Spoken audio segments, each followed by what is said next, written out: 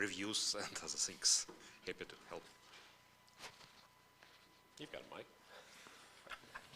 I'm Alan Jude from Clara. I've been working on ZFS for almost 10 years now. Z standard and a bunch of other features, and Clara is a very large contributor nowadays to adding features to ZFS. Turbo round. Name and affiliation? I'm Tony Hutter. I work at Lawrence Livermore National Lab. Brian Bellendorf. I'm also at Lawrence Livermore National Lab, longtime ZFS developer. Stu Redfield, Digital Glue, also a sponsor and head chef. My name is Chris Webb. I work with Bacula Systems, backing up ZFS. I'm Michael Glassy. I'm a software engineer at Grass Valley. Alec Pinchuk from ConnectWise. Chris Moore from TrueNAS, where we do a lot of ZFS all day. I'm Archie. I'm the Iceferry DevOps. Hi, Michael Hunt from Wasabi Technology. Felix Xavier from Wasabi Technologies. Patrick BSD TV. You've introduced a complication. Last but not least, and we thought we were just good friends. Go ahead and introduce yourself. Hi, Paul Danieli. I'm with Clara Systems. Thank you, everyone. So, don't!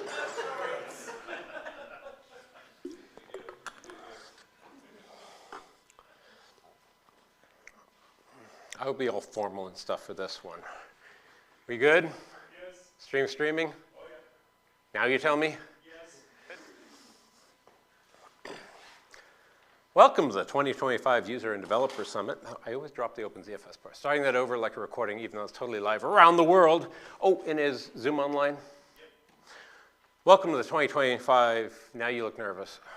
Dude, this is all very handmade. And if you want a 25 grand or up IAV team with a VJ, we can do that, but we're good? Yep. Sweet. Welcome to the 2025 OpenZFS User and Developer Summit in Portland, Oregon. Welcome back to Portland. We can discuss where it will be next year. About the logo, that is the Portland Aerial Tram. That arrived about 20 years ago, and it goes from the OHSU upper campus to lower campus, a medical research lab, and it's a pretty cool upgrade of the city. This whole Latvian thing, we're at the Oregon Latvian Center. I'm a half Latvian. There are churches and centers around the world. We're exiles, refugees, and we love our 1,000-year-old culture, but occasionally we do new stuff. We love to sing and dance and do it in quantity, petabyte scale. We occasionally have contemporary bands like Shipsy right here last week. Wonderful people, very kind, delightful. They are so kind they incorporated Seattle and Portland community members, including my kids on the right there, and my Bats Maru guitar in back there. And they were just totally chill. It's awesome. Occasionally we make movies. Anyone seen Flow? 3 hands, maybe.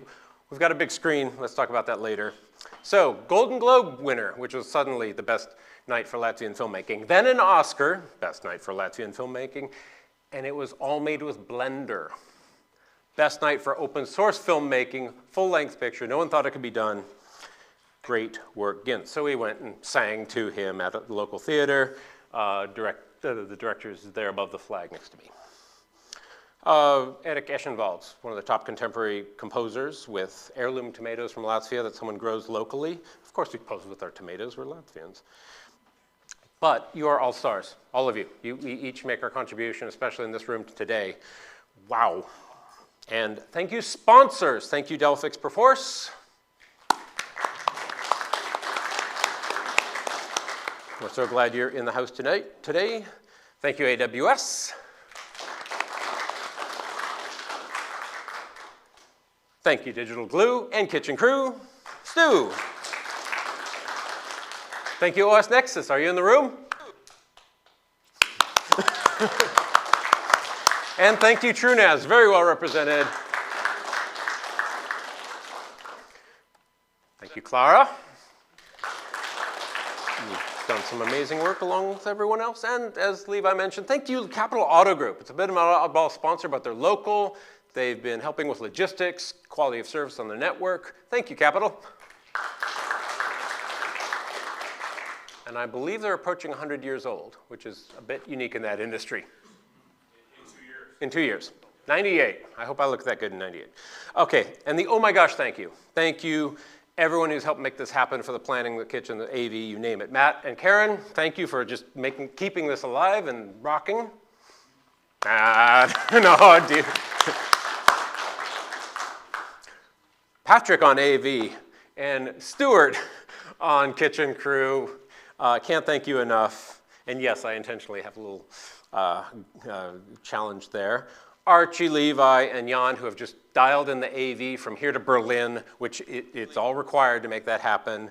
Lisa and Andrew, hello Lisa, this time we get to see you. Andrew's on the couch in front. You rock, you've helped years in a row. Awesome, awesome, awesome. And your name here, we're totally open to help, and thank you so many of, like Michael, offered to blow leaves. And those who are welcome to pick up ice. Thank you, Archie. Just the little things that make this happen.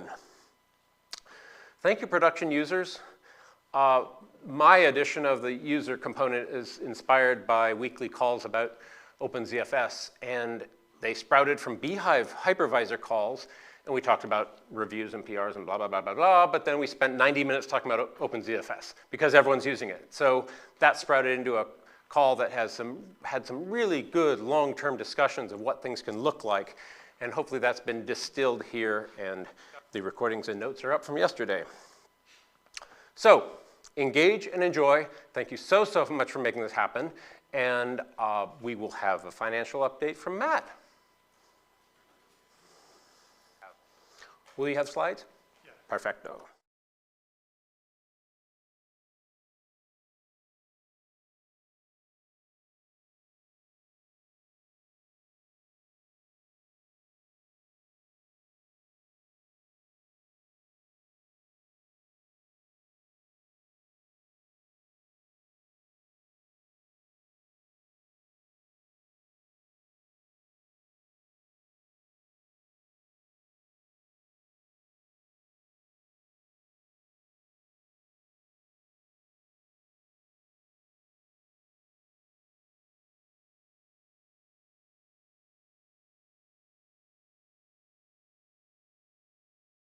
Cool. So yeah, I'm Matt Ahrens. I've been working on ZFS since the very beginning. I worked at Sun for 9 years, then I worked at Delphix for 13 years. And I started this conference, and I ran it for like over 10 years. But I'm very happy to see Michael running it now. So I wanted to give a quick update on the financials of the organization.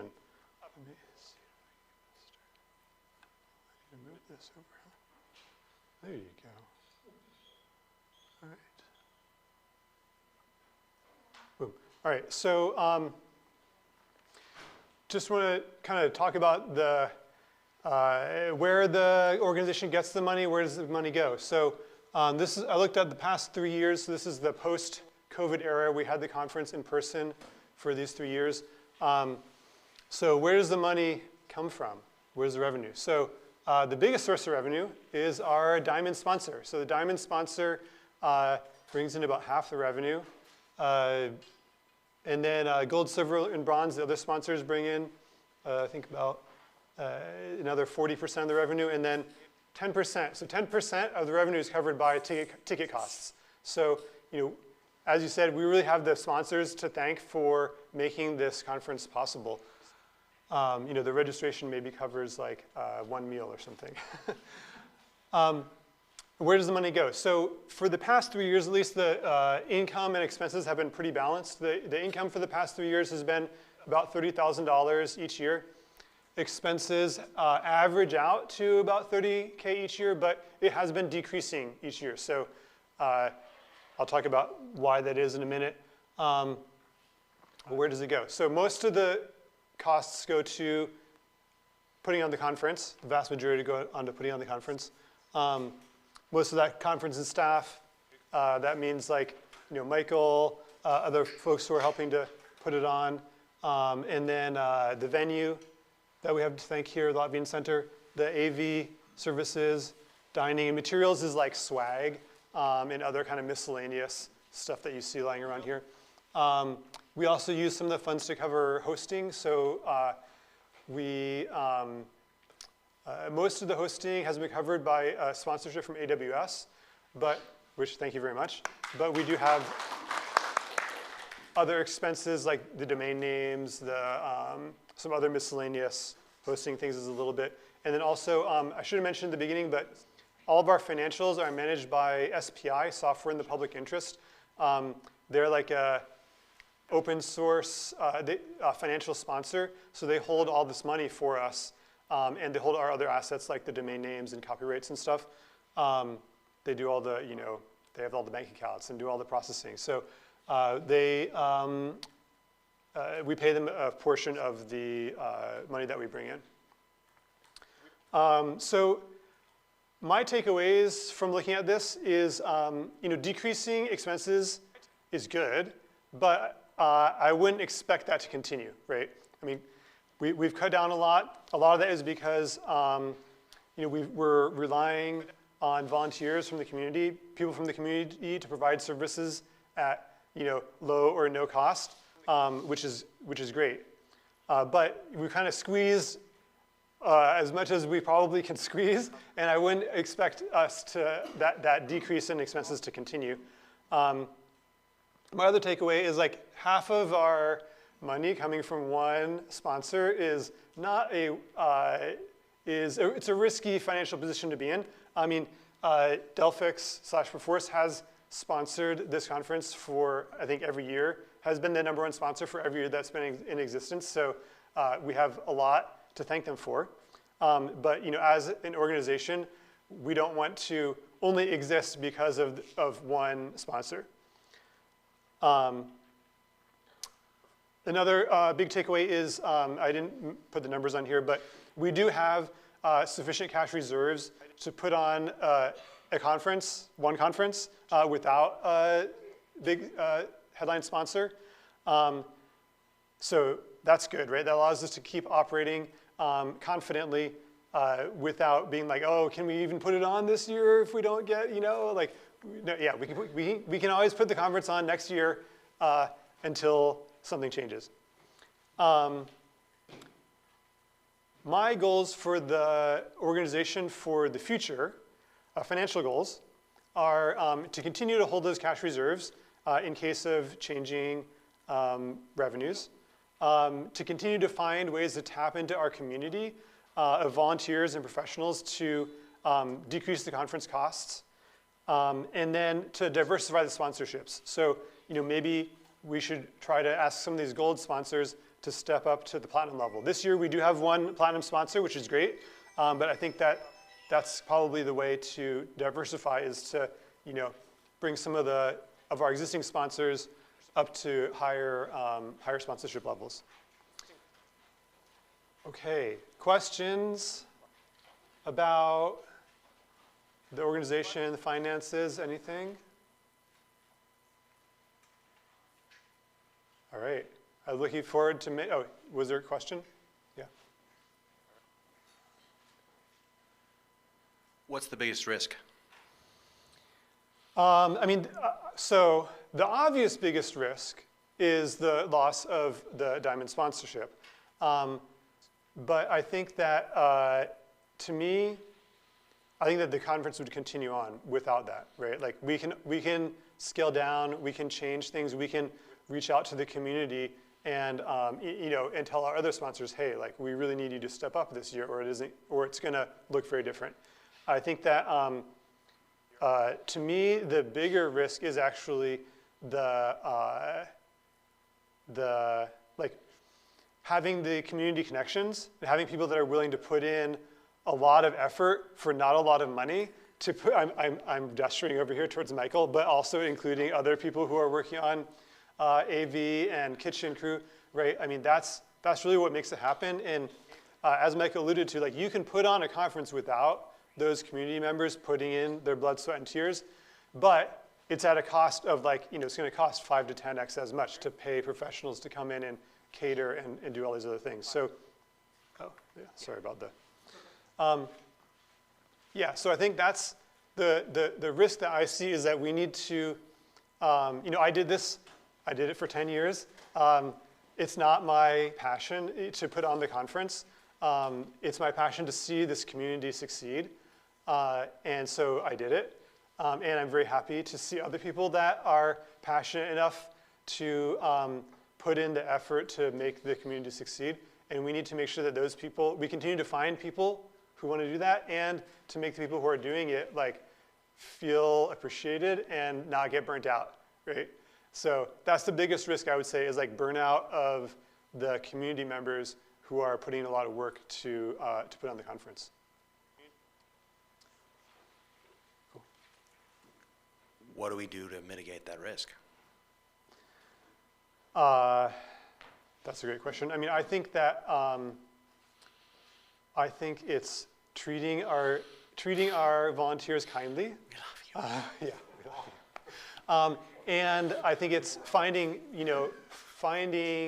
a bunch of people, so it's not just one person, right? It's not, I'm pointing to Michael, but it's not just Michael, right? There's a lot of other people who have stepped up and making sure that when people need to take a break, they can, and that there's other people to fill in. So having a diversity of people who are skilled at putting on the conference, various parts of it, I think that's the biggest way to mitigate that risk. Yeah.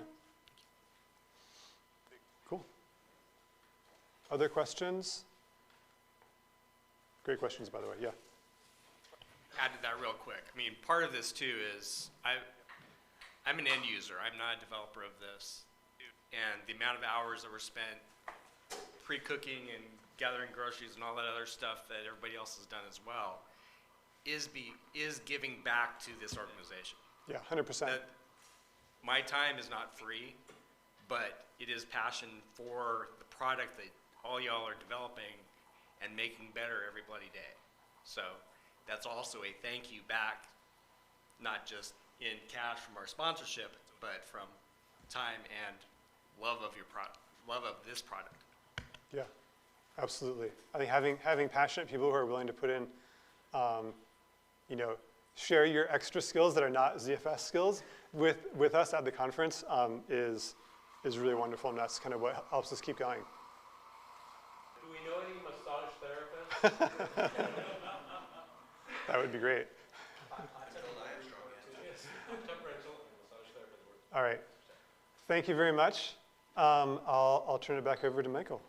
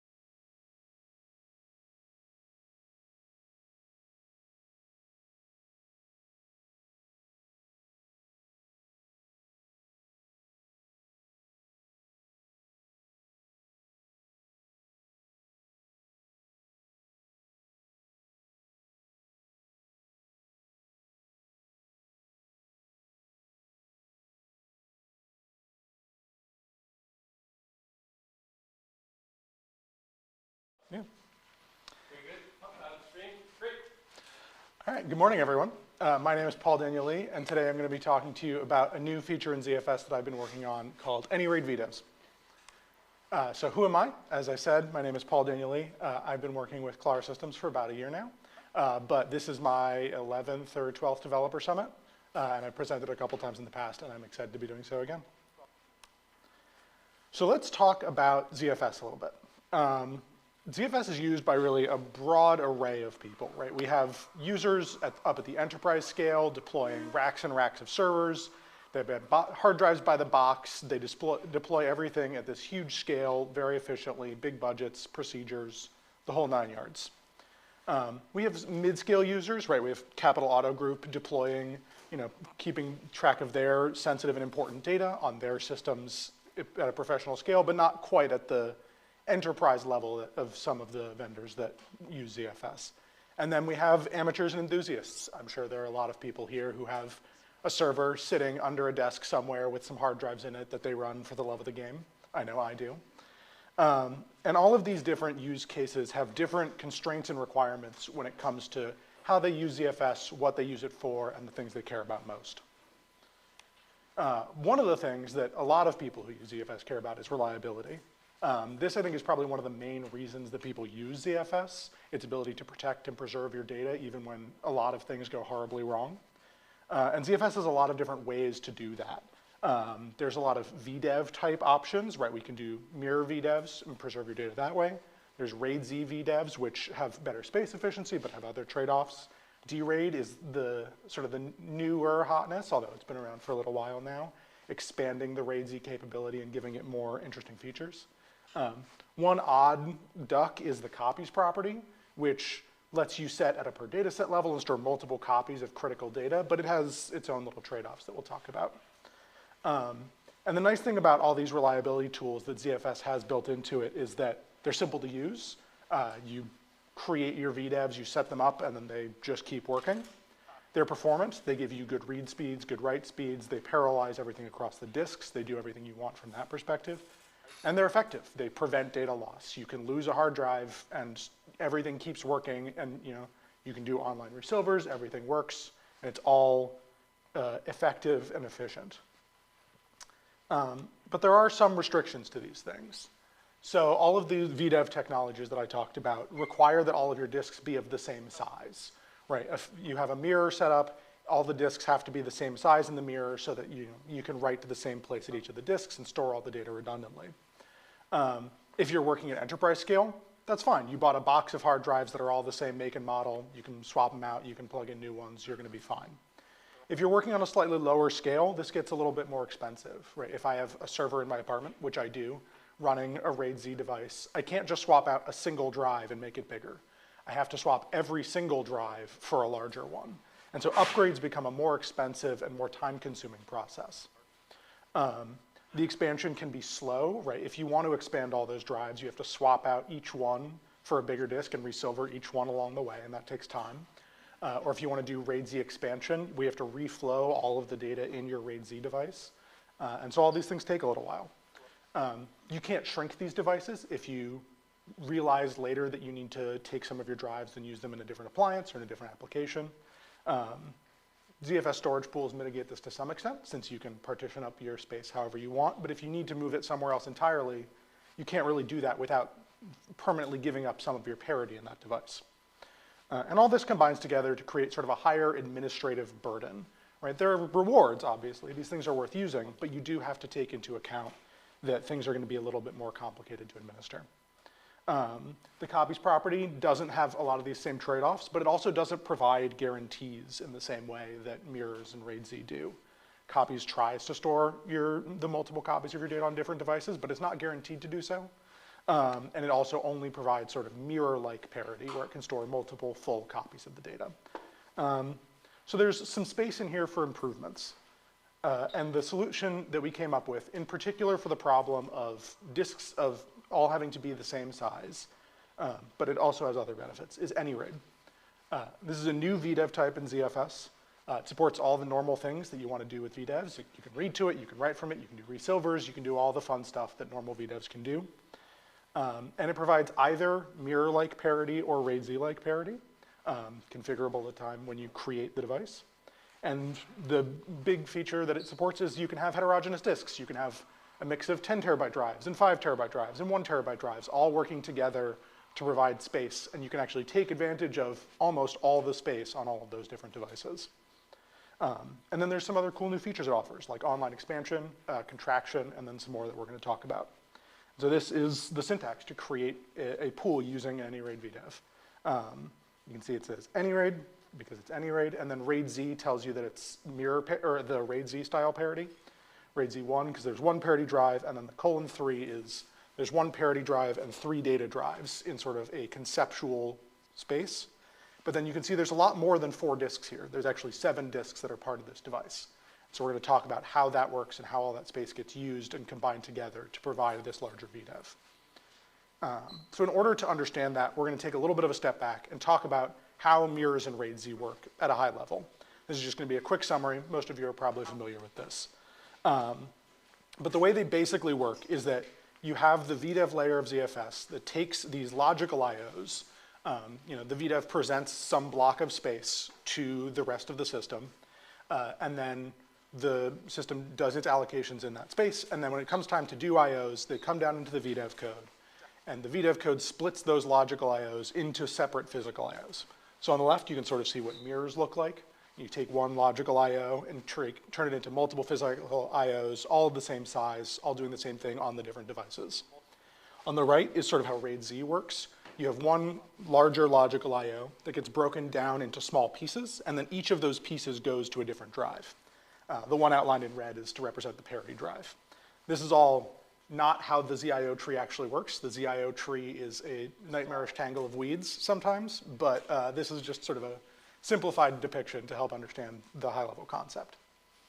So if we look at this in a little more detail, when you do a mirror IO, right, you have your logical IO, and then the physical IOs are sent to separate devices all at the same offset, right? They go to drive A at offset X, drive B at offset X, drive C at offset X, and they're all sort of stored in the same place on each of the drives. That's why they all have to be the same size. For RAID-Z, this is sort of accurate as long as everything's in a single row. Again, we're simplifying to sort of get the idea across. But again, you can see that all of the different parts of the IO end up within a single row of the RAID-Z device. They all end up at roughly the same offset with each other. And so what if we could be a little more flexible? What if we didn't have to store all of the data at the same offset on every disk? What if we had some sort of layer of indirection in the middle that would allow us to move the data around and store it in different places on different disks? And could we use that to get better space efficiency?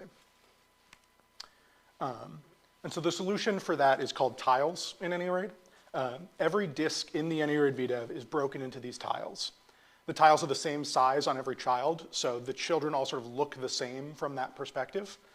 And then when it comes time to do an IO and use these actual tiles, we allocate the physical tiles from the child disks and stripe them together into logical tiles. And then the logical tiles are combined together to form the block of space that represents the top level VDEV. And since we have this model where you have the stripes that work together to form the bigger VDEV, but the physical tile location is more flexible now, we can preferentially allocate the physical tiles from the larger child devices. And that way we can use those devices more and try to take advantage of all of the space on all of our different devices. So let's look a little bit at what this tile process looks like. So you have your AnyRAID VDEV and you do an allocation on it. You go to write some data on it at the first offset on the VDEV. The AnyRAID code sees that and it goes, okay, I need a physical tile to back that logical space. So let me allocate some tiles, enough tiles to represent the stripe and on our largest disks. In this example and the ones going forward, I'm going to be using that sort of AnyRAID-Z 1:3 model, which is a 4-wide stripe. And so the first allocation it does is these 4 disks. Oop, that's not what I want to be looking at right now. Thank you. Where did it go? Here it is. So it comes along, it does its allocations from the first 4 largest disks. Everything's hunky-dory. When we do reads and writes to that area of space, we write to those 4 physical disks. Some new writes come in. Now it's time to allocate another tile. And so this time, rather than just picking the first 4 disks, we pick the 4 disks with the most free space. And you can see that's 1, 2, 3, and 5, since 5 now had more free tiles than 4 did. Time goes on, we do more allocations. This keeps going. And you can see that we're sort of slowly using the larger devices faster than we use the smaller devices. And we sort of, as the tiles get allocated, we build this structure up and we allocate more and more space from these bigger devices. And then eventually, as the smaller devices become the ones with the most free space, we start taking advantage of those as well. And so you get this sort of gradual buildup of all these tiles filling up all of the different child devices equally, and that way you get to leverage all of the space that's available in the pool. You'll notice that a stripe of any given color is always across different physical devices, and that's so we provide the reliability guarantees that ZFS care about, right? The yellow blocks are all on different devices, the blue blocks are all on different devices, the green blocks are all on different devices. There's only so many colors, so there's some similar looking colors, but I hope the idea comes across clearly. And this allows us to preserve the requirements of mirrors in RAID Z, where if you lose any one of these devices, you're only going to lose one tile of a given color. And in that way, we preserve the same reliability that RAID Z would give us, where you can afford to lose any one of your devices, and we can still reconstruct all of your data using the parity information that's part of RAID Z. And the same would be true of mirrors if this was a 4-way mirror setup. So there's this sort of diagram is the picture version of something that we call the tile mapping, which does the mapping from these logical tiles that make up the VDEV space to the physical tiles that are stored on the disk. The AnyRAID VDEV code uses that tile mapping to convert the ZIOs that it receives from the logical layout that the rest of the system sees into the custom physical layout that lets us do this space balancing. And that mapping grows as we allocate the new tiles. And because it grows as we allocate the new tiles, that means that you can add new disks, and that new space will be taken advantage of when that happens.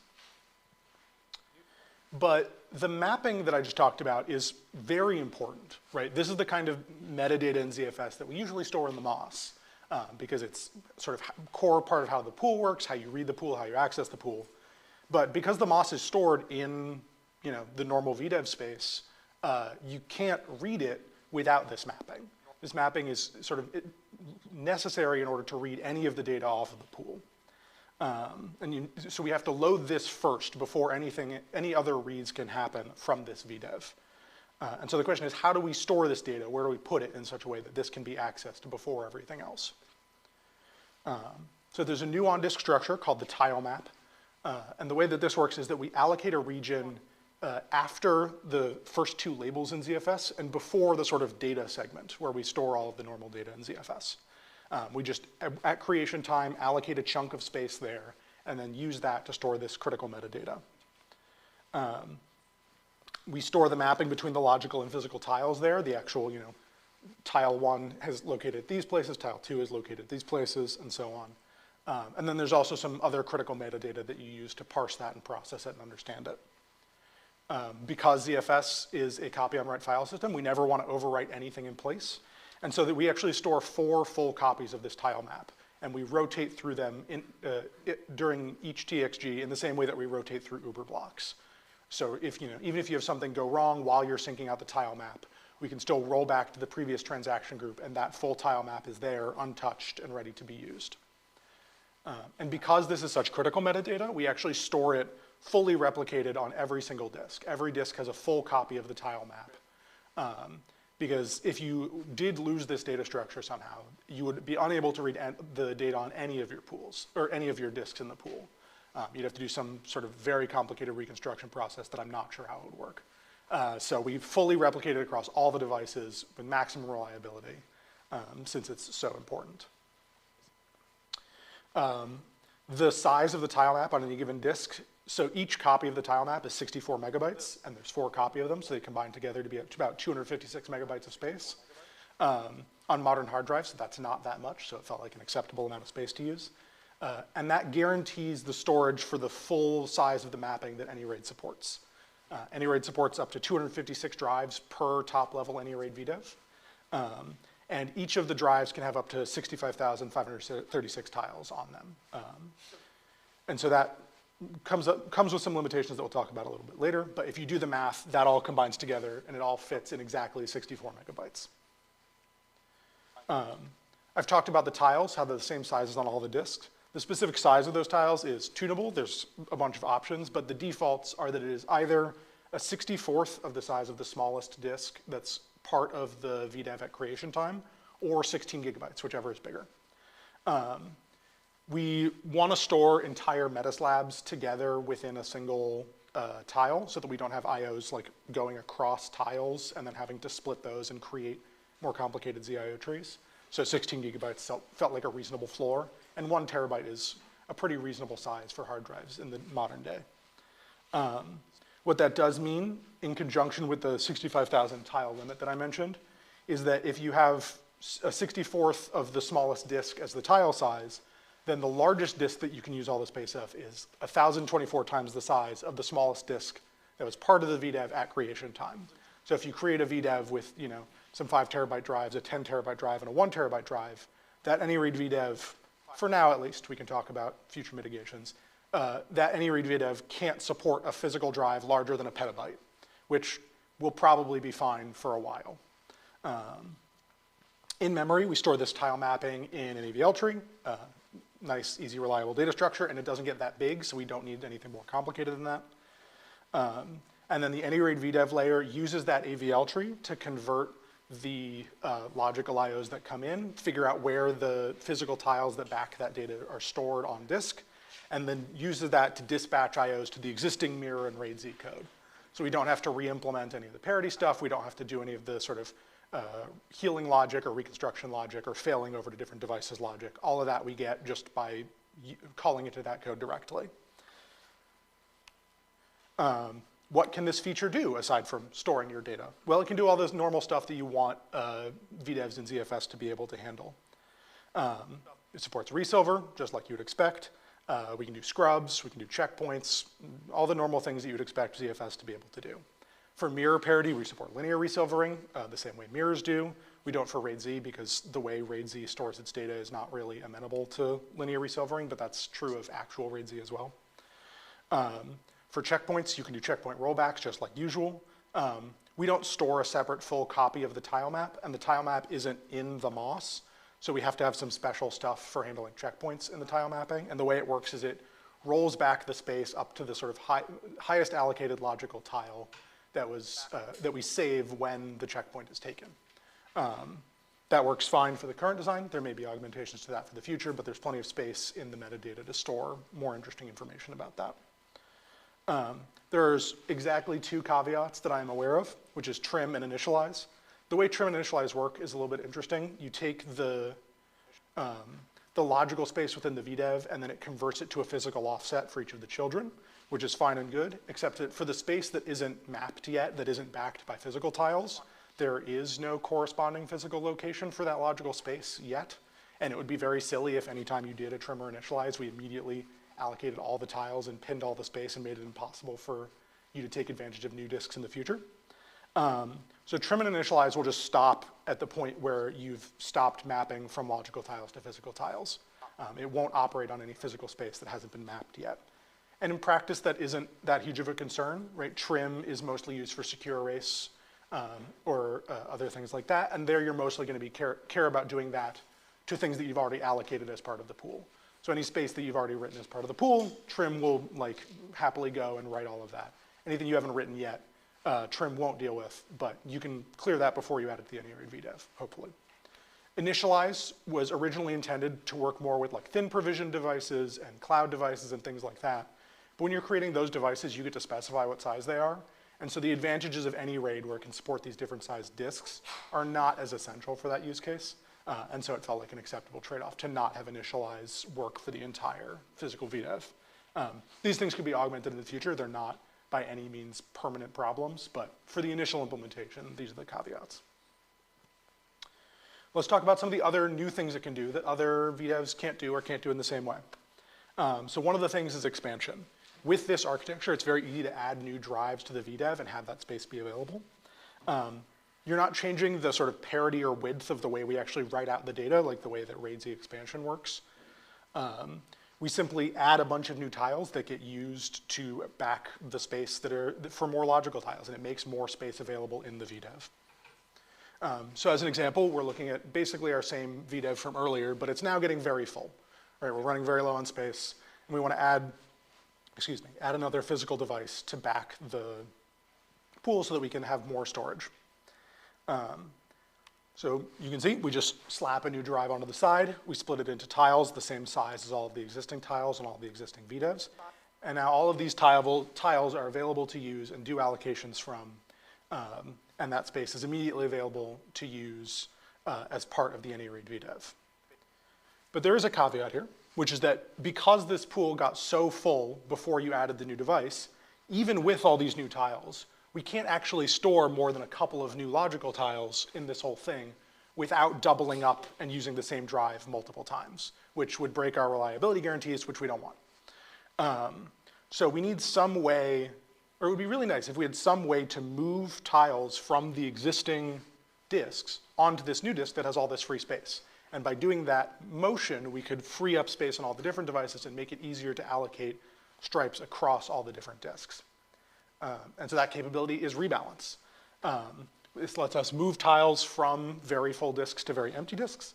It's helpful, for example, in this case, when you're attaching a new large disk. But it can also be useful in other cases that we'll talk about. And it helps us always take advantage of all the space that all the disks have available. So you can see, we can only allocate about 2 more tiles from this, right? We can get, in this 4-wide model, we allocate 1 from our biggest disk, and then 1 from each of the first 3 disks, 1 from the big disk, 1 from each of the next 3 disks, and then we're done. But if we rebalance, we can pull tiles out of the old disks, move them to the new disk, and then there's space available on each of these different child disks, and we can start to allocate more stripes across all of them. And suddenly all of your space is available for use again. And because of the way that these tiles work, it's easy to move whole tiles at a time, right? You're just moving the whole thing from one spot to another. And because this happens at the VDEV layer and we have the mapping that keeps track of where all these different tiles are stored, we don't have to do block pointer rewrite. We don't have to keep the sort of complicated indirection tables that device removal has to do something similar to this. We have some metadata that we keep track of, but because we're operating in these big contiguous chunks, it always stays a pretty manageable size and is easy to keep track of and store efficiently. So you have this device, it's doing great, it's doing good work for you, you love it, but it's time for one of your disks to go away. Maybe that disk is getting old and you're worried about it failing, and you don't really need all of the space that your device has available, so you want to get rid of it before it fails and then you have to replace it with a new disk. Or maybe you want, that smaller device is an SSD or something that you cobble this thing together out of spare parts, and now you want to use that SSD for a cache or for a special device or some other purpose. You want to take that disk out and replace it with something else. But you don't necessarily need to put a new disk in its place. You don't need that extra space. And so this is another new feature in AnyRAID. We can do contraction, which lets you remove individual child disks from the AnyRAID VDEV. Once that removal happens, there's no extra indirection metadata. This is all handled by the tile mapping that's part of the AnyRAID VDEV. Except during the removal process, there will be some extra stuff that's stored to keep track of the progress of the tile motion and all that stuff. But that's a relatively small amount. That's pretty ephemeral. And as I mentioned before, we get to do nice, efficient sequential copying of all this data because it's all stored in these big contiguous chunks, and we're all moving it to the same place together. So we get to do big read IOs and big write IOs, and everything gets to proceed nice and quickly. So you can see we have our logical device there with its 4 allocated tiles, and we take those and we put them on different disks where we don't already have something of the same parity. And that way we get to ensure that we can remove this device and you keep the same parity you were working with, but you've shrunk your VDEV, and you can now use that disk for something else or just get rid of it if it was getting old. There's some other new things that are just part of adding any new feature to ZFS. There's new ZDB printing functionality that lets you print out the AnyRAID map and display it. It does it in this nice sort of tabular format. I spent a little while playing with Unicode table making characters to make it look nice and pretty. There's ztest and ZFS test support. So ztest can now create AnyRAID VDEVs and do all sorts of weird operations to them as part of the testing process. And there's a bunch of new stuff in the ZFS test suite to test it. And then there's some new VDEV properties for the AnyRAID VDEVs themselves. The tile capacity, the number of tiles that you could allocate on the AnyRAID VDEV or one of its children, the number of currently allocated tiles in the whole AnyRAID VDEV or, again, in each of its single child devices. And then the tile size is also accessible as property. So all these things can be used programmatically if you need them for whatever purpose, or if you're just curious to see what it looks like without having to parse the big ZDB output. So where is the project now? The mirror parity implementation and sort of all the core infrastructure is currently up for review on the OpenZFS GitHub. The RAID Z parity implementation, adding the sort of parity style, or RAID Z parity style, and the couple of extra features that go along with that, is done internally. I have it working and I can create pools with it and everything. But I'm waiting for the initial stuff to land before we open a review with the new stuff. Rebalance is what I'm currently working on right now. I have a bunch of the sort of user-facing infrastructure in place, and now it's time to actually do the sync tasks and the progress tracking and the data motion and all that stuff. And then once rebalance is done, it'll be time to do device contraction, because it gets to leverage the data motion that rebalance uses. Expansion is actually part of the mirror parity implementation. That already works, but you can't do the rebalance yet. So those are in different phases for implementation reasons. And then what's next? So the first thing is obviously finishing the review for the mirror parity implementation. Some folks have already taken a look at that, and I'm extremely grateful to those people, but I would love if more people want to take a look at that and get eyes on it. I want to finish the ongoing tasks, the expansion and contraction and rebalance and all that stuff, and then get those ready internally and then post upstream reviews for those once the original review is done. And then there's a bunch of ideas for future development. This initial stuff that we're working on at Clara, the future development stuff maybe we'll work on, but other people are also absolutely able to take this on. I have a lot of ideas. We could remove some of the limitations in the current design, right? The 256 drive limit and the 1024x size limit. There's a couple different ways to go about this. We might need to increase the mapping size or handle running into that limit. I think we could do something where instead of having this sort of fixed rectangle of space that you're allowed to use with, this many drives and this much size in each drive, there would instead be a limit to the A size of the VDEV, where you could use any number of drives and any size of drives, but just only so many tiles in total until we would fill up the mapping. I haven't played with implementing it, but I think something like that would work. So if people want to play around with that idea, they absolutely can. Right now, the tile map is stored uncompressed. We don't compress it to save space, but we could compress it, and if it compressed well enough, one, that might let us increase some of those limits, and two, we might be able to store it in different locations. Right now, we have this sort of dedicated chunk of space at the start of each VDEV, but taking advantage of the new large label format that Alan's going to be talking about later, maybe we could store it in some of that space or in some of the reserved space as part of that, and that would let us do some more interesting things and be a little more efficient. Right now, you can't do normal RAID Z expansion if you're using any RAID with RAID Z style parity, because it was complicated and I didn't feel like dealing with it. But that is certainly an augmentation that could be made for the future, and that would let you increase the width of your stripes going forwards. Right now, when we do contraction, we can only move whole tiles around. Even if you've freed almost everything or literally everything from a tile, the tile never sort of gets unpinned by the AnyRAID code. But one thing we could do going forwards is use something like device removals, indirection mappings, to pull little pieces out of the tiles that are pinning them and move those into other sort of logical places in the VDEV. That would let us do much better contraction. It would let us shrink devices way down. It would let us, instead of doing full rebalances where you move all the data to a new disk, just shrink the number of tiles that are actually effectively in use, and in that way take advantage of the space more efficiently. There's a bunch of performance work that could be done. In the initial version, we're very focused on using all of the available space that's in the VDEV. And so that means you don't always use all of the child disks, right? If you think back to the diagram from before, when you only have one or two physical stripes allocated, you didn't actually have something on all of the different disks. And so you weren't necessarily taking advantage of the bandwidth of all of the disks that you have in your VDEV. And there are ways to improve that in even the initial version, and I have some stuff that I'm playing with for that in the current pull request. But ways to improve it going forwards is when we're doing allocations in ZFS, we have a rotor that sort of picks between the different top-level VDEVs to decide where to put the data. We could have a rotor within the VDEV layer to sort of try to pick between different parts of the VDEV that are backed by these different physical tiles and use that to try to do a better job of distributing our IOs across the tiles and take better advantage of all the disk bandwidth that you have available. There are limits to this, right? At some point, if one disk is much bigger than the others, you have to do a lot more writes to fill up that disk, and so that disk will eventually sort of be the bottleneck. But there's improvements that can be made there. Right now, we always write out the full copy of the tile map every TXG just for simplicity. But we could skip writing out blocks that haven't changed, or even skip writing out the whole mapping if it hasn't changed. And that would reduce sync times a little bit. It doesn't take that long for normal TXG syncs. But when you're doing like an export or forcing a bunch of transaction groups at the same time, this can lengthen your TXGs by a little bit and make those things a little slower. So there are some changes that can be made there to skip some of that stuff that just aren't in the initial implementation for simplicity. And then another cool idea is doing VDEV conversion from an existing VDEV.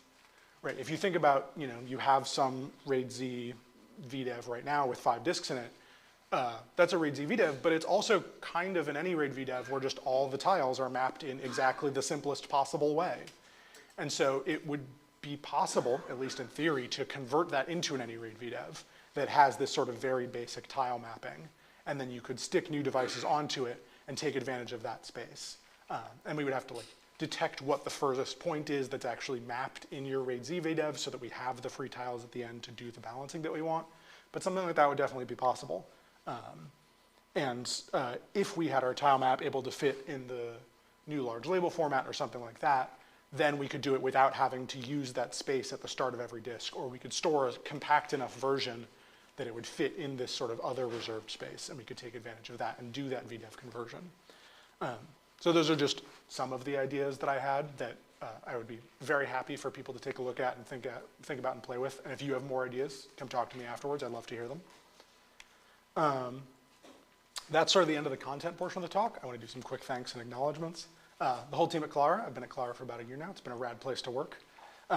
Alan Jude came up with most of the initial design of AnyRAID and then handed it off to me to do the detail work on. Igor did a bunch of the user land and test work as part of the initial patch, and he was a fantastic partner to work with on all of this. Rob and Mateusz for doing the initial internal reviews and being great sounding boards and just generally being great to work with. Eshtec is the sponsor of the AnyRAID work. They're the ones who are paying us to implement this cool new feature and make it available to everyone, so I really appreciate them and that they're letting us and giving us the opportunity to do this. The OpenZFS community. I've been in the community for over a decade now, and it's been an awesome place to work. I get to solve cool, interesting problems with cool, interesting people, and so I'm really grateful to all of you and everybody who's out there watching and is part of the community. And the people who've already taken a look at the code review, at least a little bit, Brian, Alexander, Tony, and other people who've started to take a look at this, I appreciate your eyes on it. I would like more eyes on it, so anybody who's interested, please take a look and let me know what you think. I'm sure there are many changes to be made.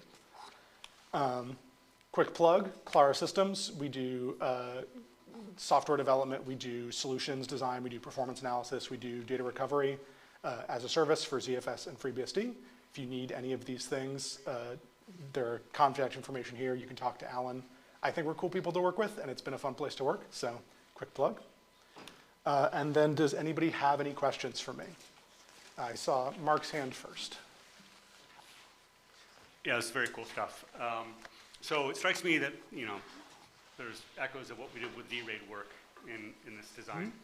And it had a limitation which you didn't mention, I think, as one of your limitations here, which is in order to do this, you do have to start with enough devices in your configuration to be able to have the replication level you're specifying in your configuration. So if you have, try to create one of RAID, your RAID-Z 1:3, whatever, or 3.1, whatever it was, with 2 drives in your, as a set of drives, that's going to fail, obviously. That said, it seems really cool that you can just sort of throw together a set of drives like this. I do have a couple of questions. One is, so what happens? Obviously, you kind of touched on this. When you get to the point where you are running out of space, obviously there's another limit there, which is if you can't find enough tiles across disparate devices to create a given instance of a stripe, you have to fail at that point. What does that look like? I mean, obviously you can get to a point where you have space left across your drives, but you can't actually create a new tile stripe. Right. So the way that works right now is that when you create, every time we open the VDEV, it calculates how many tiles it could possibly fit. Like it goes and does the allocation algorithm on repeat and says like, okay, this is how many tiles I could fit. And then it says, okay, so that this is the A size that I have available. And so that's just how much space the disk has available to present. And so you can't, like, right now it is an assertion in the code that's like, we must be able to allocate a new tile if you're doing a write at this offset. Okay, that makes sense. Yeah. One of the ideas that I had for how to get around the limits would be to do something about failure in that case where like you have to go back and suspend the pool if we run out of mapping space or something like that. But like that would be you're way down in the code when you're failing this I/O that's in a way that's like really unpleasant. Well, it does make sense that I think sort of doing the pre-mapping and saying this is the capacity, because knowing what your capacity is in advance is, I think, a very useful feature for the customer, for user anyway. Yeah. So one idea I thought, and it's the last part of this, when you were mentioning, the limits and the ability to sort of your limits imposed by the amount of space you're reserving for the tile mapping that you have to put into after the label.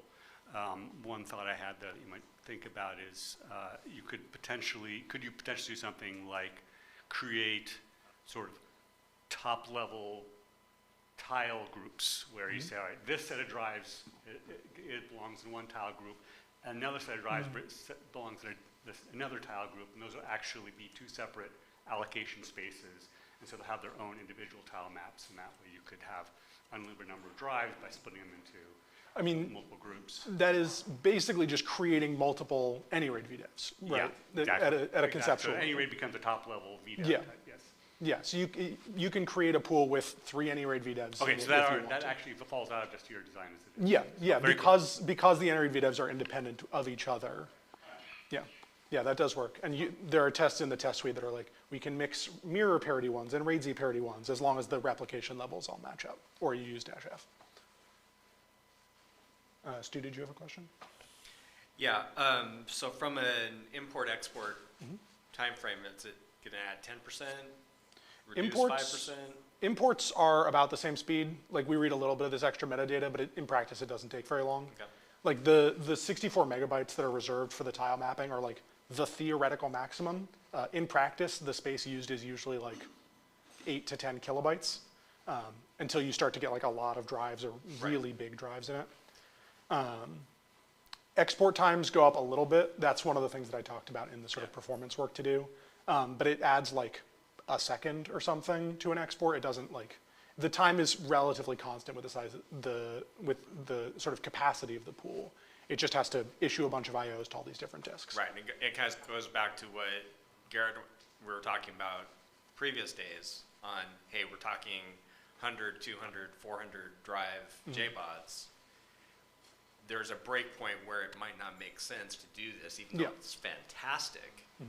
But that quasi failover mechanism might be now 20 minutes instead of 2, or whatever that number is, just to. Yeah, at large enough scales, there will definitely be some, like the extra work that goes into singing this metadata will take a little bit of time. There are a bunch of tasks that could be done to make it more efficient. The sort of initial version is very naive. But to be fair, anybody that's doing those big ones are going to be consistent drives. Yeah. So, but if you I see the feature sets that I want to use, but I'm not the target audience right now. Yeah, but as you said, if you have 100 drives in a thing, it'll work. You may not be exactly the target use case, and so the initial implementation is not optimized for that. But there's definitely work to be done to make it more compatible for the future. Very cool. Do you take into account drive health? Like you have a big drive with a lot of capacity, but it's showing signs of slow or? Yeah, so the question was whether we take into account the health of the drive when deciding where to do our tile allocations. It doesn't in the current version. That's certainly something that can be done for the future.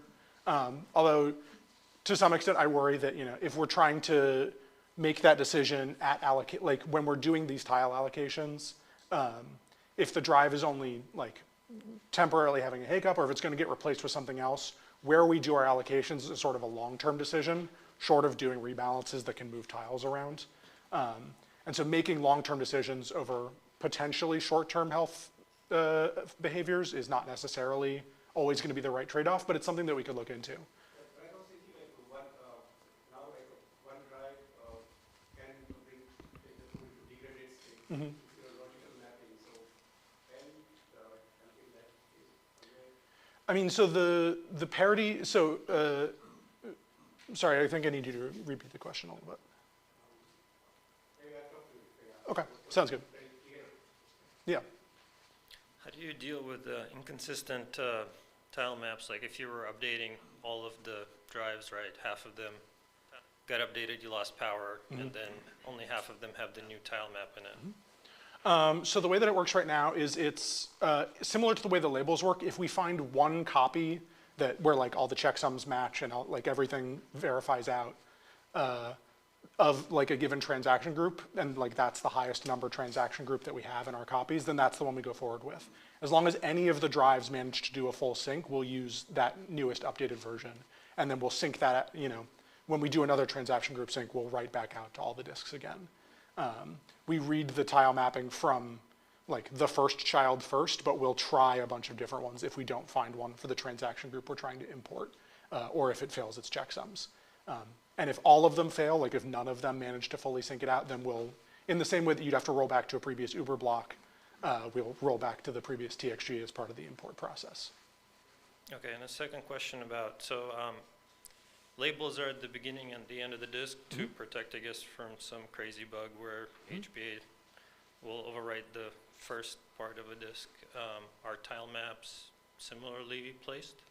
Right now, they're only stored at the front, but it's not a bad idea. We could do like 2 of the copies at the front and 2 of the copies at the back or something to keep those sort of spatially separated and a little bit more protected. That's not a bad idea, and now would be the time to do it before the initial version gets integrated. Yeah. Mm-hmm.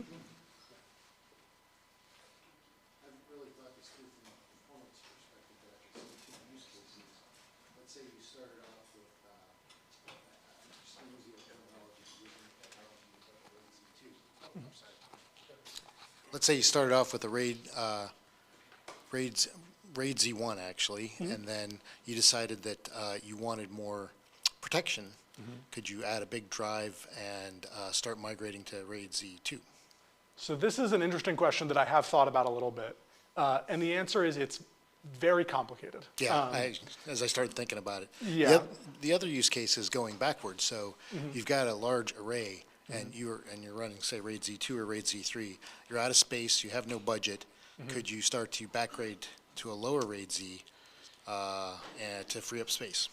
So again, so part of the reason that this is complicated is because of the way that RAID Z works. As I had on the tile before, sort of demonstrating how it works, the way RAID Z does its thing is it actually allocates like a single slightly larger contiguous chunk for the I/O, right? If you have like a 1 megabyte write, it actually gets turned into like a 1 and change megabyte write to store the extra parity data. Okay. And so if you want to reduce the parity, you actually have to go through and like reflow in the logical space all of the IOs that you've done, because they're actually a different size now. And it, like this is one of the things that that RAID Z expansion had to deal with, where like if you increase the width, you have to like move all the data around. And I think as Matt explained when he did the talk for the RAID Z expansion feature, like parity changing is a whole nother level of complicated. Yeah. Because I think you also have to rewrite the parities themselves so that they work with the math differently, or maybe the first parity is the same, but like it's. Yeah. It's better to do a send and receive at that point into a newer. Yeah, it would be a lot simpler to send and receive the data. I won't say it's impossible because you know the computer's Turing complete; it can do anything we can tell it to do. But it would be a serious undertaking. Yeah. Okay.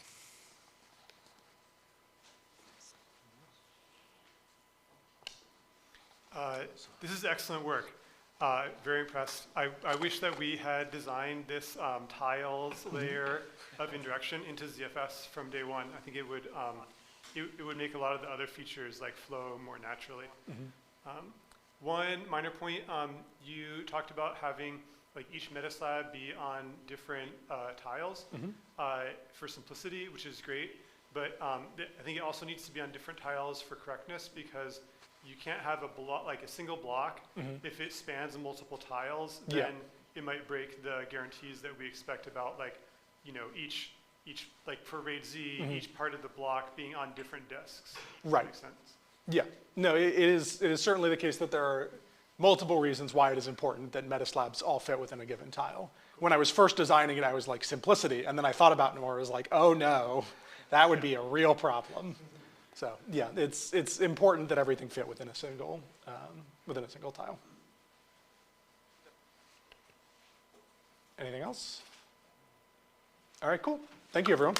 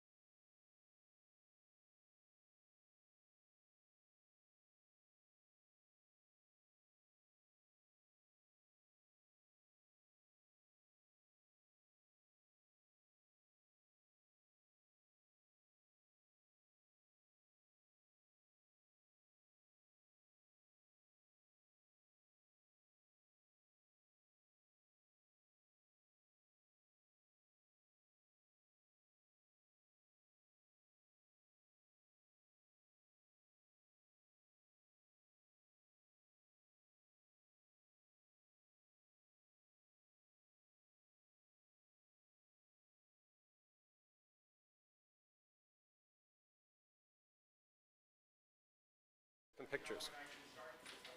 And everyone, please take pictures. Please, thank you. Recording in progress.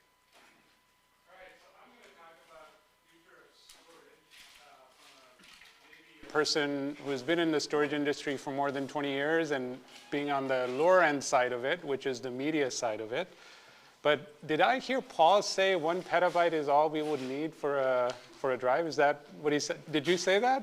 Did I hear? Okay, well, famous last words, you know, like it's going to be one of those. All right, so I like to do this mainly because that way, if you need to kind of do your work, you know what my takeaways are. So the first thing I want you to just take away is that there is a lot of demand. You know, you've seen those pictures of like data growth going exponential. I can tell you as a vendor, the demand is there. Our factories are humming like 100% or more. They want even more. So the demand is definitely there.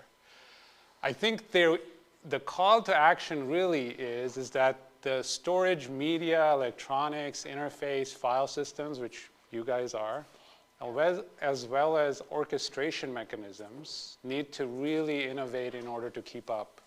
It's just unprecedented amount of demand. So I think the storage folks, if they felt like compute is always, you know, in the limelight and we're always a little bit behind, the days of storage are coming.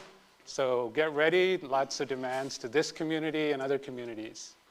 I would say I will give you some of the leading indicators on why we believe, like going back to how the mass storage is not stopping. You will get more and more devices, bigger and bigger devices.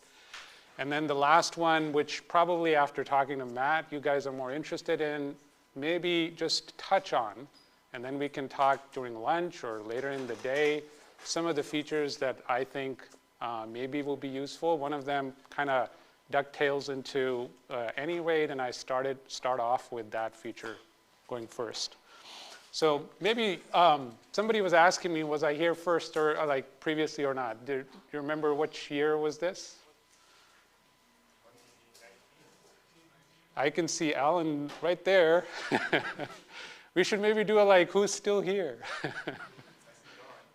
See Don, right? Yeah. Yeah, it is 2019. I was just going to say my beard has gone really gray, so you can say, you know, you can blame Seagate for it. Like I grow older in about like 6 years, a lot more than I thought I would. This is a mandatory per my marketing team showing this.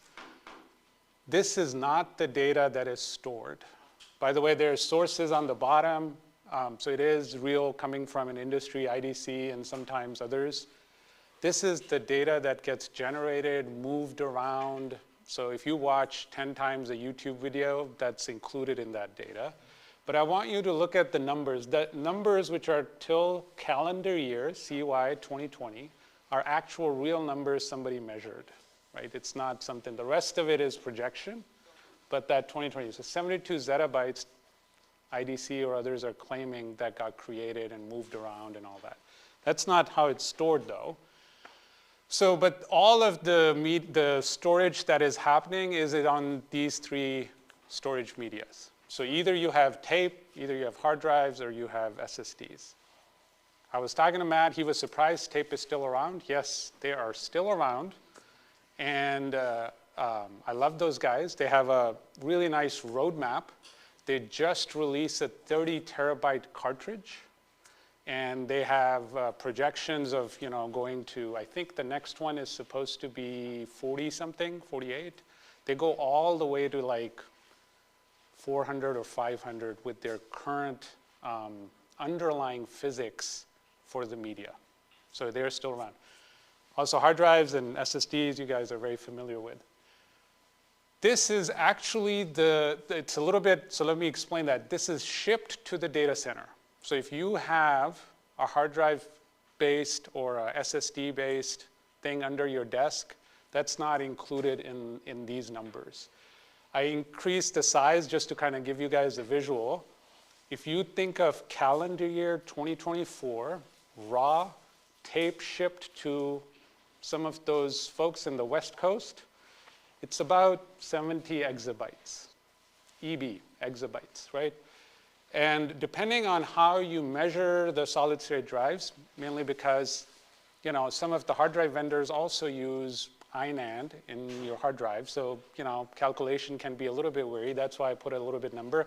You can find numbers from as low as 170, 160, all the way to 230, 240, but it's in that range. So I got in the middle. So 70 exabytes of tape, 190 exabytes of, SSDs, but 1.1 zettabytes with a Z we shipped in 24. Okay? And the demand is not going down. So this is one from IDC and some of the Seagate folks making some calculations.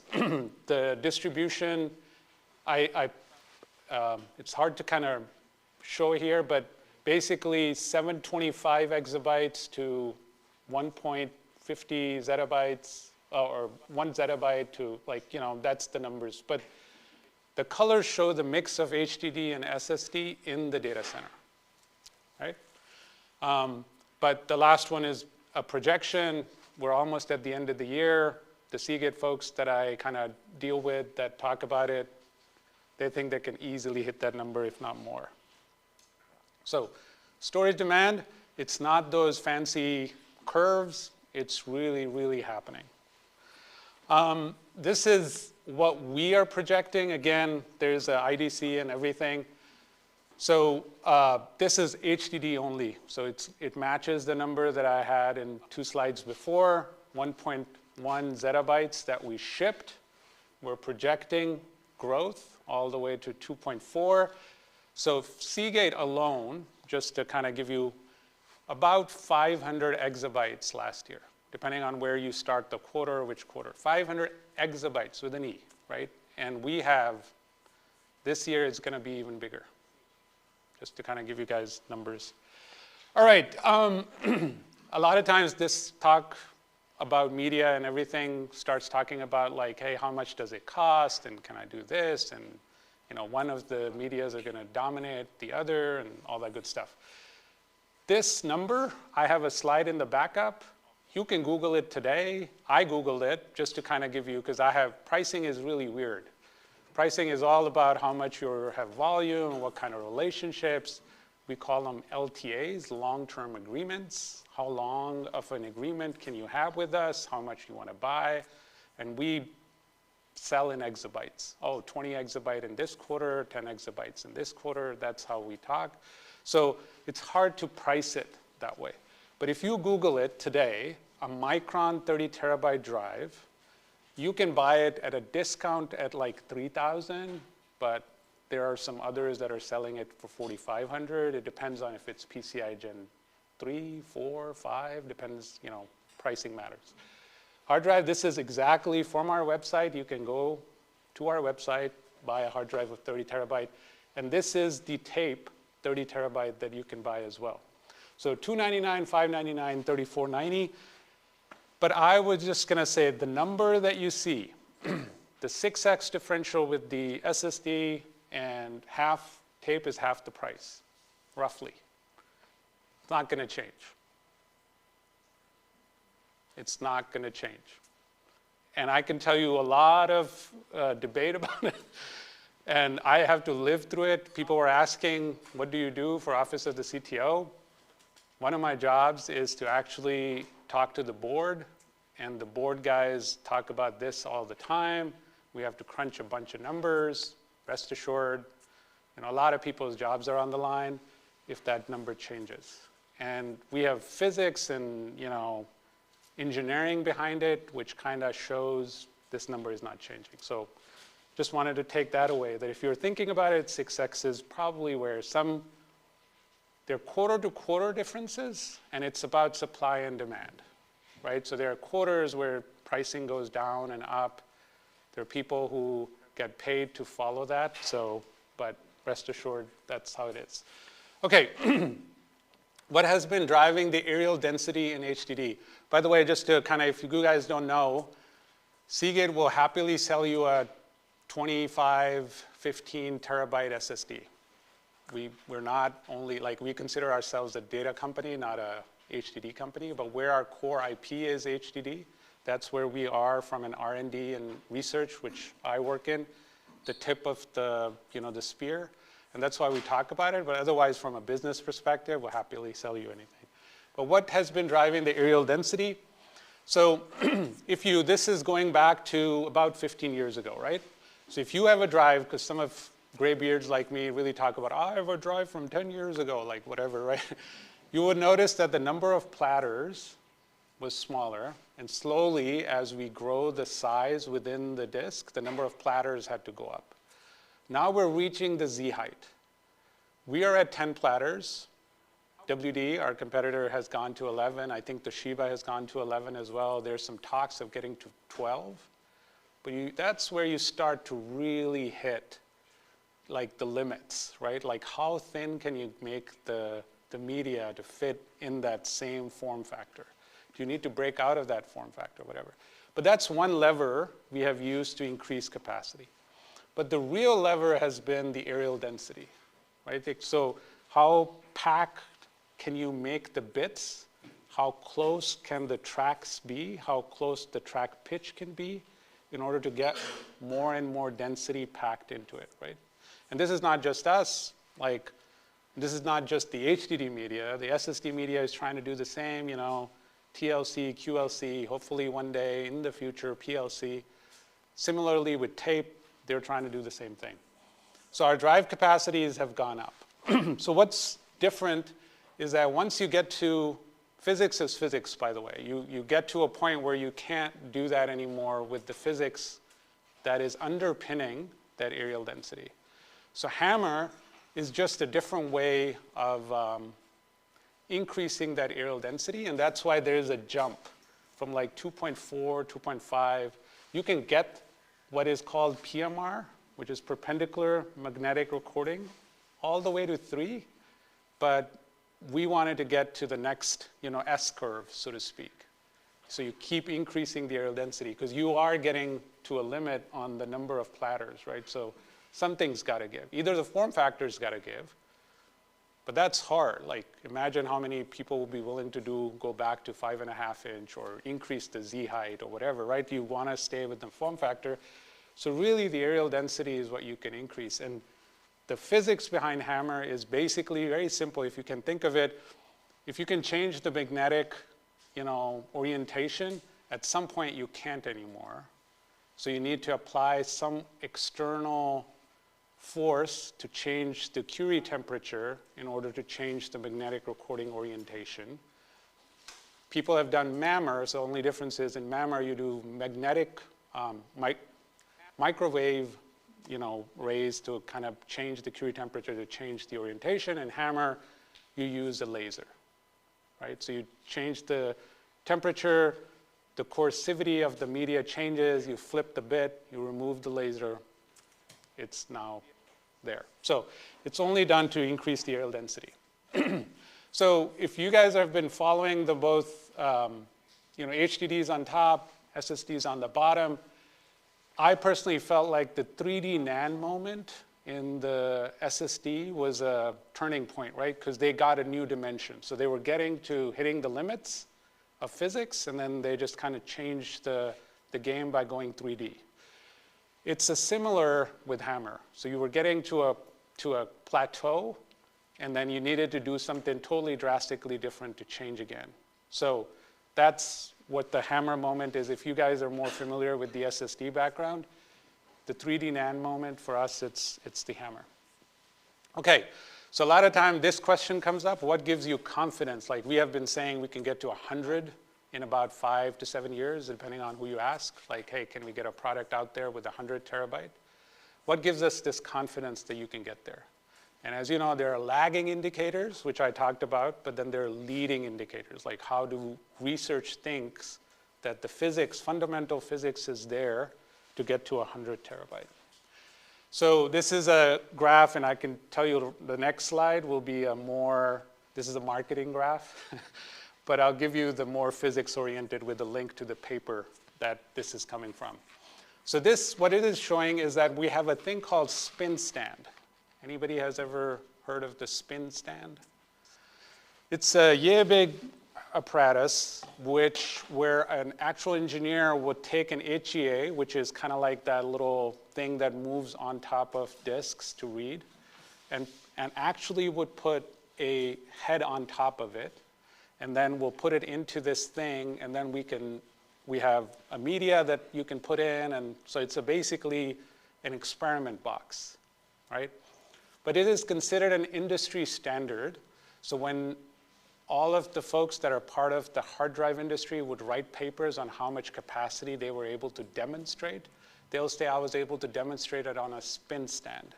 And everybody would say, okay, then we got you. Like, if you did it on a spin stand, then we trust you. All of these dots are, so on the y-axis is how many terabytes per disk can you get to, okay? And the dots are different experiments that we have done. What this is trying to say that it usually takes 3 to 5 years, because product is different than research, right? You can do one of it, but if you have to make 1 million of them, it takes a lot of effort to get to a point where your yields are the right way, everything else is going, you know, there's a market and a product fit with the people who are looking for it. So it takes about 3 to 5 years from the time an engineer, a scientist sometimes, PhD, because they have PhDs, in the lab on a spin stand can say, I can get to this terabyte per disk, to the time we can actually release a product. And what we're showing is that we have a graph which goes much further back, but basically these are our leading indicators that tell us that by the time you got to a 3, so we got to a 3 in about 2018, 2019, we released a 30. About 5 years, 4 to 5 years, right? We got to a 4 terabyte per disk in about 2021, and we are already sampling it, right? So what gives us confidence that we can get to 10? The lab has been projecting or demonstrating. The last one was done in July. We wrote a paper about it. It is 7 terabytes per disk. So if you believe us that these are the leading indicators, 70 terabyte is in the bag, 3 to 5 years. That's how we in the research, we are measured. Our KPIs or whatever are, hey, can you get me the next dot on this line? And then we go out and claim. So we're hoping to get to in calendar year 2028, a demonstration of 10 terabytes per disk, which will tell us that by 2032, 33, we will have 100 terabyte. Okay. This is the actual physics graph. So there's a paper, the conference is called TMRC. If you guys want, we can send you that later. But on this, because this was, the paper is the one on the link goes up to 6.5, but the revision of the paper done in IEEE, which was published in July, goes up to 7, just to kind of give you guys. But this also talks about, do you see that black line plateauing? Right? And then you see that purple line going up. That's that S-curve, right? So you can't, cheat physics, so you have to come up with a better way of doing things, right? So when you're plateauing, you have to come up with a different way to do areal density, and that's what we came up with Hammer. All right, last slide, and then I'll go to the little bit more interesting stuff. So we were tasked by our CTO to find out if the physics behind, so spin stand is a very quote unquote industry standard of saying, hey, we have demonstrated it. He challenged the team to say, hey, can you actually just tell me, not on a spin stand, but can you actually write three tracks and read them back with the track pitch, which will match something around 10 terabytes per disk? Do I need to explain to this crowd what a track pitch is, or are we good? We're good? Okay. So the 18 nanometer is what we would require in a Hammer drive for a track pitch to get to 100. So this is showing that we have in the lab, which is not a spin stand, by the way. Spin stand has way higher standards. You have to do it on the whole disk. You have to have multiple heads, blah, blah, blah. But in the lab, we have already done it. So that gives us even more confidence as a leading indicator that we will get there. Okay, enough of the stuff. This was all, I'm looking at the clock, about things that, mass capacity is not slowing down. If we can get to 100, there are already SSDs that are getting to 100 today. They're going to just keep increasing, so that 1 petabyte limit that we have put in, maybe think or reconsider or whatever. All right, so some of the features. The first one I wanted to talk about, maybe the second one is, which is related to AnyRAID. It's called command duration limits.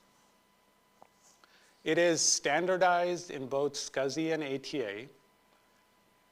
All of the 3 hard drive vendors already have it at some different form or fashion.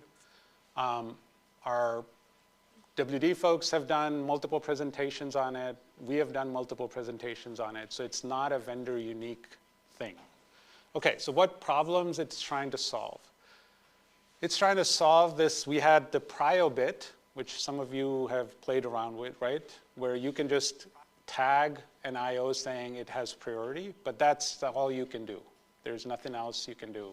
Like I believe in Linux at least, when you open the file handle, that's when you get to decide. I don't think it's even at a command level. And I have to kind of go check. At the spec, it's definitely at a command level. So this is trying to say that you can actually have up to 7 what they call descriptors that you can set up through a mode page. And in there, you can say, hey drive, when I tag you with the descriptor number 1, you can spend this much time in inactive or this much time in active or total, but then do something. Like if you're going beyond that time, something I don't want to wait. So that's the overarching design. You can actually, in cases of file systems which is doing resilvering or background tasks or whatever, you can start to kind of then differentiate, like, hey, I have this tolerance for this and this tolerance for that, and then start to do a bunch of different things mixed and matched together. There's a lot of different text on it. I know I don't like slides with a lot of text, but these are the kind of policies that you can set. So I wanted to just highlight a few of them. I think last night, we were talking about it. So one policy says that, hey, I'm setting a timer. When it goes off, just send me back a good status. But in one of the statuses, I think it's, which one did it say, that you just basically say, command complete, but I can't give you any data. So it is mostly for SATA drives so that they don't abort the queue, so to speak, right? But then there are others which says, okay, if the timer goes off, make it the higher priority and complete it as quickly as possible. The other policy says if the timer goes off, then don't worry about it.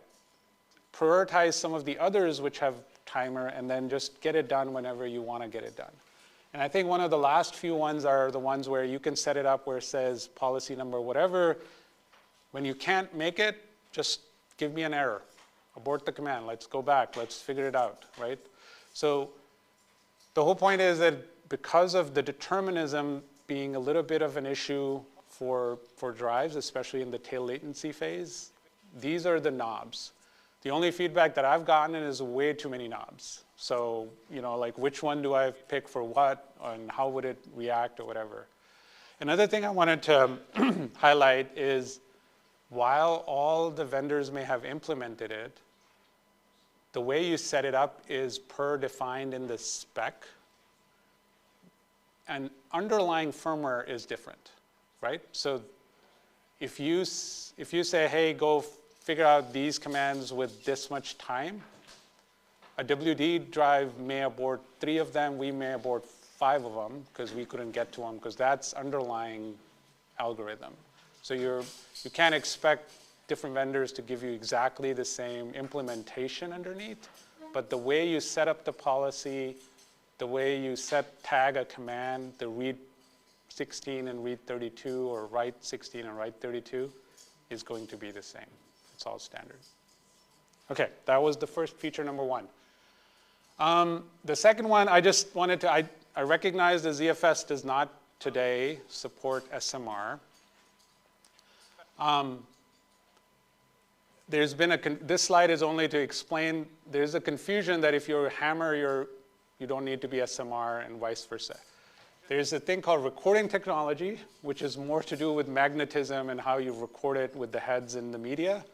And then there's the recording format, which is more about CMR, SMR, and then sector formats, right?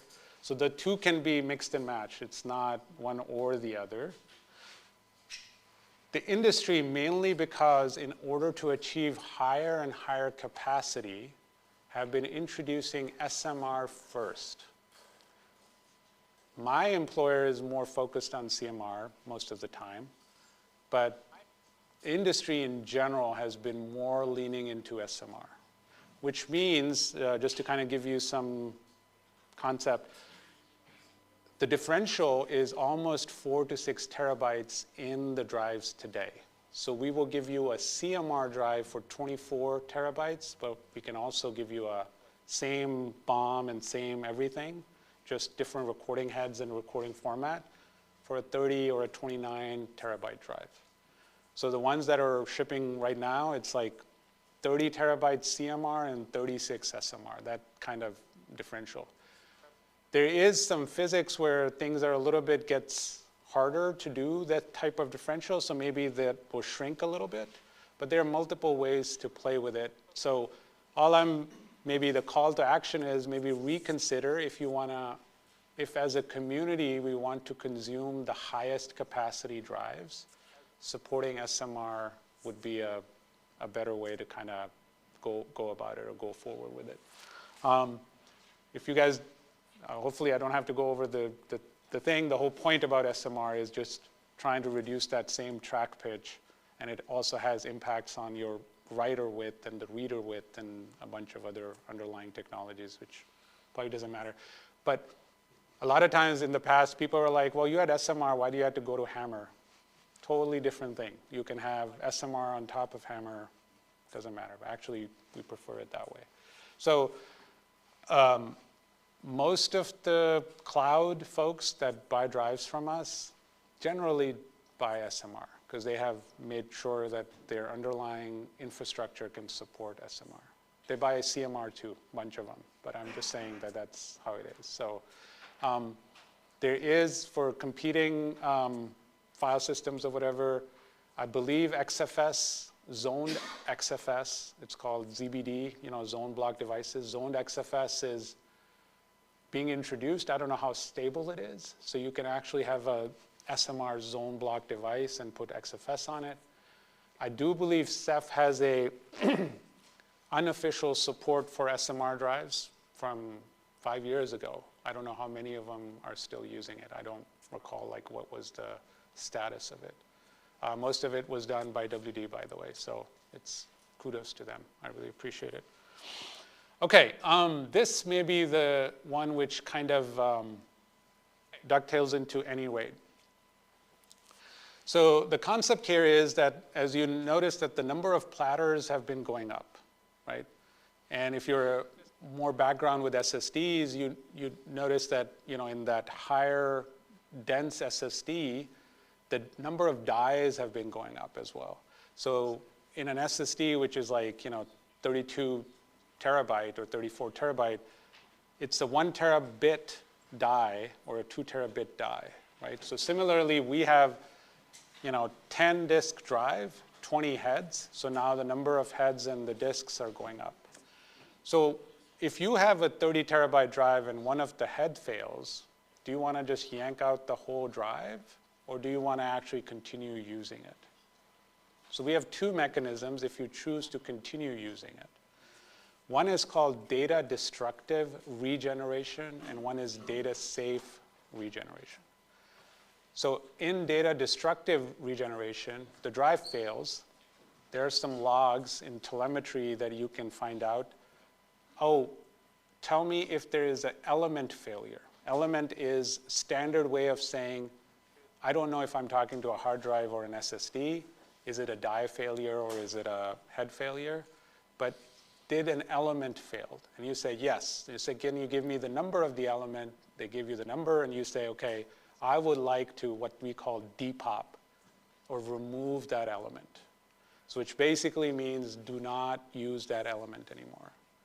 Okay. Then you can reformat the drive. So say a 20 terabyte drive come back as a 19 terabyte drive. It will continue to work for another 3+ years. Right? So if any RAID is kind of like implemented, and then you have drives where, I know most of the enterprise folks do not care about it, but in the data center, quote unquote, sending a technician in to remove the drive and put it back, a new one or whatever, it's called a slot cost, or they don't want to pay the slot tax. So for them, this has been really good. And even further, at scale, you can start thinking about not at the FRU level, but at how many disks do you have? How many heads do you have? You basically abstract even one further up. Rather than saying how many disks do I have, how many platters and heads do I have? So the data destructive regeneration allows you to bring back a drive which has failed due to head failure or some other similar failure at a smaller capacity drive.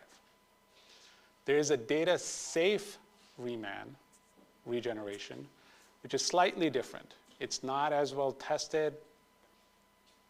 I don't know of anyone which is actively using it. There's a lot of proof of concepts going on, which is, hey, I don't want to reformat you. I don't want to lose the data on the other 19 or whatever terabyte or drives that I have. Just tell me which LBAs I cannot access anymore. Give me it in a log. Give me in some sort of a file format. And I, at the file system level, will take care of it. I won't go read it. So you just tell me what it is, and we're good. So we're actively working. It becomes really complicated because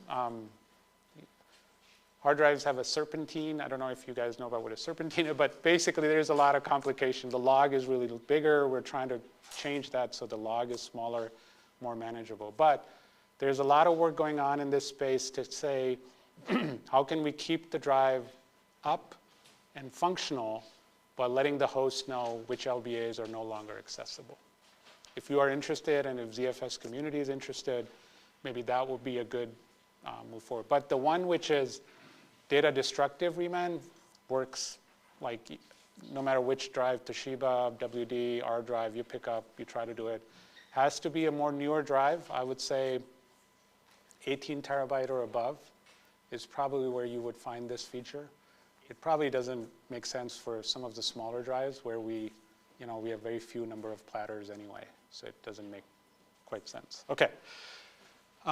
This is kind of like a cartoonish way of saying, drive is working, it's CMR, SMR, because the commands that you send are slightly different. Because in case of a CMR, you have to remove the element and then truncate and format. In the SMR case, you have to modify the zones, slightly different. But usually you get 95 or 90% of the capacity back. All right, so I was very intrigued by the AnyRAID feature because I feel like this one would help you kind of get there too. So some of you were saying, hey, I don't want to remove some of my drives. This is maybe one way in the future. Okay, this I added actually last night after talking to a few of you, which was about telemetry. The number of people were kind of complaining that smart is not smart and nobody cares. Not smart enough. So what can you do? So we have been, which was kind of surprising.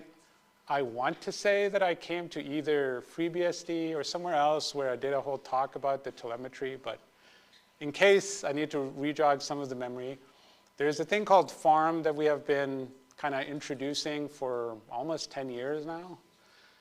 This is called Field Accessible Reliability Metrics. That's what FARM stands for. It's both for ATA and SAS. It is very Seagate proprietary. And it is by no means, like trying to be proprietary. It's open. You go to our GitHub page for OpenZFS. There is an actual spec in the PDF format that you can go look at. So it's in not that sense proprietary. Getting anything through standards, if any of you have worked in the standard bodies, is just, you know, dragging yourself through coal. Like, I mean, it's just not an easy thing to do. So that's one of the reasons why we needed to iterate faster, so we created this. It's totally open. The tools are there. So basically, on ATA, it has a 96 kilobyte worth of log that you can pull. Most of the time, we recommend people, depending on their use case, you can pull it once a day, or you can pull it once an hour. It's not that big of a deal. Similarly, on the SAS, it's a 9 KB. So both of them are, in ATA, for example, it's a general purpose log. So you can actually go query the log directory in ATA, and it will show up as one of the logs that anybody can pull in binary format. But then you have to kind of parse it. So we have parsers for it. Number of metrics, about 170 for ATA, 140 for SAS. Stuff like, I was looking at it last night just to jog my own memory. Things like, how many random reads commands have we gotten?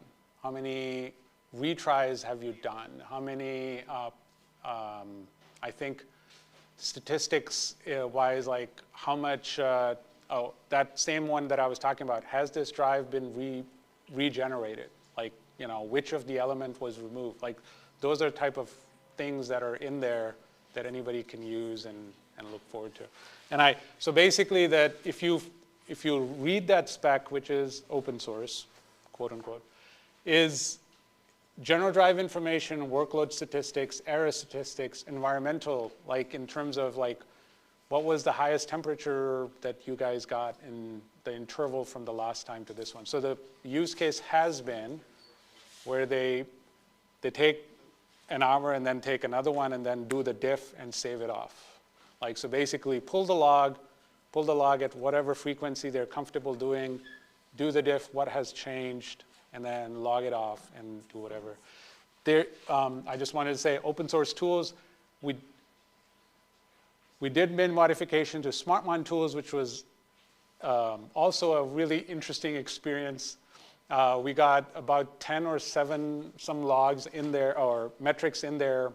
Just expanding that was just, you know, it was more like, okay, do we want to make the effort? But our own tools, which are all open source, which by the way, I also have a slide, FreeBSD and Illuminous is working. The CI, I just asked last night the guy, hey, is FreeBSD version of OpenZFS still working? And he sent me a screenshot of the CI. He's like, yep, still building. I don't know if it's working, but it's building. So feel free to use those. But yes, this can tell you, this is also one of those. If you Google Google's ML drive failure prediction models, where they have done some fleet management level papers about how they manage their fleet, one of the papers mentions that they're using this log. I had a screenshot of it somewhere, but I couldn't find it. But it is being used, it's being useful, those type of things. Okay, in the interest of time, I'll just quickly go through QDepth. This is just basically saying, please do use QDepth if you are not latency sensitive, if you are really bandwidth, you know, what you want. The first one is saying like, hey, if you do the same commands in 1 queue versus if you do the same commands in 32 queues, it's much better. That's all it's trying to say. Most of you are familiar with it. It's not a big deal. Last one, I think I removed like maybe 5 or 7 slides because I was very sure that I wouldn't get there. So this is probably the last thing I wanted to talk about. There was some conversations about like, hey, when are we going to get the NVMe HDD? Like, when can we have it? We had an actual physical CTU or whatever it's called, sample unit. It's not called CTU because there's earlier than CTU in Seagate is a very special term. Like you have to get to a certain level of maturity before you can call something a CTU. We brought it to the Open Compute Project, OCP. We had a demo on a table. We have SINs samples ready. There are multiple customers who ask for samples, we send them there, and then it hasn't moved forward from there. Part of it is you need to, like at a JBOD level, make sure all your connections are right because they're built for SSDs and not for HDDs. Plus, there's a whole TCO analysis people do, right? Like, how many drives would I get? Is it a single vendor? How am I going to make sure everything will work out? But our point of view is, it is easier to get to a single command set than to keep supporting SATA, SAS, and NVMe. We have already kind of like, or ATA, SCSI, and NVMe, just to be clear. We're already supporting 2. Most of the executives that I talk to, they're like, you're asking me to support yet another? Why am I doing this? And my argument to them is that you need to get to 3 in order to get to 1. You can't get from, there's no real immediate 2 to 1. So you have to support 3 for a little bit in order to finally get to NVMe only. I would love to get to the very far right of this, which is you don't have retimers or you don't have switches. You can directly connect to the PCI bus. These days, processors are coming up with lots and lots of PCI lanes. For an HDD, you just need 1. You don't need a whole lot of others. A lot of other things, like for example, we talked about, I didn't say the word dual actuator, right? We talked a lot about dual actuator. Namespaces and dual actuator, at least in my head, work really well, right? So if you go to NVMe, you can kind of combine those 2 together.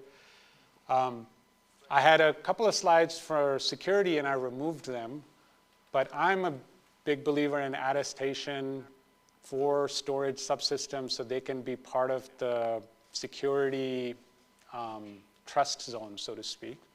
And NVMe has way better ways to do it than to do it through SAS and SATA. By the way, it is already being done because the standards body approved if you guys know, SPDM is the protocol that you need to use in order to do some of those security stuff, and that has already have an extension now for SAS and SATA. But NVMe makes it more natural. It's way better. Is a little bit of, like, we do not have CDL in that I talked about in NVMe. NVMe has their own priority mechanism, so we'll have to deal with it when we get there. But from just a conceptual perspective, at least I'm rooting for, we get to NVMe HDDs, we have 1 command set to support. A lot of other things make things much more simpler as well. Will we get there? I think eventually. I think eventually we will get to dual actuators too, because at some point they'll be like, hey, I need more IOPS. Currently, they just kind of provision more SSDs in a little bit and then keep expanding, and they don't have any problem. But eventually, we will get there. At what capacity size, I can't tell. All right, so I think that was it. In case you were wondering, CI for OpenCchest, you see FreeBSD, NetBSD, Solaris, all of them are working, so in case you want to do. This is my screenshot, in case you guys were wondering if those numbers were correct. Those are correct. Okay, questions? I'll go back to the thank you slide. I have a question. So for the the head failure thing, if somebody wanted to add support for that into ZFS, how would we test that? Is there a mechanism to trigger a head failure so we can see what the software does and see if it works correctly? Or do we need a special disk or a special kind of firmware from you or something? Yes, so in about 3 years ago, maybe 4 years ago, they did, so you can remove an element and bring it back again. So if you have more later of the drive, you can, so the characteristics of the drive as it fails can be different. It could be that the media has some issues or the head has some issues. Maybe there's some contam in there. And then some of your reads are just getting a little bit longer or failing or whatever. But that's just like, performance issue. But then when you ask the drive, it will say like one of these heads have, like the life is like really getting a little bit lower. So there is a remove element and bring it back again for your testing, but there's currently no way to kind of say, hey, artificially start to make this head go bad so that I can test it. But you can test the whole, like, earlier on, once you remove the element, you can bring it back, that's it. Right now, at least in the spec and later versions of the firmware, you can do that in order to include it in your testing. From our Slack, Jan would like to know roughly what kind of time frame would we expect to see on resilvering a 100 terabyte hard drive? Right, so that's where the online or data safe regen comes into play. But I think the question was asking, are you increasing the bandwidth or the IOPS for that 100 terabyte? So the IOPS are slightly different because that is related to the multi-actuator part that we were talking about. The bandwidth definitely can be increased. So those of you who do not know the electronics of the hard drive, so there's a channel which is part of the infrastructure, which is basically once you amplify using a preamp what you're reading, it goes into an SoC and then it gets all done. So the SoC can limit your bandwidth. So you can actually, we have newer versions of SoCs coming that is an ARM-based SoC that is on the PCBA, and it can increase the bandwidth. The struggle is that you can do it today. You can actually put quad, like I work for the Seagate Research, they have prototypes of quad actuators in a 5.5 form factor, like doing modeling. Would the industry be willing to pay for it, right? So what we have received is that, hey, don't worry about your bandwidth. Just stick to the SATA, stick to that, 270 or so, 290 megabytes per second. We got this. Don't try to solve it here. We want the cheapest, dumbest drives that you can get, right? So it's not a problem of, can you do it? We can get to a newer SoC, increase the bandwidth. It will still be much longer. It's not SSD, so it's not solid state, so there's definitely longer time. But it can be faster, both in IOPS and in bandwidth. I'd like to comment, thanks for your talk. We have currently some tri-mode systems, and it's definitely, yes, you said namespace support would be great, but before we start be able to use it, HBA has to be supported first, because, for example, even latest Broadcom HBA still only hard-code and namespace #1 for NVMe, and that's it. If you even have one, but it's not #1, right, it won't work. Yeah, so in certain cases, switches and HBAs are necessary. That's why I was saying I prefer the right side, where if you choose to have one, you can have it, but then you can go directly where there is no HBA, right? So you are just directly connecting to the CPU, which has enough PCIe lanes to go do. So we have done some modeling where you can say, hey, if you take the latest AMD with 128 lanes or whatever, if you carve out some for the DPU that you have attached to the massive amount of array, how many drives, you can easily get to 60. There are other considerations, because if you're doing sideband, and which sideband are you using, and is it taking up some lanes if you're using I2C, all that. There's a lot of work to be done. But HBA is a choice, in my opinion. Others can disagree, but HBA is a choice, and we can choose that way or not. And yes, if we go HBA route, Broadcom, Microchip, right, and some of the others need to come along. And that's where transition step. Yeah, ecosystem needs to be there, and that's one of the hiccups, right? Like, who's gonna actually go do that quote unquote what we consider NRE work, right? All right, other questions? Are we hungry? Want to eat food? I think it's ready in the back. One of the things that I've encountered in experimenting with through virtualization, running virtualized NVMEs on spinning media is I seem to run into timeouts. Are you concerned about any of that type of thing in doing it in the real world? No, I mean, I think the lab work that we have done, it works just fine. There are some other issues that are, I mean, like there's no timeout related issues that we have found in any of the prototypes that we have created. Maybe that's the right way to say it. And those are prototypes, so obviously can be, you know, done better. Oh, you're coming in for a question, okay. One last, just, are there any other implementations of the platter loss scenario that have maybe gotten implemented in other file systems that we could use as reference to learn from? So currently I don't know of any open source one that have implemented it. I internally really wanted to get some of like OpenZFS and Ceph and others to kind of like make it a turnkey. To be really honest, there's, as a vendor, you have competing interests. Yep. My other interest is to sell you a new drive, so why would I enable you? So there's a lot of resistance inside. You put research into it, man. You, like, you've got marketing materials. You want to be able to demo it, right? Right, yeah. So, but I mean, I think it is, I can't point you to, but there's definitely people have written scripts, so that probably can be made available if you just want to go through it.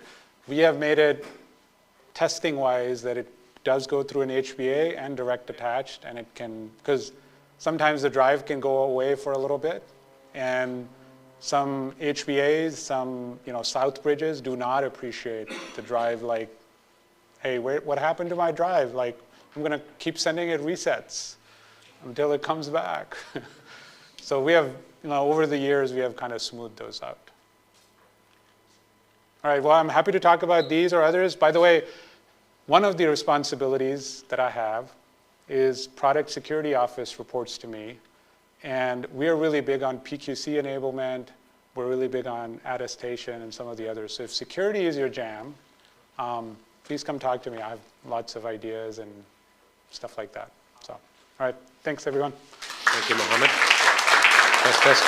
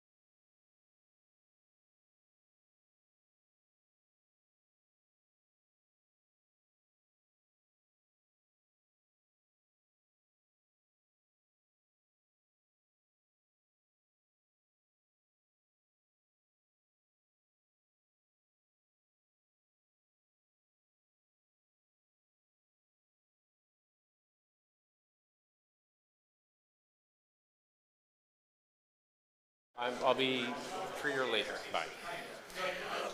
Presenters. Looking at Mohammed especially. Presenters. Please send your slides to Matt Ahrens, and he and I will coordinate on getting them published, etc. Acknowledgement? Ack.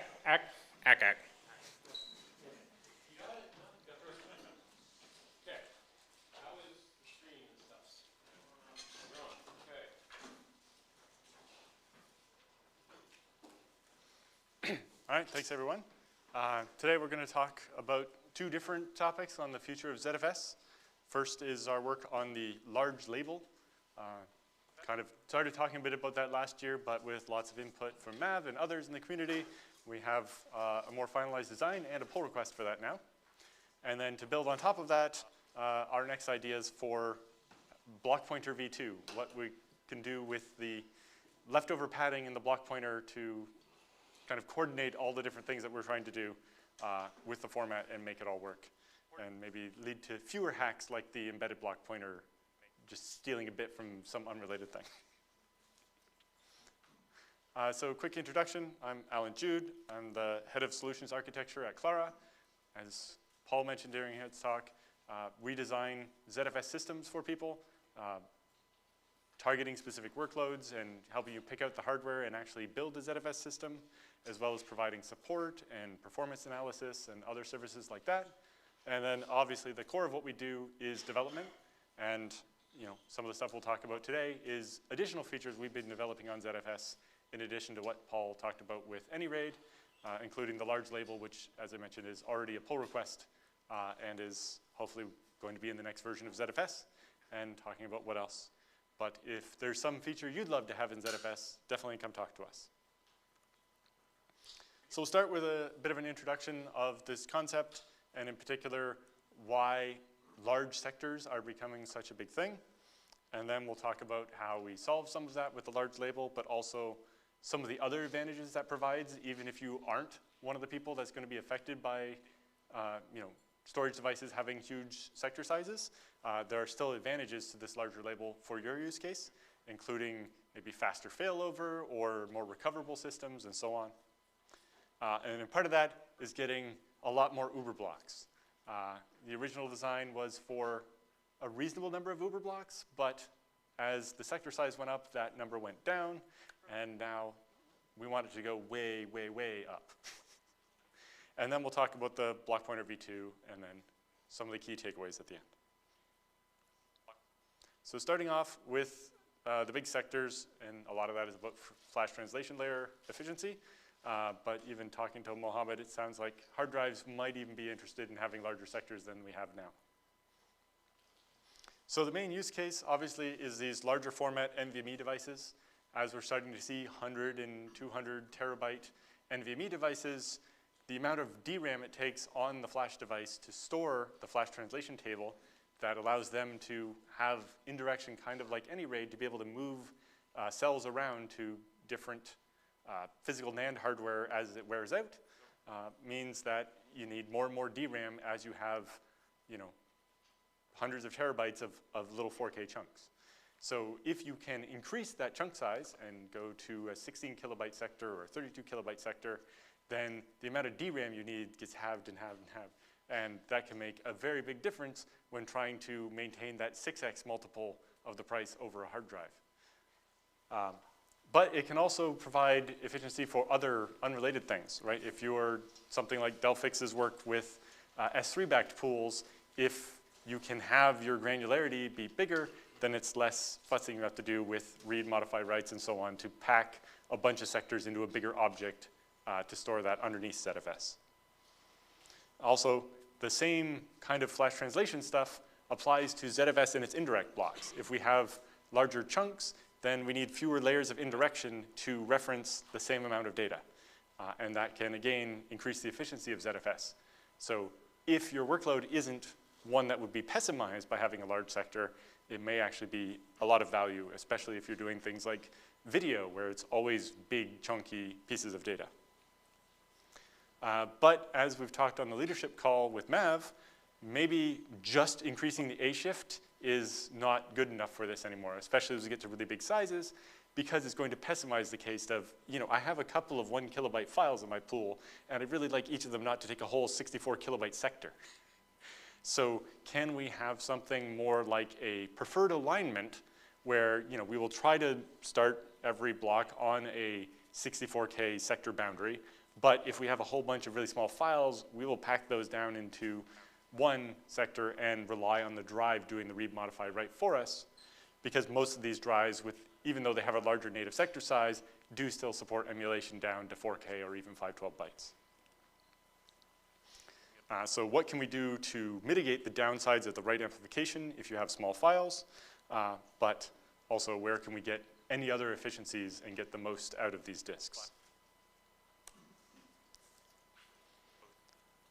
And so we've seen from vendors actually release things you can buy at 32 kilobyte or even 128 kilobyte sectors, but we've also heard talk of things as bad as 512 kilobyte kind of units. And in the current way that ZFS is designed, you wouldn't be able to have any Uber blocks in that case, because the ring is 128K, and we always use a whole sector to avoid the risk of a shorn write. We could maybe mitigate that by trying to work within the existing label, but I think it makes more sense to go to a larger label because of some of the other advantages we'll talk about from doing that. And so we want to look at how ZFS can handle that. We had a pretty interesting anecdote with a different customer who actually had some of these 128 kilobyte sector NVMe devices. They were building an edge appliance that runs like cash registers at convenience stores. And so it's a little ZFS-based appliance that runs a couple of VMs. One of them is for the cash register. And they didn't really know that the kind of large, low-endurance NVMe drive they bought had this big sector size.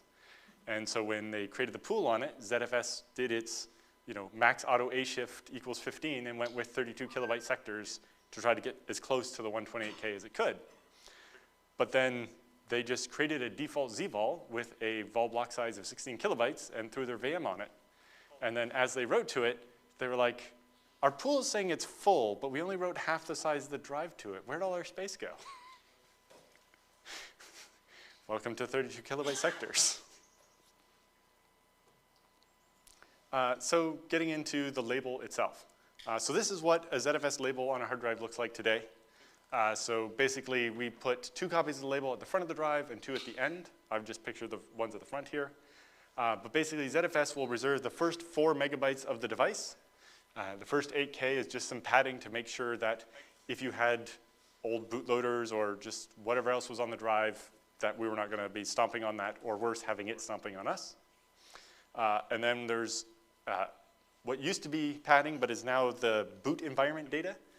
This implements features like Delphix had of, my EC2 phones home if it fails to boot 3 times in a row. Or on FreeBSD, you can do a temporary boot environment saying, one time only, boot this different root file system instead of the default one, so I can make sure this upgrade works, but if it doesn't, I can just reboot, and because it will erase that 8 kilobyte signal there, it will default back to the default after that, so you have a fail-safe upgrade even if it's a remote appliance that you don't have hands on. Then there's a 128 kilobyte area where we have the name value pair data. This is basically the pool config and the VDEV config. And then lastly, you have the 128 kilobyte Uber block ring, although one of those slots is actually reserved for MMP. So if you have 4K sectors, you only have 31 usable Uber blocks in the label, compared to the 128 Uber blocks that the original design called for. But if you have 32K sectors, you have only 4 Uber blocks. So you better hope you don't lose one. And then the odd label is basically the same thing, just a mirror of the stuff. And then at the beginning of the disk, we save the remainder of that first 4 megabytes as slack. Some operating systems put boot code in there, including FreeBSD if you're booting from an old MBR legacy setup. But also the RAID-Z expansion code uses that area as the little buffer to deal with trying to reflow stuff at the very beginning of the drive where it won't have created enough space for itself to work yet. And then label 2 and 3 are identical to the 0 and 1, but they are placed at the end of the drive in hopes that you know, if it's your RAID controller or HBA that clobbers the beginning or end of your drive, the opposite one will still be there, and you'll be able to get it. So our proposal, modified since last year based on feedback, is to reserve the first 1 gigabyte of the disk. You know, if that's even a modest nowadays 10 terabyte disk, that's 0.016% of the disk. I don't think anybody's going to miss it. The way Paul wrote it up, we will only use this large label format if the disk is over a terabyte. If you make a small disk, we'll continue to use the old legacy format so that you're not losing, you know, 1/1000th of your disk. Although I think you can force it, right? Yeah, you can force it. Because we had the thing where people were maybe making a VM and either would or wouldn't want to use the larger label format. It's like, maybe this disk is meant to be expanded to be many terabytes, and so I would like the large label. Or, you know, I'm trying to make the smallest downloadable VM possible. Please don't put half a gig of padding in it, and so on. So we leave the first 16 megabytes completely unused. That is basically where some of the original label stuff would be. It's not actually completely unused. For compatibility, we write a reduced version of the label into the place where the label normally would have been. And with that, we ensure that an older version of ZFS that doesn't know about large label will read the reduced label that we stick there and see a feature flag it doesn't know about and know I can't import that pool. But the big thing is, now that we have this 112 megabyte data region, instead of it being statically defined and sliced up as I had proposed originally, based on Mav's suggestion, we start with a 32 kilobyte table of contents, which is just an env list of env list that will say, you know, the boot environment config is over here and it's this big, and then the VDev config is over here and it's this big. One of the big things is, instead of each VDev only containing the configuration for itself, basically it and its siblings, it will actually have the VDev config for the whole pool. So, you know, one of the problems you can have now is if you have a 4 VDev pool and you're missing many disks, like a JBOD's not connected or something, ZFS will know that there should be 4 VDevs, and it will know that it found 3 VDevs, and it will tell you a VDev's missing, but it doesn't know anything about that VDev.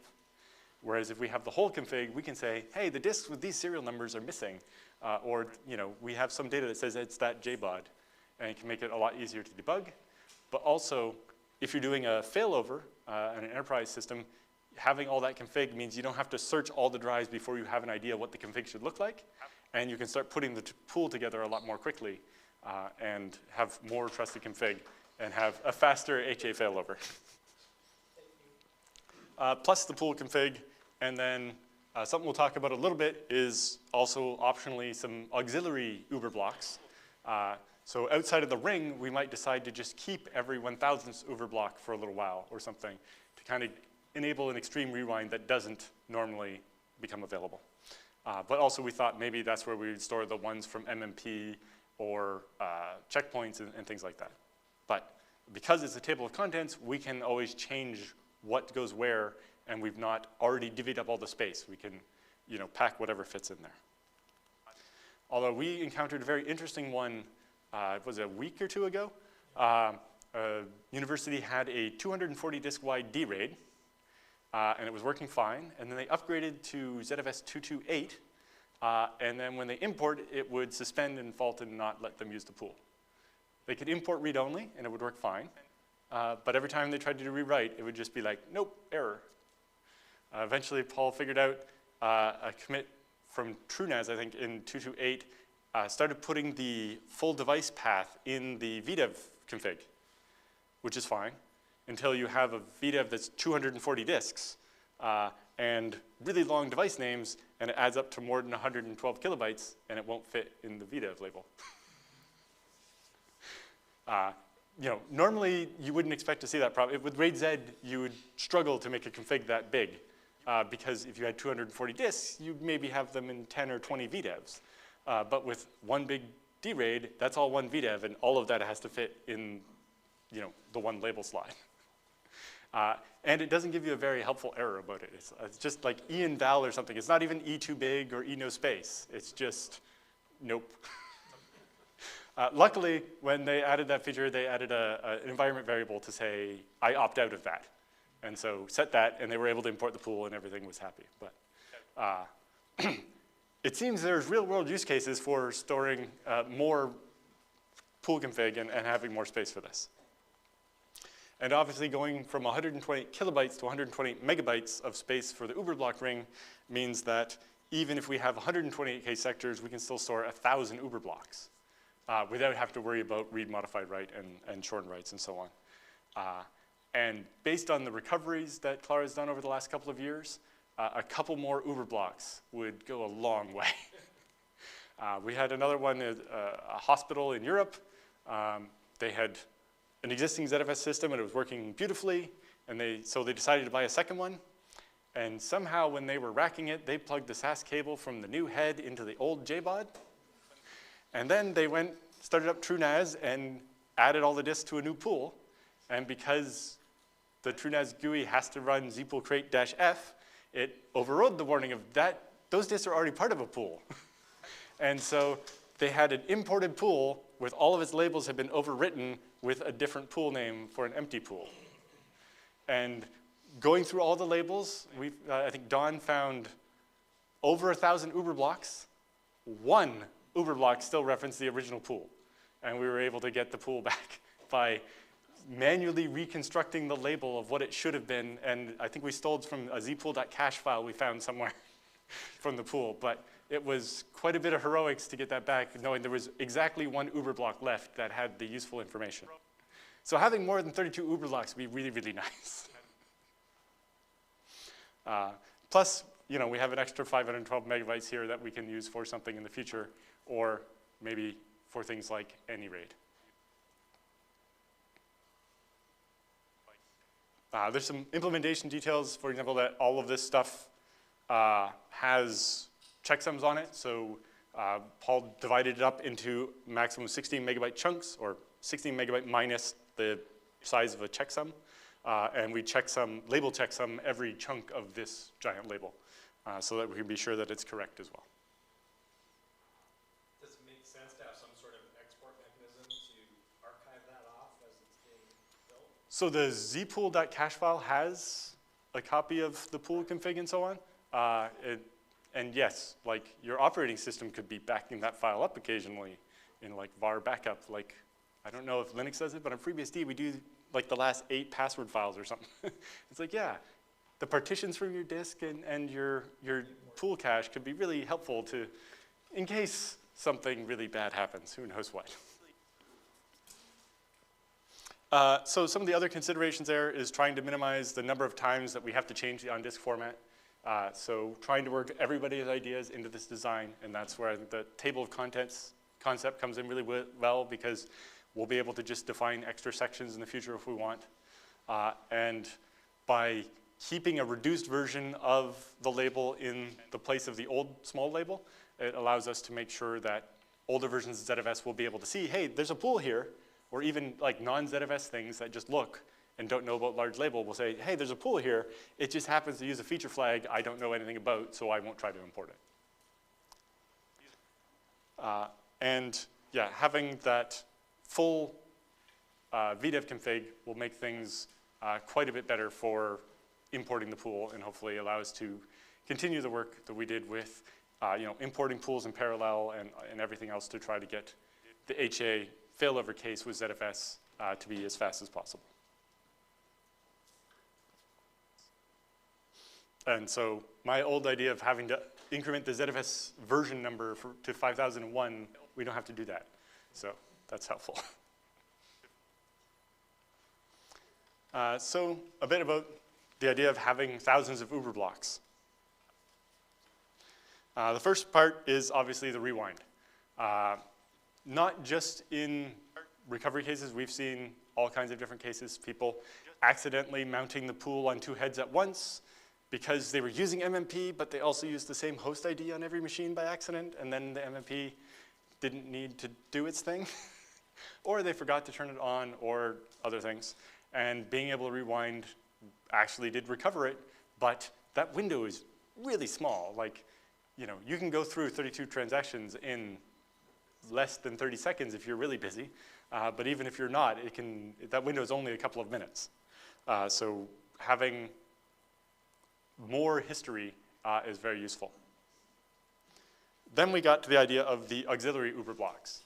What if we just had a grandfathering system or something to keep, one Uber block from an hour ago, and one from 4 hours ago, and one from a day ago or something, just so that in the absolute worst case, maybe we can get some stuff back. Maybe not all the data will actually be there, but if it's between this pool won't import and this pool will import, but we only get 95% of the data, most people would rather have 95% of the data than none. And to that end, we might want to look at, not necessarily the deferred freeze, but looking at increasing the amount of time before we reuse sectors, especially maybe specifically for metadata.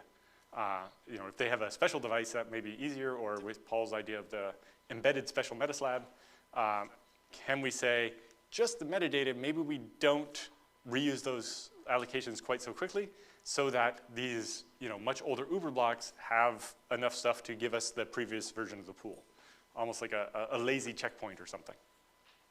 Or even we've talked with customers about the idea of a metadata-only snapshot, where it's like we don't care if we lose the data blocks, but we need the metadata for the structure of that file system from a time ago, but without taking up as much space as a full snapshot would.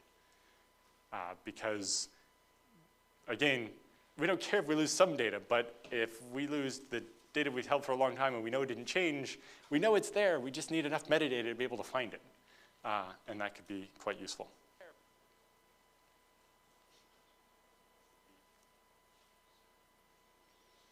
So then our second idea is how do we improve the block pointer?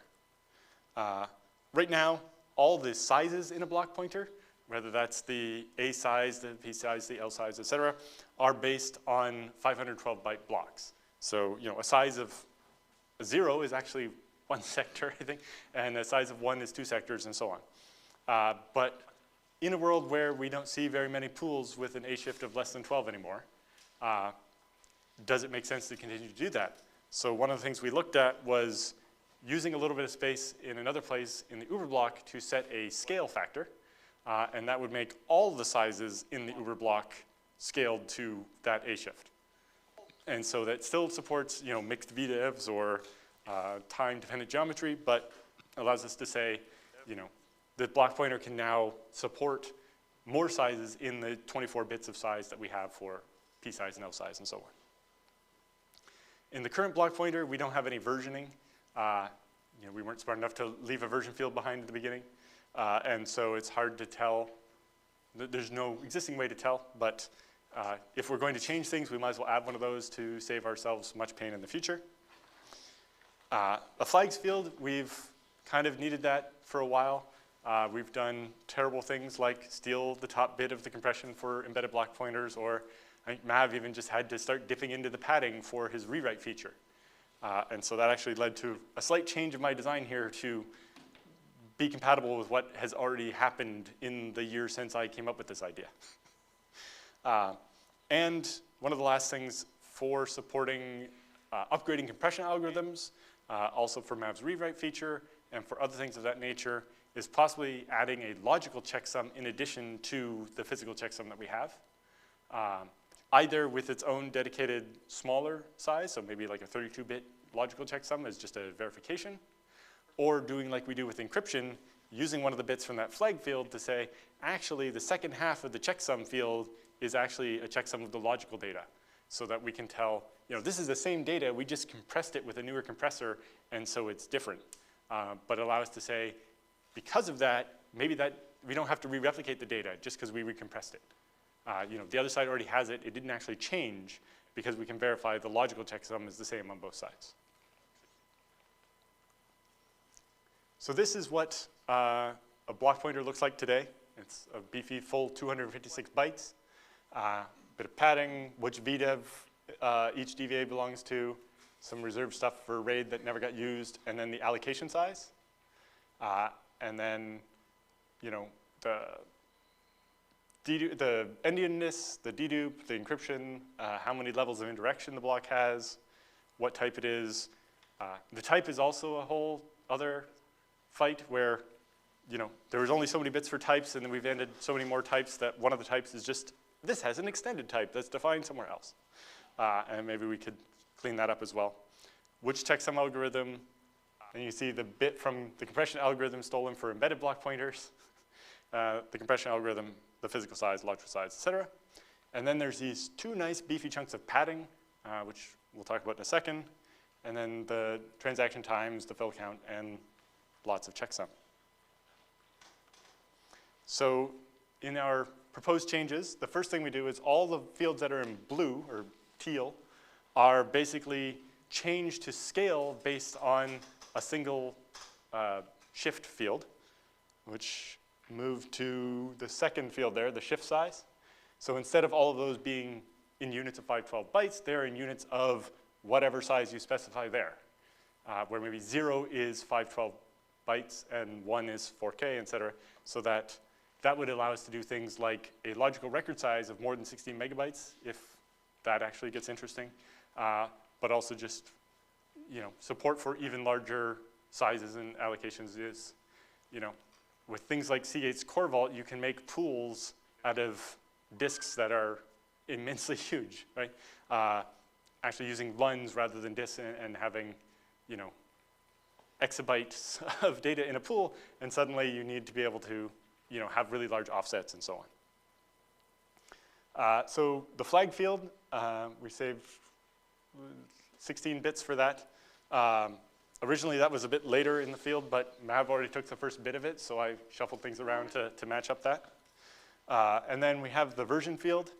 Matt and I are pretty sure that every block pointer ever written has had all the padding zeroed out, but we'll have to be very sure that that was the case before we start reading that field and interpreting it as a version if it might contain something other than zeros on already existing block pointers. And then we left some of the padding that wasn't used and saved 32 bits for a logical checksum, although I'm definitely interested in input from others on if it would make more sense to sacrifice some of the existing checksum field instead to get a stronger logical checksum, or if we like the idea of our existing whole checksum and then optionally a logical checksum of just the data. For a small one, I was thinking something really fast like XX hash, which is already built into ZFS, so we're not adding any new dependencies or anything. But you know, that's not a cryptographically strong checksum like SHA-256, but you know, we default to Fletcher 4 as it is already, right?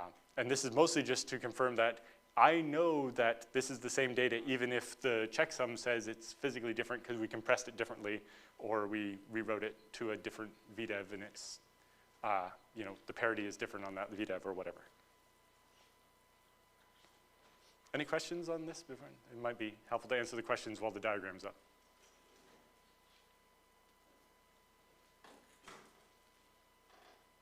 No? All right. So obviously we don't want to use up all the version numbers in the block pointer that we just added a version field to. So what else might we need to change in the future where we'd want to try to work all that into one change to the block pointer? You know, what other fields might you have a use for in the future other than some maybe additional flags? As I said, maybe one of those flags could be the fact that we've redistributed how we do the checksum. Although the downside to that one is if we are combining it with encryption, we've already split the checksum and so we can't do both. And maybe that's just that, well, I guess with encryption, the MAC is of the plain text already, right? But that's the logical plain text, not the physical. Anyway, thinking out loud here. But yeah, is it safe to assume that whatever field we define from the padding as the version number will always already contain zeros, or might any allocated block pointer have put stack garbage or something else onto the disk there?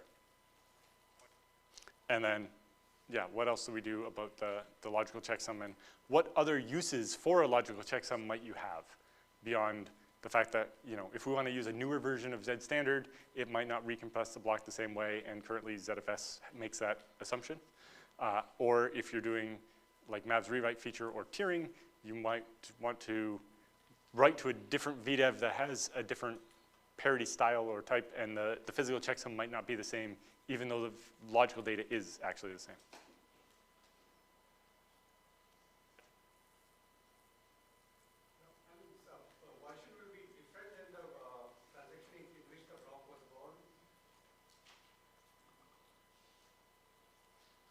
What about the transaction group, sorry? You're keeping adding a new version field in the block pointer? Yes. It would be different than the transaction in which it was created for the block. Like how does it relate to that might be a reasonable point, that maybe we don't need a version field if we just, in the pool config, keep saying that any block born after this transaction group number would be written with the new format. Kind of almost like the time variable geometry or the O-shift thing George Wilson proposed years ago. But I think it's better for tools like ZDB and recovery in general to actually embed it in the block pointer. And we have the spare bits, but it is a reasonable point that maybe we don't actually need to write that out in every single block pointer once we change it. Yeah. I have a couple comments. First, I think 32-bit of logical checksum may be just insufficient for anything Possibly. user visible. And there's some padding there. We can make it bigger, or we could take a whole row and get 64 bits. But how much does it have to be sufficient, right? The problem is that if it's used by backup software, it should be attack-proof, more or less. It better should be cryptographically strong with unknown key or something. Otherwise, user can modify data in custom ways that won't modify checksum and somehow affects backup. That's a good point. So it's scary perspective from that side. Yeah, and so if we're not dealing with encryption, then we could do the full, like, 128-bit checksum of the truncated SHA-256 or something. But we'd have to start thinking about how that coexists with encryption, if you're encrypting and getting the logical checksum. No, encrypted checksum especially have initialization vector. They have protection against right. Replay and everything else. They're much stronger. Right, I just mean like if the place where we would store the logical checksum is already used during encryption for the Mac, the authentication code. I also remember in case of ZAPs, we have random initialization vectors that we don't expose anywhere to protect specifically from user attacks. Yeah. You cannot guess hash used by specific ZAP unless you have kernel access. Correct. So you won't be able to trigger excessive hash collisions. Mm-hmm. I wonder, like, if there's something we'd have to do like that. Going without that to user space would be dangerous from perspective of replay. Speaking about a shift, I wonder if it can happen in practice that we have logical shift, logical size huge block, and that would require large shift, but it well compresses and will require a very small physical size. So we won't be able to represent both of them with the same shift factor. Right, so the shift factor I had in mind here would be the A shift, so you would never need to represent less than one sector, right? Yeah. But what happened? But I see your point too, that if we didn't bind the size shift to no more than the A shift, then yeah, you could have where to represent a really big logical size, you wouldn't be able to represent a small enough physical size. Yeah, and then we would have logical size, maximum logical size depending on a specific pool topology, which I'm not sure is a great idea. Yeah. That's a good point too. Also, I don't know how much bigger than 16 megabytes we can go before asking the Linux kernel to allocate contiguous memory is. Yeah, even now 16 megabyte is too big for modern systems, too big for L2 and L3 caches. Yeah. That's why in some optimization of RAID-Z code, I had to do it in chunking so that it would not trash caches repeatedly. Yeah. So I don't think at this point 16 megabytes is really performance efficient. Maybe it will be in 10 years, but not today. Yeah.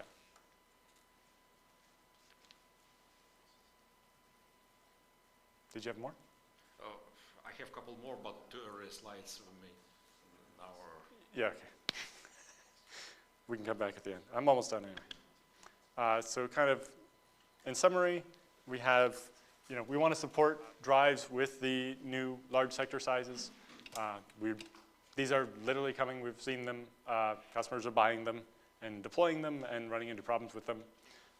And we'd really love to be ahead of this one so that, even if we get this into the main branch pretty soon, that won't come out until 2.5, and that's already a year from now.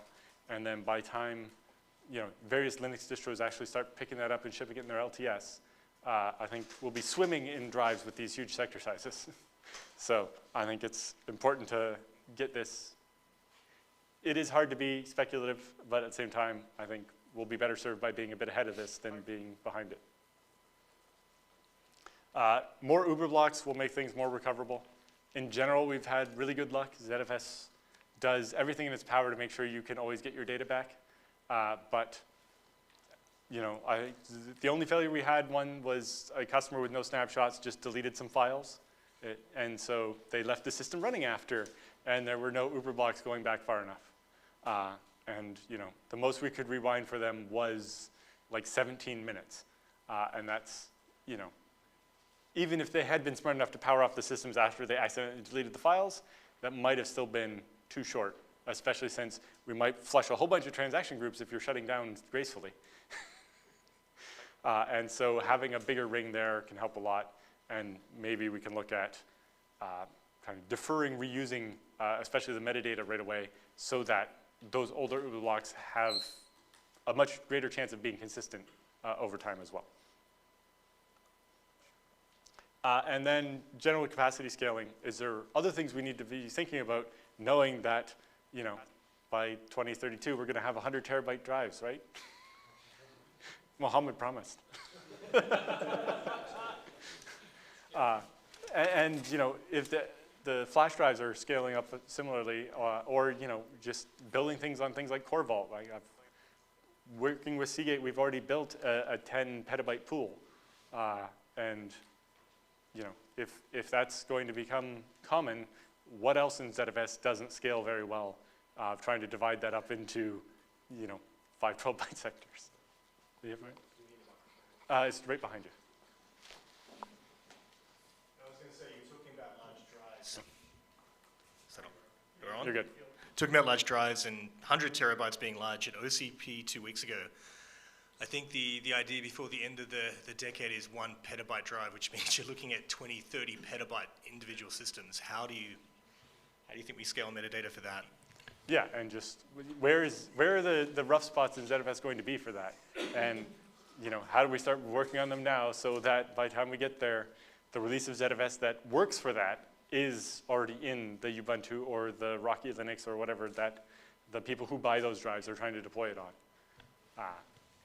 Does there need to be, in that kind of scenario, which I fully agree you're with, is the concept of some sort of meta Uber to map these things that are going to be massive, that you're not going to be at, these air quote normal sector sizes?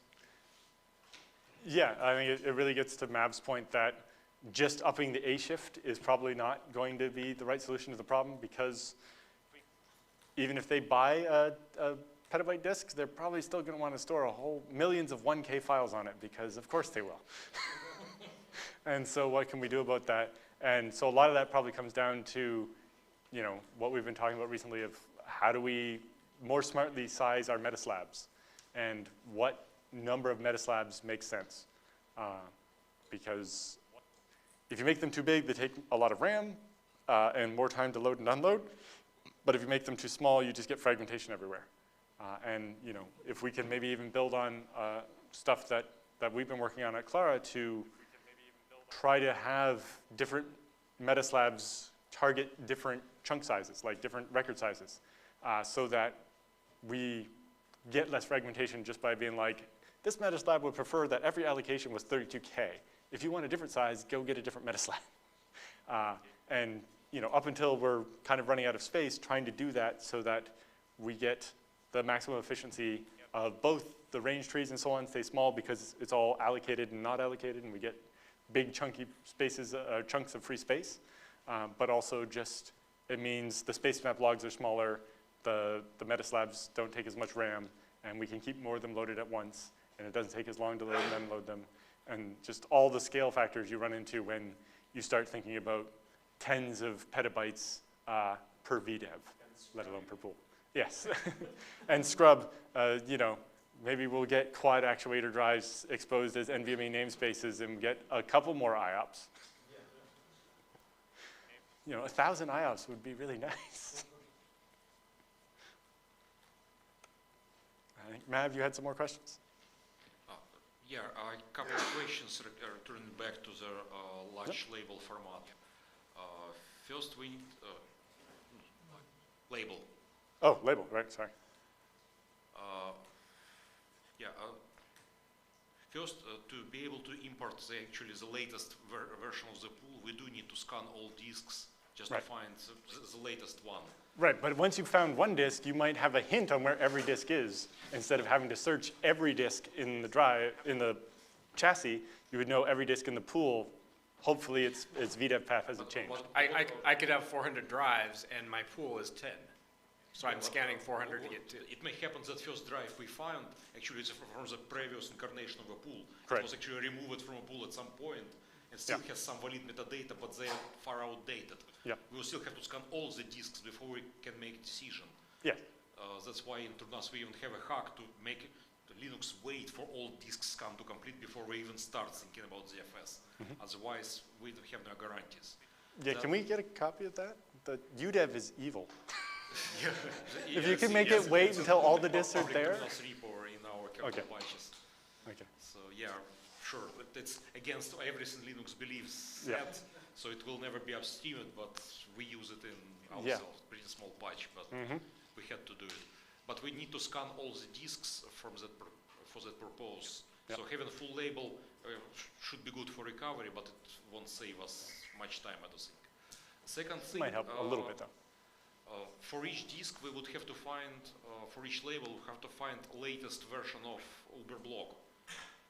So to know the latest TXG, which means for every disk in a pool, we'd have to read 128 megabyte of the UberBlock ring to find what the latest is there. Sure, having 32 kilobyte of 32K of UberBlocks is great, but I wonder if we should restrain ourselves based on UberBlock size and to something reasonable to reduce scan time and IO time during search. I wonder about having a smaller region that is the ring, and then the rest of the space is just older UberBlocks that we know aren't the newest one, but would be there if we need them. I think generally having a full ring, I don't think make much sense. I think we discussed it before. We should definitely have last 4 UberBlocks always to normal recovery process of ZFS import. But then we could keep some group of UberBlocks which updated every 16th time, every 32nd time, 64, some power of 2 decaying. That way we could cover a huge amount of time with very limited number of blocks. Yeah. So we just reading 128 megabytes or for copies in case some are updated or not, it would be a half gigabyte of reads per drive multiplied by number of drives. Yeah, kind of maybe treating a lot more of that as the aux UberBlocks and keeping, like you say, a small ring that for import would definitely, we wouldn't want to slow down imports by having too big of a ring. That's a good point. As I told it, maybe not a ring, but some algorithm choosing some jump here and there, like tape rotation schedule, whatever it was, many years back. Or even doing something really nasty like doing this over iSCSI. You're picking all that up as well on what's available to that node. Because we rotate through the UberBlocks in the ring, we can definitely do something where we don't have a full ring that spans the whole 128 megs, but we can also issue reads for portions of it and then use that to not binary search, but figure out at what point the transaction group number drops back down, and so to use that to try to narrow where the newest portion of the UberBlock ring is, or store that as a hint somewhere in some other location that might make it faster to look through, even a moderate sized ring, even if we don't want to do the whole thing as a bookmark where the recent UberBlocks are in that ring. If I assume that it is still a ring, it may have sense. But with my second idea of using them more not as a ring, it would break the logic there. So Yeah. we would have to read all of them. We would not be able to binary search. Right. Unless we hard-code algorithm and do binary search based on that thing. But we do still want to have some amount of ring so that we have the property that like we always have the latest few sort of stored we in need the latest 4, but after that we may override some of those 4 with time. We'll keep in others. No, I'm not ready to produce algorithm right now, but it should be something doable. Yeah, I think that can make sense. I'm paranoid, so I still think I want more than 4, but yeah, like 8 or 16. No, 4 is mandatorily required, Yes. or 3 at least required by ZFS, Right. how pool import works. In case of it, it's half written, incomplete, not like pool is just having, like beyond 3, it's questionable because we already lose metadata. Right. Rollback beyond 3 is unsafe. Right. But within 3, it's okay. Zilla will replay things and pool will be fine. Everything will be data even consistent, everything great. But beyond 4, it's just our decision. It's not so strict. Don, did you have a question? Yeah, on the same theme, I guess. For the table of contents, have you considered using like JSON or some other like more common format than NVList? We could, but we have code in the kernel right now to parse NVLists quickly and efficiently. So in particular, things like the FreeBSD bootloader, for example, which has to live in a very small amount of space, already has the NVList support to deal with the rest of the config, but adding a JSON parser to it might really strain the ability to boot in legacy mode. Okay, fair point. And then But yeah, also- like having ZDB be able to dump it out in JSON so that you can interpret it or Yeah, feed it that'd into be- something would be That'd handy. be a pretty simple fix. Yeah. Then there's the Slack, and it's 1 gig. Have you considered placing the allocation start where the actual VDEVs will be allocating from in the label itself rather than hard coding it? Yeah, that was also something that it's not in the initial version, but I talked about it. Okay, yeah, I have a use case, and there's probably other use cases for that. Well, because I think that would be handy also for any RAID, because right now we're Yeah, that's what I cheating was and thinking. stealing some space off the beginning of that VDEV. So if it was just, Yeah, when Paul was talking about that, it's like the next thing after anyway, where they need some space, it would be nice to be able to give it to them. yeah, Okay. I think that's a really good idea. And then finally, with the anticipation of 10 terabyte platters coming up, we do a head swing every time we have to write an uber block on one end and on the other end. Would it be possible to ping pong those, or is that? Because, I think right now we do even and odd separately, but even and odd are both at the front and the Yeah, back. that's what I was saying. So if we You did can 0 actually see in the trace. and 3 or whatever and 2 and 4, yeah, that might actually make a really big difference. Yeah, because every single sync you see the.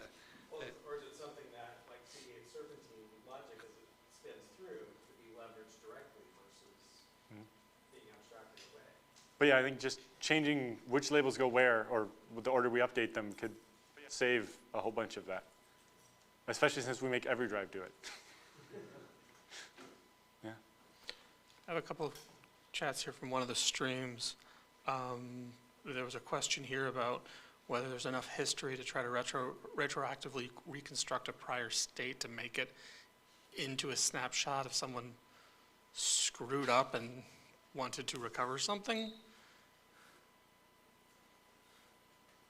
So a read-only import of the pool at a specific transaction group is effectively that. And when the file system isn't mounted, ZFS will let you do a ZFS send of the head of the data set without creating a snapshot, for example, in read-only mode. Or actually, for recovery purposes, we've added the ability to do a ZFS send from ZDB. So if your pool is so damaged it won't import, but you hack up ZDB to skip enough errors to import the pool anyway, you can ZFS send from user space. So that also, if it encounters an assert, it doesn't crash, and send it off to a clean pool. So with the combination of a read-only import or using ZDB, you can get a lot of that. But on a fully working pool, being able to go back and just say, retroactively, I would like a snapshot of that. The problem is anything that's been freed since then is already gone. So your dead list is a bit of a problem, but.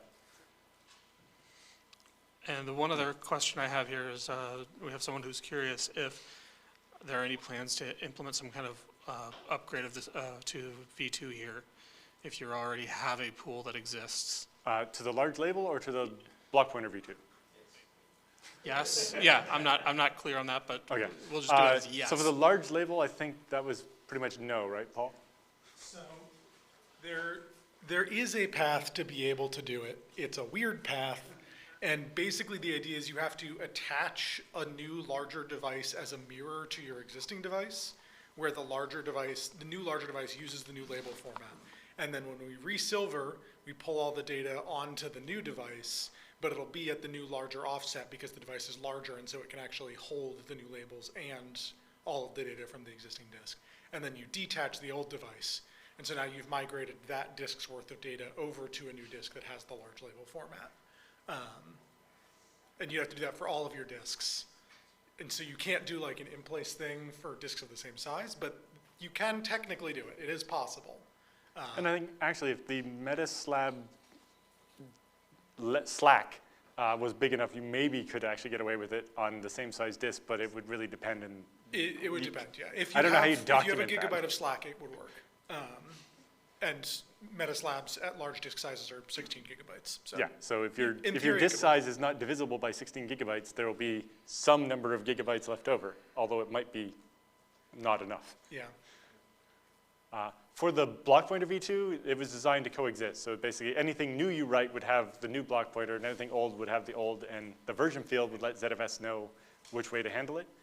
So that's designed to be kind of a rolling, like we wouldn't go and change any existing block pointers, but they were designed to kind of coexist with the assumption that, you know, your pool is probably always going to have some old block pointers because some bit of data won't get overwritten.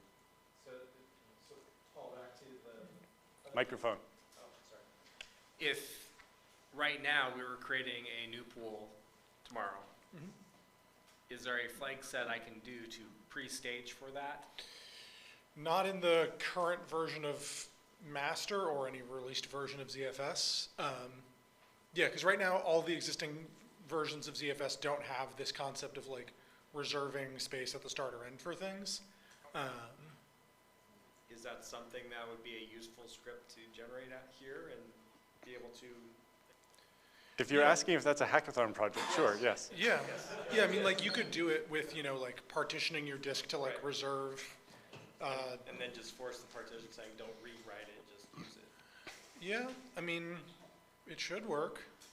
I haven't. Like, played around with Illumos has a extra pool property they set that reserves space for a boot partition, or for like their EFI partition. Yeah.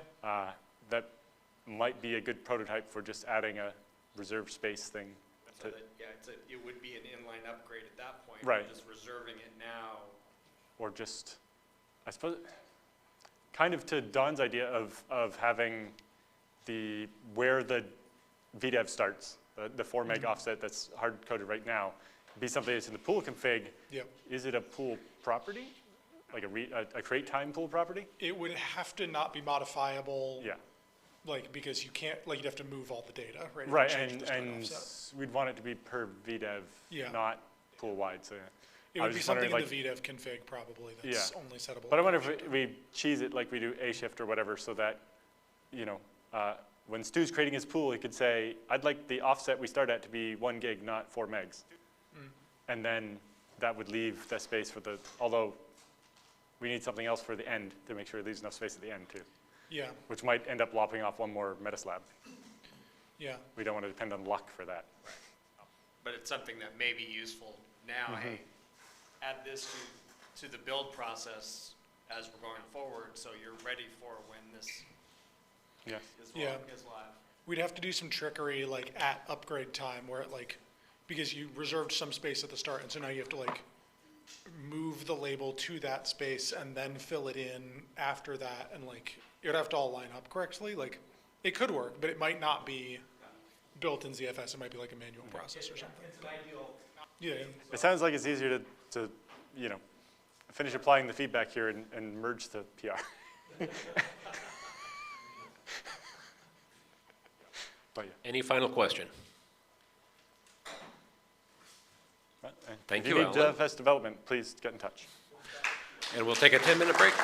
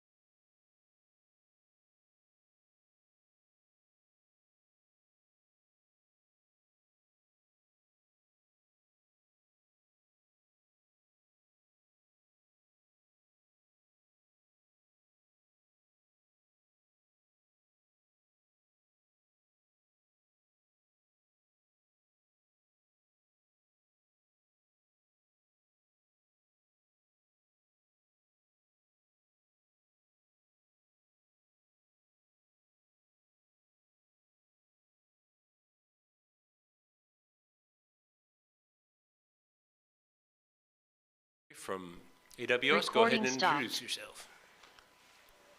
Hey everyone, I'm Daniel Perry. I'm a software engineer at AWS. I work on the FSX service team, and I'm excited to show you all kind of like what we're doing with OpenZFS on top of a fully elastic and low-cost storage layer. To kind of give like an overview of what FSX is as a service, we provide like fully managed NAS and HPC file systems to customers. So it's like enterprise features and functionality that they all look for when they're looking to have file servers hosted in the cloud. And at its core, FSX like simplifies the experience of what it is like to manage a file system in the cloud. As far as like file system types that we offer for customers that they get to choose based on their workload, we have like a Windows file server offering. We also support NetApp ONTAP, a Lustre offering, and OpenZFS.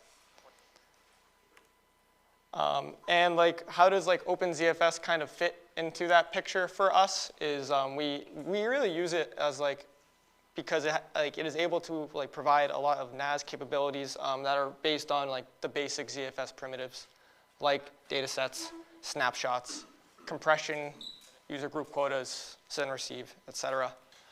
And like that customers can use those to manage and access their data via like standard access protocols like NFS. Like we also launched an S3 protocol this summer. Another thing is that it's tuned for high performance. So like it's great for throughput workloads. It's great for latency sensitive workloads, IOPS intensive workloads. ZFS handles anything you really throw at it, and it makes great use of the hardware that you're kind of putting under it. And it is also like our most positioned right now, cost-effective NAS offering. We kind of have it be like the minimal footprint that you can have. It makes great use, again, of the hardware that we're putting under it, and it can do a lot. And we're always kind of looking to like iterate and improve kind of the simplicity and ease to like kind of get working with file servers in the cloud. And one of the things that our customers ask for like a long time is like, can I have a sort of pay-as-you-go model where I only pay for the storage I use? I don't need to worry about provisioning capacity up front for storage. And so we kind of were working on that for like a long time. And what we launched this past year was a kind of cloud-native NAS that is a new storage class for us. We call it FSX Intelligent Tiering. And it is actually able to automatically grow and expand and shrink to the data that you use in the file system. And on top of that, it is also able to kind of use like behind the scenes, automatically tier your data to different cost tiers and store the data in different kind of cheaper mediums as like based on the access patterns of that data. And we really kind of tried to design this to be like, deliver an optimal price to performance like feature set for NAS workloads. And kind of like our approach for that is, in like the general architecture from a high level, is we have this intelligent tiered storage layer that is kind of at its core responsible for store the data behind the scenes and kind of do all the data management and shuffling of data across the colder tiers based on the access patterns. And we expose that to the file server via a simple block interface. So all the block interface does to the file server is it's just read, write, and discards. So when you go discard it, it frees it up and you're not paying for that space. You're only paying for what you're using. And that's like kind of like really great because if you layer on top of that with like SSD-based read caching and the SSD write log, you can kind of get really optimal price and performance that like suits most workloads while also having this huge expandable storage layer that's cheap and gets cheaper as you kind of over time as the data becomes more clear what the access patterns are. And when you like frame the problem like this, like it becomes like really kind of simple almost. Like this isn't necessarily a new problem. The intelligent tiered storage layer is no different than like a high latency block device. And ZFS already provides like a bunch of simple primitives like the L2ARC read cache, like the write log, to kind of like hide away that performance behind buffering and caching. And when you're kind of also doing I/O with this kind of high latency media or this high latency block device, you really need to benefit from like using larger block sizes to drive like good throughput numbers and really move your data around. And ZFS also does a pretty good job with its like built-in VDiv I/O aggregation and prefetching, that you are able to, when you're really trying to drive performance from the underlying intelligently tiered storage layer, drive good performance. And kind of the result that you get and what this enables for customers is like a cost-optimized, high-performance storage solution.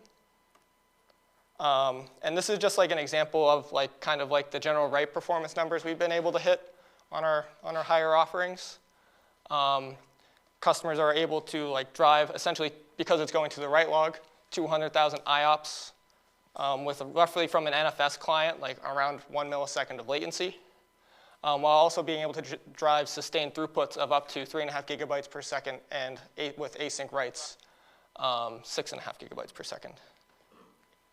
And it's a similar story on the read performance side. From the cache tier, it's pretty much no different if your data is coming from the cache than like it is from like an SSD file system. ZFS with the ARC, with the L2ARC, it's just as performant with this layer as it is without it. And we're able to drive what our hardware supports today in throughput, IOPS, and latency. From the intelligently tiered storage layer, what we've noticed is that we've been able to drive up to 10 gigabytes per second for certain access patterns, tens of thousands of IOPS, when the latencies are around on the orders of tens of milliseconds.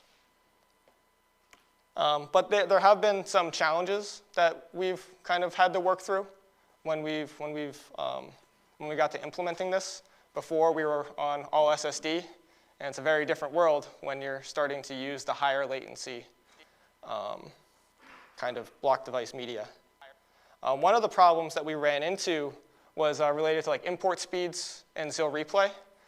We noticed that ZIL replay for certain workloads and access patterns was higher than expected, and it's not necessarily surprising, but it was pretty high. So we have to look into like what are the key contributors to this. One of them is that ZIL replay, it's sequential and it's single-threaded, and that's for a reason, just to maintain integrity of the data. The higher ARC miss penalty when you were actually replaying the ZIL and actually going out to the intelligent tiered storage layer in the single-threaded fashion was also like the dominant latency factor for it. And because you also want to drive the throughputs, you want a higher dirty memory, so you can buffer as much as you can. You're building up more transactions inside the ZIL. So if you did happen to have to like failure or something, you do need to replay the ZIL, you are going to be replaying more transactions. And this is like kind of what it would look, this is the diagram that kind of looked like went before we made our changes. So you would have like a transaction chain of all the outstanding transactions that are currently active in the ZIL. And then every single call to the replay transaction, when it would go to, depending on the transaction type, call ZFS get on the data to kind of pull in the records and all the blocks that are associated with that transaction that's being replayed. If it needed to go to the pool to get the record, like updating a directory or something like that, and it had an ARC miss, you would have tens of milliseconds of latency. And if you kept on extrapolating that, if you have hundreds of thousands, millions of records, you can have a very long ZIL replay. So we kind of said, like, how can we improve it? It's not necessarily like immediately straightforward. Parallelization is like difficult. It's done in order for a reason. You have to preserve the integrity of the synchronous transactions. And our solution that we kind of did a draft pull request in earlier this year tried to address the core problem, which is like, how can we reduce the transaction replay latency of this every single transaction in the ZIL chain? And our solution was to perform like a read-only pass over the ZIL chain in parallel, where we don't perform any of the mutating updates, just to load the data into the ARC in parallel. And what this kind of looks like, and we used like the SPL abstractions and the task queues to do this in ZFS today, so it wasn't too much work, is every single transaction would essentially load a log replay struct into a task queue that kind of had all the core information of the transaction that was being replayed. So it's different for every single transaction type. And then the pool, the worker pool, in parallel would perform like a custom, not the exact replay function, but a priming function that would call the relative zget and z information. So we could load and prime the arc in parallel from n workers. And so when we actually go to replay the arc post-priming for real and actually do the mutations, when we're going through the chain, all the zgets are just coming from memory, and it's just as quick as it was before. And this is kind of the speed up that we had for this. This is a particular workup or access pattern that we had in the pull request.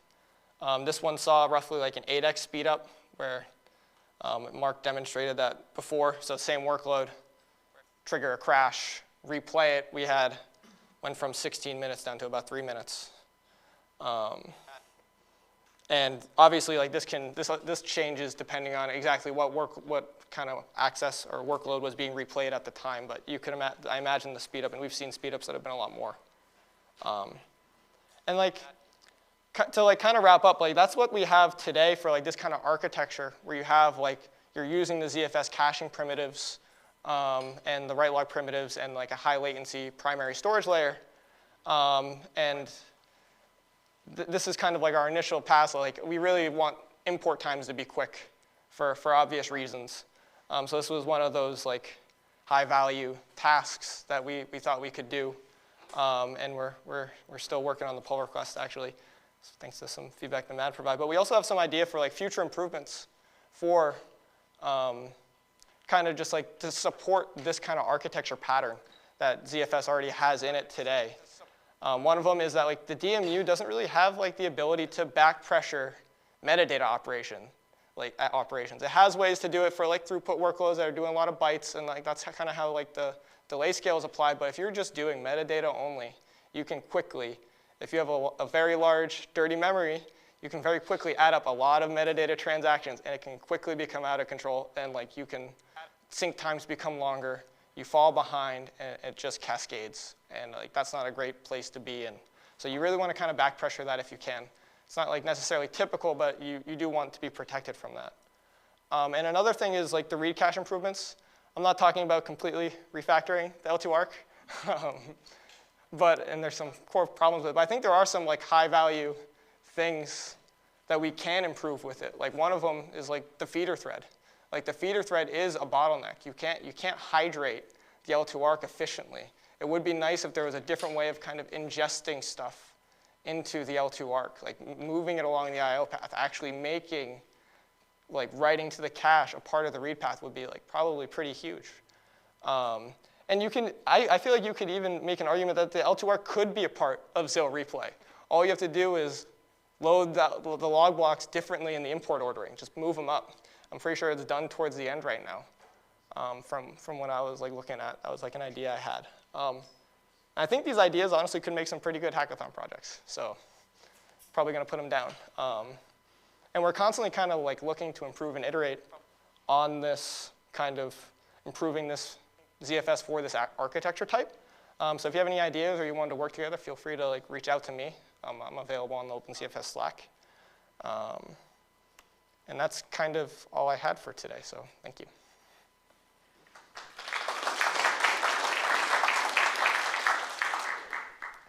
Questions? Alan? So for the ZIL replay stuff, are you priming the whole thing before you start replaying? Yep, yeah, exactly.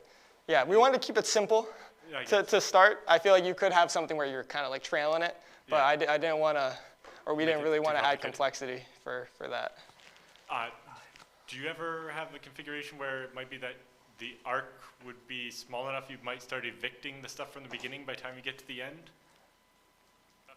Not that I'm aware of. I don't know if that's like, because I feel like for most parts, like it should be in dirty memory anyway, all the open transaction stuff, right? Maybe I'm wrong. Right, but I just mean like all the stuff you're priming, if you primed enough that you filled the arc, it might evict the. Oh, I see what you mean. I see what you mean. Yeah, I'm not personally aware of like a transaction we faced pattern. some of the same problem when we were priming the dedupe table into the arc. Oh, interesting. Yeah, although in theory, Alan, if it's from a panic, you know, I think he's right that all that data should have fit into the arc beforehand because you were in the process of pushing that out when you crash, so it should all fit back in. Yep. Question. Thank you. Anyone else? I have a question from one of the people watching on the stream. Wanted to know if EC2 gets all of the parallel I/O paths to many EBS in a pool and maybe a dedicated ZIL, for example, for trying to increase performance from the user side of things. The service is kind of structured in general where like we kind of abstract like compute and hardware away from the user. So like customers can choose like a throughput tier, and then that is using like SSD type or similar media to do all of like the ZIL stuff. I can't really go into like much beyond that. Thank you. Thank you. Alex? I'd just like to comment that the PR you mentioned, it was opened in February. I commented it back months later, and it never got any traction after. Yep. So no. I'd be happy if we return to that topic because it's obviously interesting.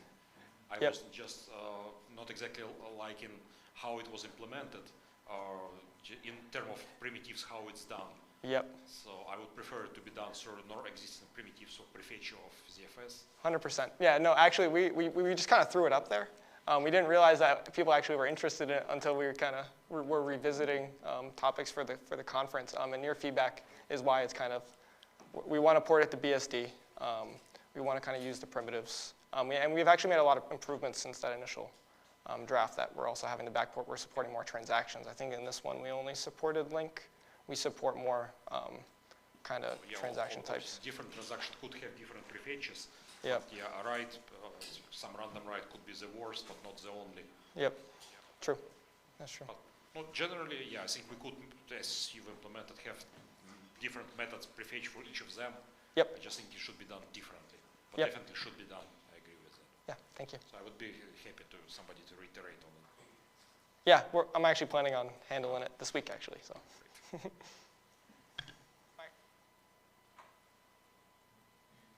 Anything else? That's it. Thanks, everyone. Really appreciate it.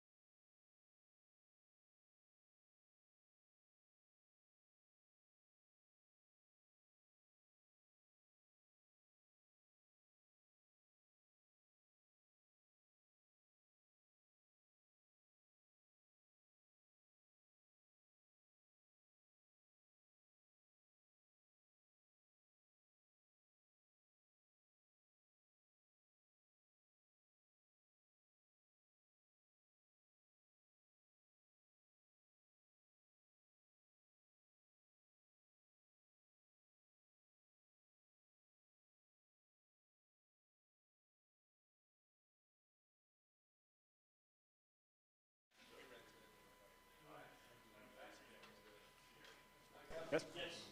Can you hear me now? There we go. All right. So talking now about QLC NAND and ZFS, and as it turns out, this also applies to hard drives just slightly differently. So on the fly, we'll kind of incorporate some extra things we learned earlier this morning. But basically, the concept of this talk is, what do we do when the disk wants to ask the ZFS for help? So if you don't know me, I was here an hour ago. But yes, work at Clara, and we work on ZFS. So first up, we have quad level cell NAND, and what does that actually mean? So when we first started getting to play with Flash, I remember I got my Intel X25, which is like an 18 gigabyte thing, and it was super fast, and it ran my database really well, and I loved it. But it cost a lot of money. And so that was the single level cell Flash, which is the most basic Flash, right? Each cell has either a 1 or a 0. Either it's positive or negative, and pretty straightforward.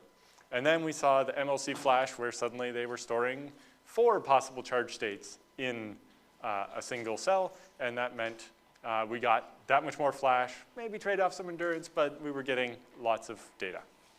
And then with TLC, it gets even bigger. Now we have 8 different charge states. So because we have 3 cells, so 2 to the power of 3 is 8 possible charges, that meant even more capacity. But again, maybe we were trading off a little bit of endurance, but the endurance has got so much better, it was kind of okay. But then when you get to QLC, when you have your quad level cell and 16 different charge levels, it turns out it can get a little bit difficult to tell the difference between charge level 13 and charge level 14. Especially as the cell's starting to degrade because you've used it a whole bunch already, or just you've not read or written that specific cell in a while, or worse, people who have powered the drive off and left it in a drawer for a while and then come back and want to read it and wonder why it doesn't work.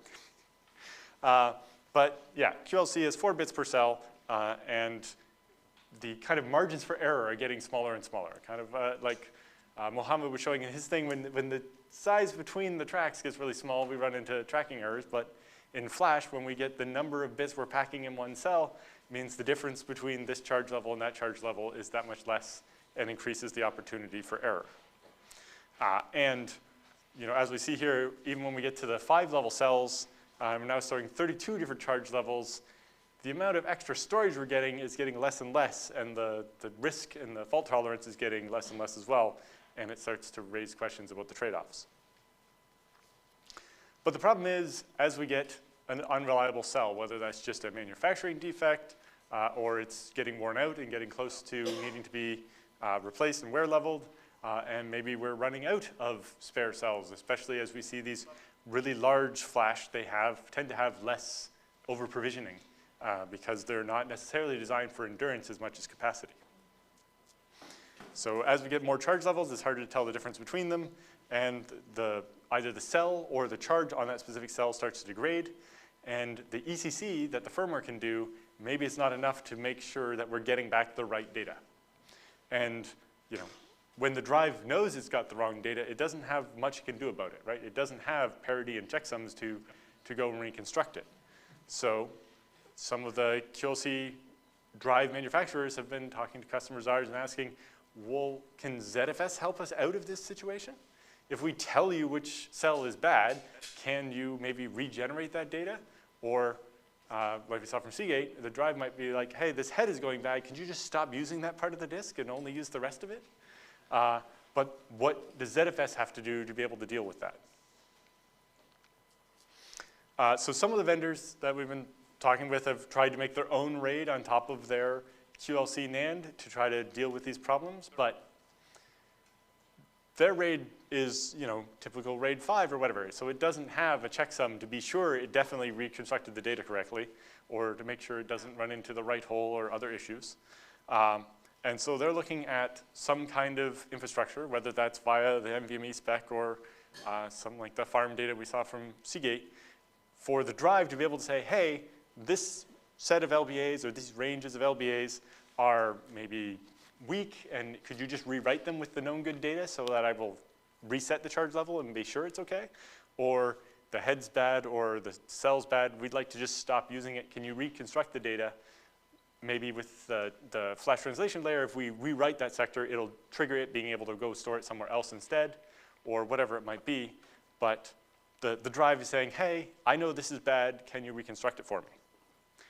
And ZFS can, it has everything, but if we're given just an LBA, we can maybe translate that into a DVA, but we can't really get from the DVA back to the object or the block pointer that actually has the checksum to allow us to do the repair.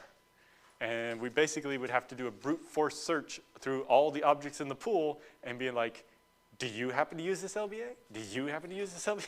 Until we find the one that does. And you know, there's got to be a more efficient way to do that, right? Or maybe there isn't. And so are we kind of just keeping a list off to the side of all the known bad LBAs and then doing like a lightweight version of a scrub where we're just walking through all the objects and comparing their DVAs to this list and be like, okay, now I found the objects that I want to, you know, trigger a resolver or rewrite on to try to refresh this data and make sure it's rebuilt.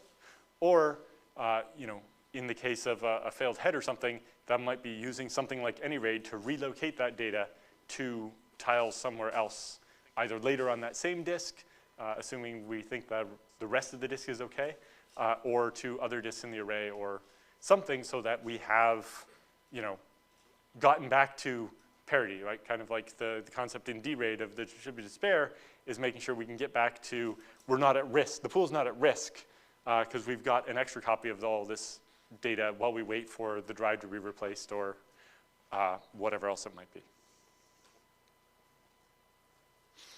So how do we work backwards from the LBAs we know have a problem to the objects that they actually represent?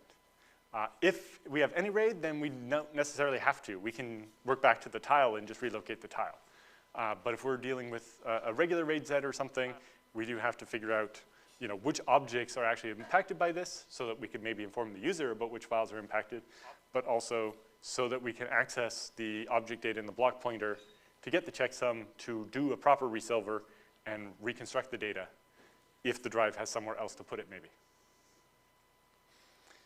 So because ZFS allocates all of its blocks dynamically and stripes them across all the VDEVs, there's no kind of back pointer from a DVA to an object. And doesn't seem like there's a very good way to do that efficiently. So are there any bright ideas on how you might work backwards from a known bad range on disk to which objects are impacted by it, other than basically having to do a scrub, which, as we know on these pools, could take a week or more. And that's a lot to do in response to the drive saying, hey, I have one sector I don't like.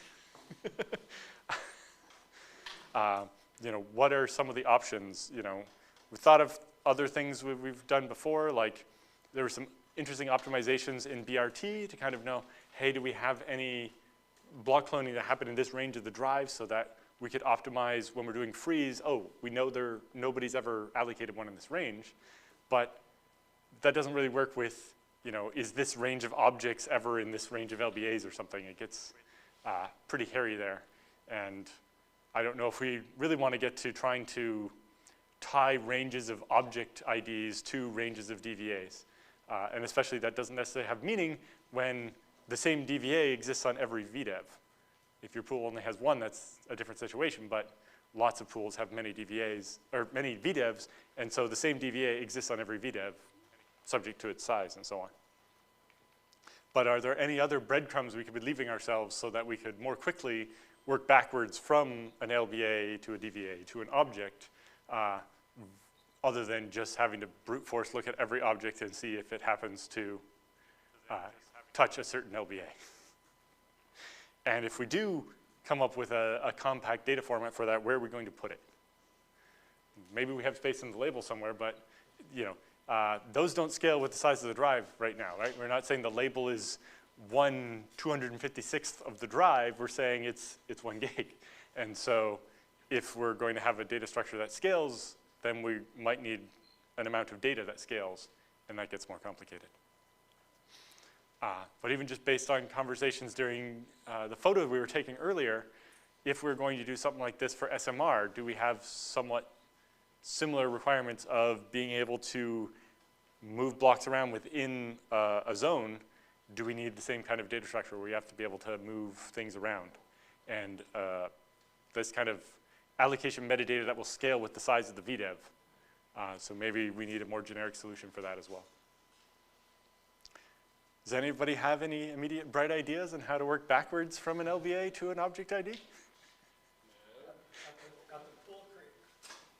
At the pool creation point, that's the first time you get ZFS sees any physical, any part of the physical realm. Even at a high-level map of some sort, to say, hey, I don't want to call them zones because that's totally overused, but this is a region that then can, instead of it's a scrub, it's a scratch, because I'm hitting one little point, scratching the edge to figure out where that might be. Just abstract it one or two or 12 layers.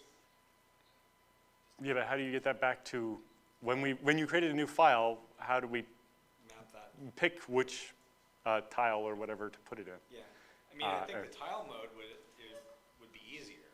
Right, because if we just have to rewrite or relocate the whole, well, if we're going to copy the whole tile to another drive or another place because of a failed head on a hard drive, that's relatively easy to do, although we still need the object to do the parity, right?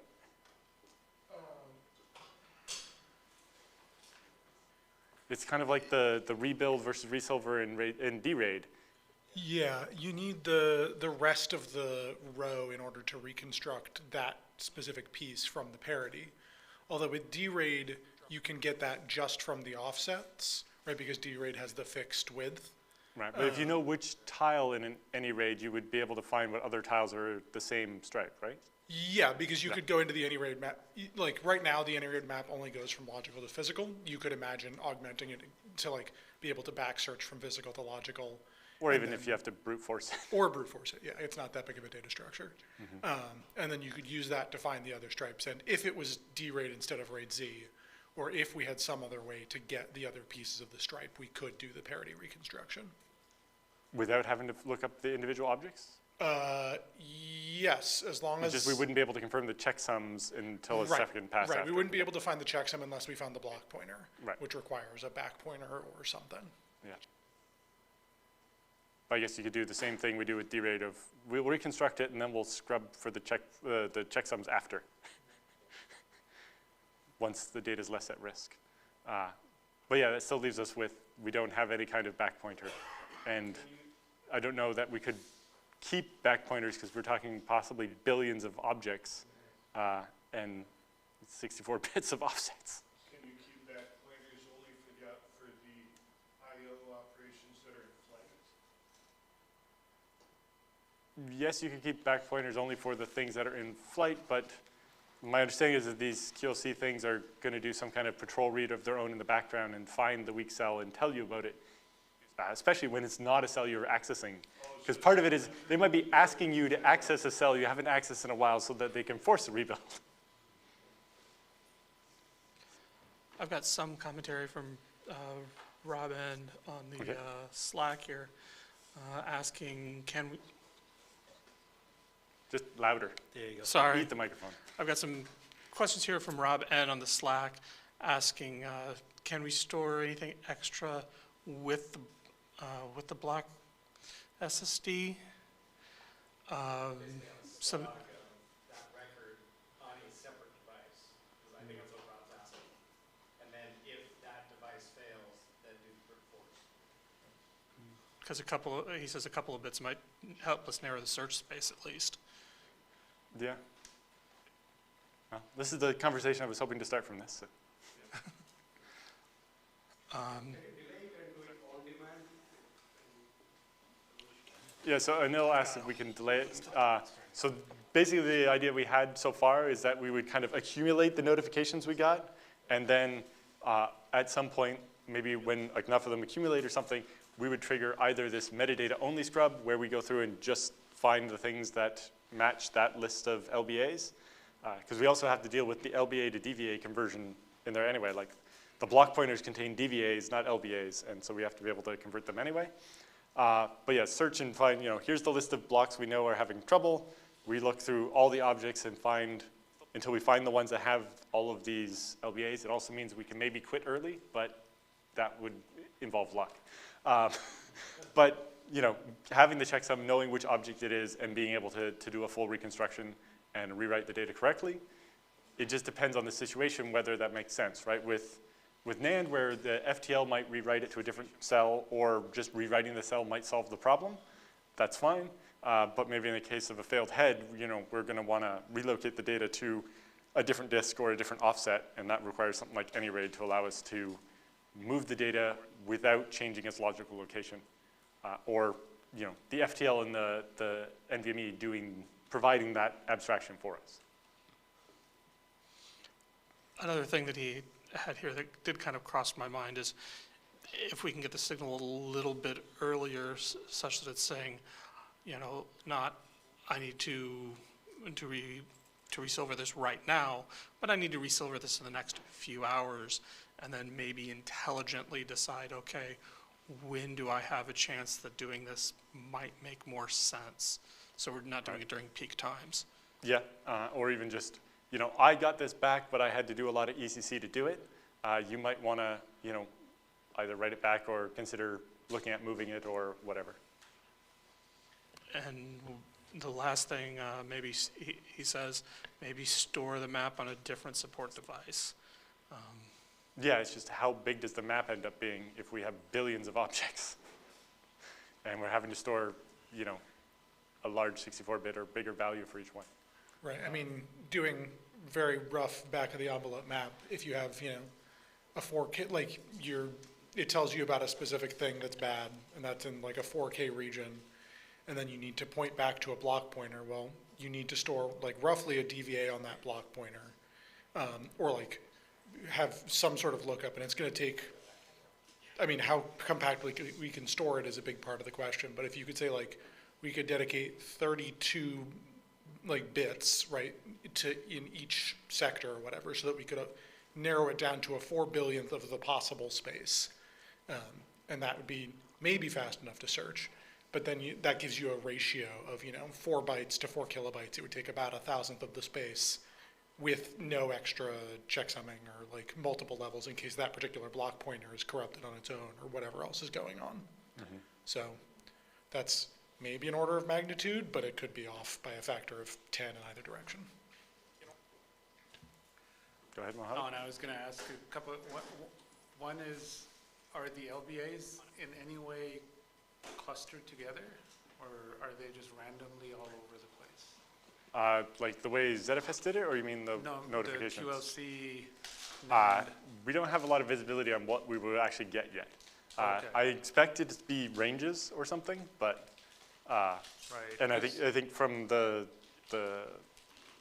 regen, the non-destructive regen is yours is like so that's lots why I of was saying ranges. that's because you kept referencing it, so that's why I asked. Because in my opinion, that in the head case or it says it's megabytes of LBAs together, right? Mm-hmm. So it's not like this LBA one LBA gone bad. So that's slightly different. Somebody asked, I don't know if online or whatever, can you get prediction of like, hey, things are going back? That's definitely part of the telemetry where you can, for elements, you can actually query the health status and you go from 0 to 64 hex, and then obviously 65 is like, we have no guarantee it can fail at any time, basically. Right. And then, so if you're doing that telemetry, you can actually tell as it degrades. So I don't know if that can in that case, you might be able to, especially if it's AnyRAID, start moving the tiles while the disk still works. And things like that. Although that's probably only more meaningful if you don't have the parity to do it from. But. Yeah, but maybe, the reason why I asked about the randomness of the cell leakage is like, maybe that could be pushed back on like, hey, can we cluster them together somehow? Right, like I assume it would be at least a whole erase block at a time, so it would be megabytes of range at a time. Right? That's, But you would want to pick that up off like, something off like UDEV, not directly from ZFS talking to the drive. you'd want to go through It the depends. operating system. UDEV is evil. I wholeheartedly agree. However, that's what we've got. Right, but I think it might be something more like we want that signal to go into something like Z, the event even, and then have it decide to tell ZFS what to do about it, or decide at what threshold it wants to have ZFS do something about it, or to Andrew's point, at what time we want to deal with the information we have, which might be outside of our peak operational time.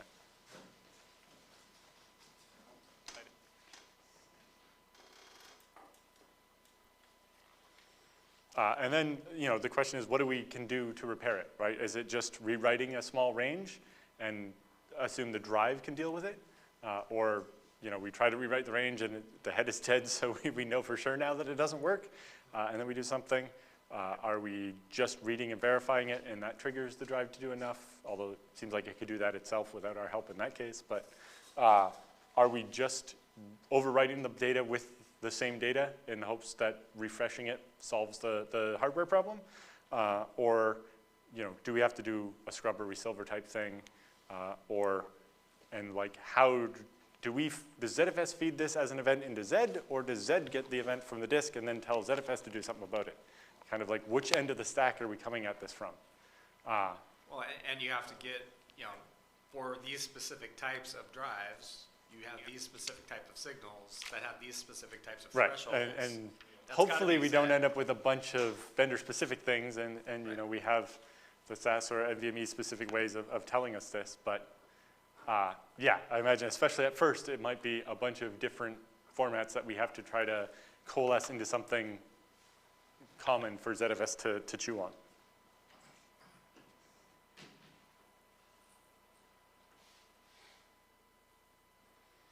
So yeah, as we get higher capacity and lower endurance drives, especially on the flash side, or even just these regenerating drives on the hard drive side, what can ZFS do to position itself to stand out as the best technology to deal with this, including maybe seamlessly being able to just continue operating when we have to regen a drive, or being able to, you have a couple of spares in your pool, and now you've lost 1/20th of this drive because of a head, and we resilver that to a spare, and then we can also replace a different failed head on a different drive with a spare, and one spare ends up covering partial failures of 4 different drives or something. Could be really compelling. And again, to Mohammed's point, sending someone to the data center to physically swap disks. We've seen posts and commentary from places like Backblaze about, we have 2 people whose full-time job it is just walk up and down the rows replacing disks all day. It's like, yeah, what if we didn't necessarily have to do that? Especially another system we built for a museum in New Orleans has a backup replica system at Iron Mountain in Virginia, but it means that they can only do maintenance on it once a quarter.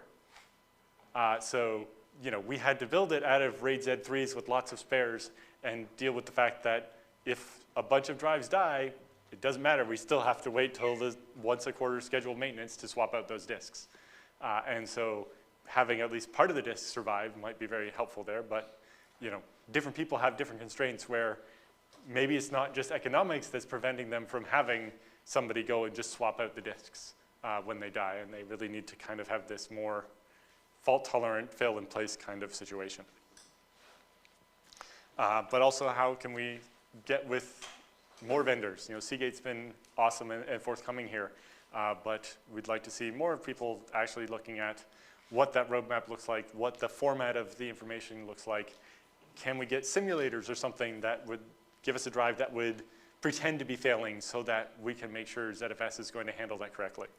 Mohammed, is that something in your realm of conversation that you can spearhead to get that kind of access between Western Digital and Toshiba and anybody else that's out there? So, I'm sorry, the ask is that... The ask is to try and figure out whether, Sorry. Obviously, it's not a standard yet. We're being asked to try and help figure it out. The vendors are going to have a big key in,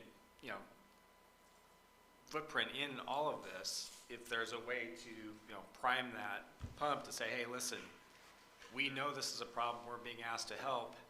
How can you help us help you? So, the stuff that I talked about is all standardized, and it's already in the newer generation already. And it's, I was explaining it to someone, it truly depends on your scale, right? So of all the failures that you get in a bath curve, from those failures, there's a smaller amount that can be fixed this way. I don't know about the NAN technology well enough, and is there a collection of places where we can do? So that's why I'm curious if LBA level granularity is something that you should design in, or probably not. Not, right? Because it's really hard. So you have to have a range level, which, as far as the spec or standard is concerned, it is written with a LBA range. So the spec, when you read it back, it tells you starting from this LBA till this LBA, all the data is gone, right? I mean, that's how the spec is written, so probably can be used. Is there a way for ZFS to, say, during the creation of the pool, query for kind of the common granularities that might have? Like, it would help ZFS if we lined up our metaslabs so that one of these ranges wouldn't be in the middle of a metaslab. Like, if we know the number of heads and like the possible range of the failure is kind of this, what the quantum would be. Every plate is a breakpoint. Yeah. These are, here's a resection for this plate, and Yeah, we might not align it, but we would make sure it was a multiple of it, kind of thing. yeah. So I mean, in the zone block devices, which Right. is another word of saying SMR, you know, I mean, you can query the drive to tell you what the zone block size is, which is generally accepted like 256. Yeah. Is what most of, like, you can, hard to find something else. But like you said, in the farm data, you can query the list of elements or whatever. Does that, would it be possible for that list of elements to also give you the range of LBAs covered by that element, even if it wasn't failed yet? I know in the SCSI, you can actually get a mapping from logical LBAs to physical LBAs. Because you have, but I don't know if the ranges per head, I have to look into it, I don't know. Okay. But there is translation tables there that can probably At least do that. provide But hints. At the time of creation of the Z pool, okay, got it. Yep. Let me think through this. Thank you. And then the obvious last wild idea is, what about ZFS on raw NAND? What if ZFS was the flash translation layer? That's a lot more complicated, but how much better is it if nobody's moving things around behind our back? But not many people are selling us raw flash at the moment, so I don't think it's at the top of our list. But always interesting to think about. I'm not looking at the guy from Pure Storage.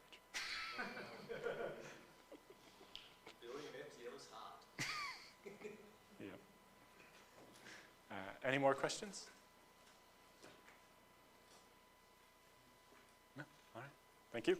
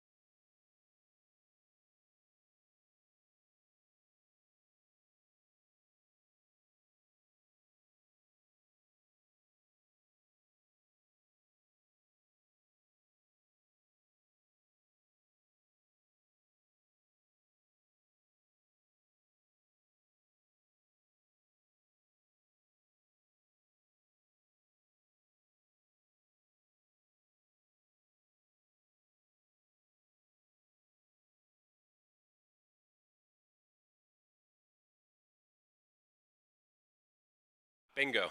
Okay, go ahead and introduce yourself and let it rip.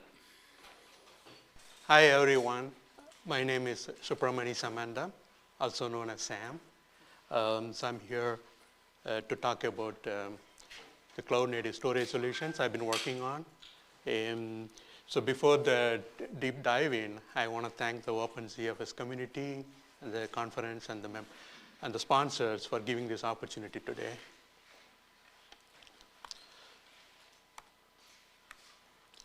So about myself, so I've been in several software engineering roles at all these companies on storage, IBM, HP, and Dell. And also, I was at the early, created a stack called Mayastore. So that was in the early software platforms. That's like during the times of Falcon Store and DataCore. So that's the first wave of software-defined storage. And so now I'm the founder of Zeta Systems, trying to build a cloud-native storage solution using ZFS and the NVMe over Fabric. So a little bit of history, how I got into this MayaNAS, MayaScale products. So earlier it was just a block storage, iSCSI, Fiber Channel, Target, and VTL. It is the first Linux storage virtualization.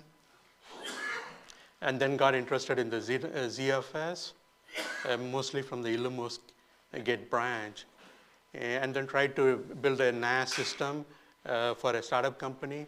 So that was for the data center purpose, bare metal and ISO cold installation. So now, on the public cloud, so we're working on these cloud native storage solutions. So this like the, so what is so different about this NAS is something I want to talk about, right? So the approach here is, so you want to have an easy to use, like a one-click deployment. You know, clusters are very difficult to set up, and also, yeah, like you don't want to build a storage system and sit there and manage it. So for that we make use of this infrastructure as code, like Terraform, so that a developer can spin up a storage solution by just injecting a few JSON object, and high availability file storage or block storage is readily available for them to use. So at the same time, it's quite affordable, it has to be. So the traditional storage solutions, they try to build, they bring the same concept, they used it for the data center products.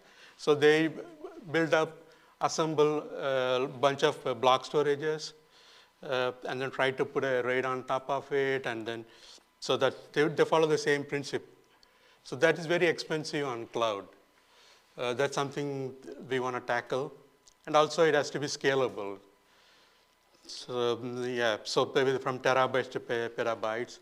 And so everything has to be like highly reliable with the active HA clustering.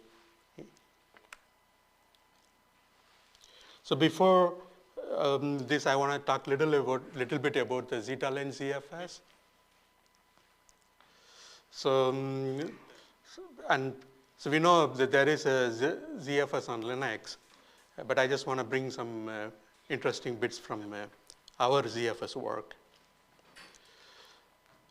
So it all started with Linux Nevada branch, and then after that it follows the Illumos Gate source code tree. Since we maintain the same tree structure, it's very easy to bring in patches from Illumos Gate rather than from the ZFS on Linux at the time. So right from the beginning, it was just a custom kernel, only one ZFS.ko module. So for our purpose, right now, what we want is a light version of ZFS, which is perfectly fit for MayaNAS.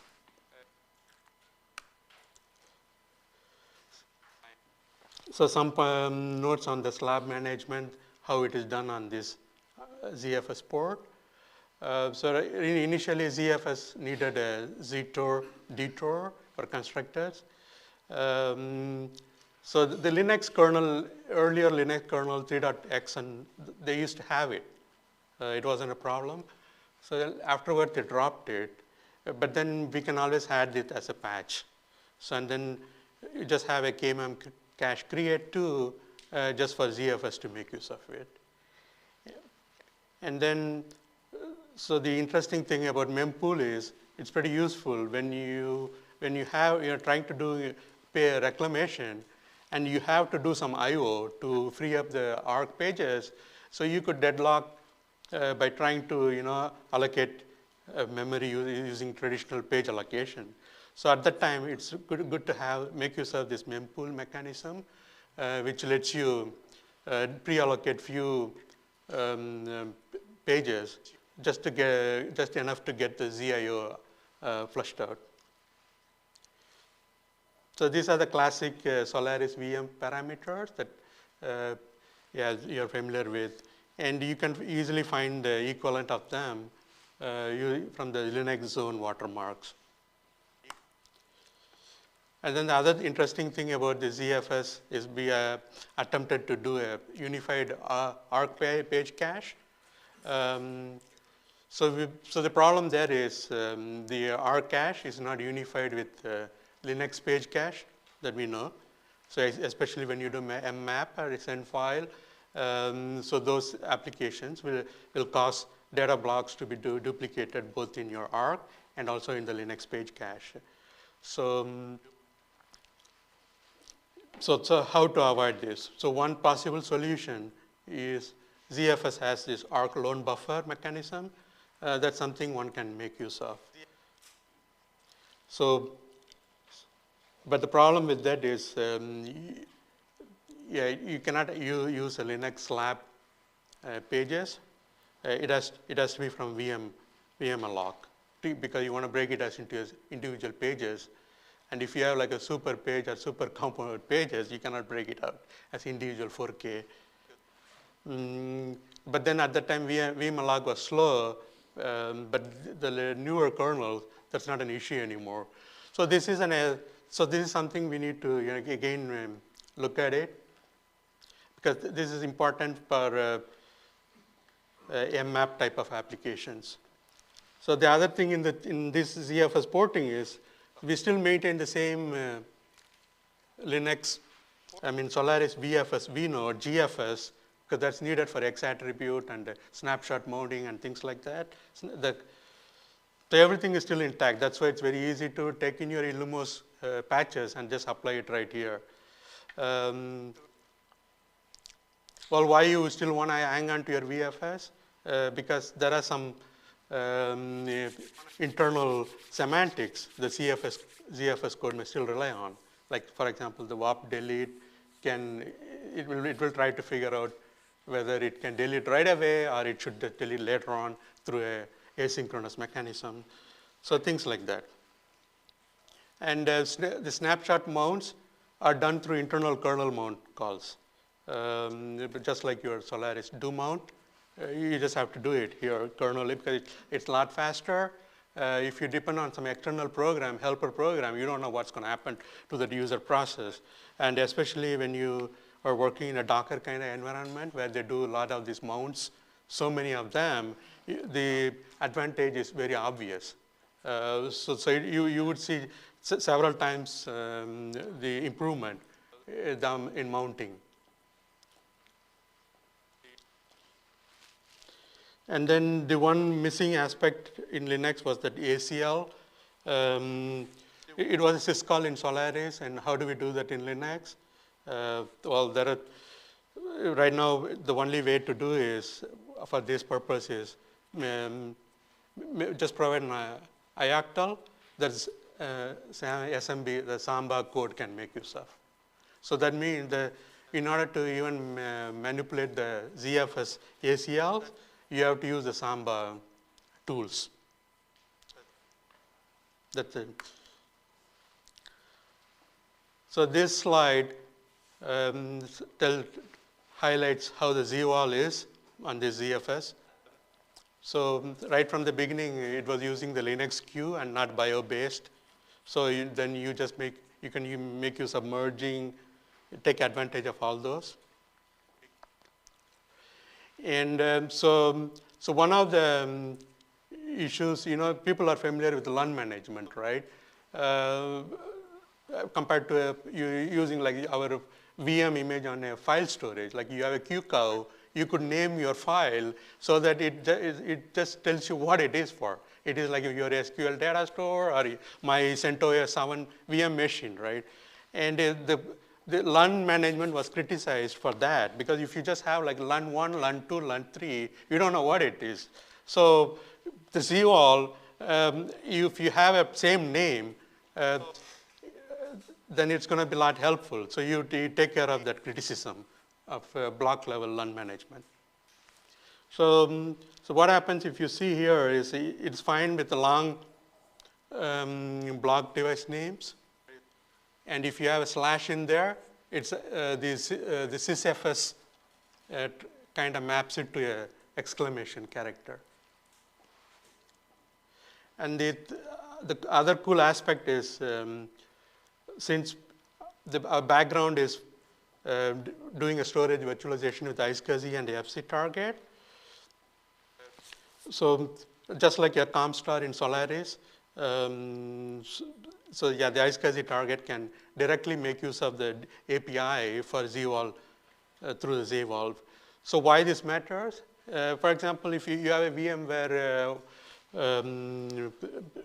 server making use of your iSCSI target, and it's trying to free up blocks or using the SCSI unmap and things like that, when you use this type of API, it's very easy to just directly call your DMU to just free up, rather than go through all the queues and get lost in the SCSI translation and things like that.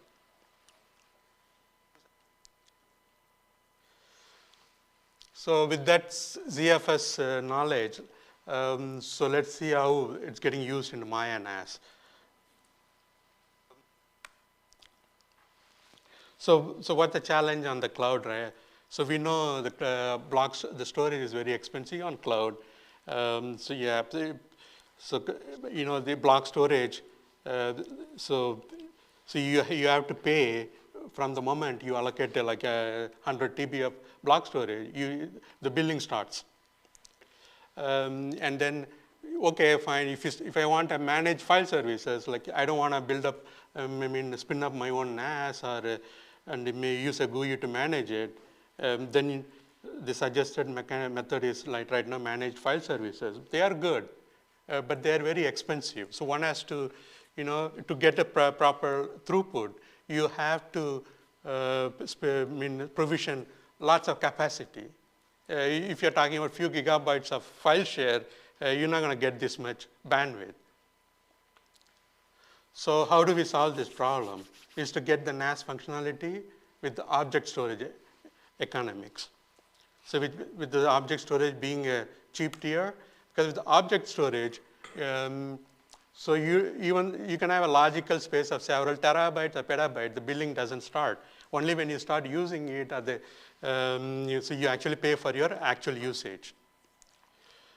So if you look at the real world data, so you tend to have this 90-10 rule or 80-20, depending on what you look at. So you're going to have, so only 10% is going to be your hot data, and 90% of them are like cold data, let's say. Then by having a hybrid storage with ZFS, so you can have your hot data on your traditional block storage, but then your cold data on the object storage, which is like a bottomless infinite capacity you have, but you don't get charged for just making use of, but just by allocating it. So right now, how ZFS fits in here, the ZFS already supports a special VDEV, which is representative of your hard data tier. And then the missing aspect there is it doesn't have an object storage VDEV. So that's what MyANAS has to work on to deliver it. So what we are doing with the MyANAS is, so it's just like a 2-minute deployment. So you use your Terraform or your deploy it from a marketplace. Within everything is set up automatically. Very less number of parameters. So with using the startup template, that cloud, it varies from the cloud. So you can have a Google metadata provides a startup template, and then it's a cloud init, or it could be a user data. So you could make use of it so that your cluster is ready within 2 minutes. And you even get one automatic NFS file share just for the heck of it to play with. So you could choose you can have like active passive or active configuration depending on your needs. And everything is automatic, so you don't have to figure out, trying to figure out which VIP address to use on which subnet, how do I use my secondary range. It's all tedious. So the Terraform kind of does everything automatic for you, the VIP address. So that's what the bottom line is. So you don't have to sit there and configure your cluster. Who knows, you miss a step, you're going to end up with a failed cluster. And then no storage expertise is needed. So from a developer point of view, all he wants is, I want something that can give me 1 gigabytes per second throughput. Then you just have to specify in a JSON, then this automatically takes care of it.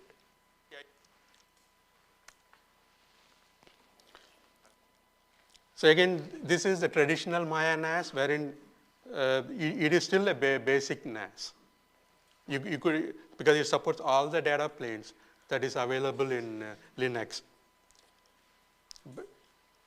But the cloud native MyANAS exploit the ZFS features there.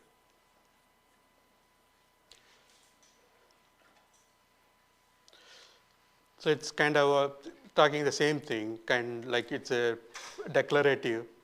So you just have to specify a policy, like I want this many NFS shares, this much NFS parameters, like a block size, and then the access control list for the NFS option. Everything you put in a JSON object, your cluster is ready, and once you're done, you can back it up and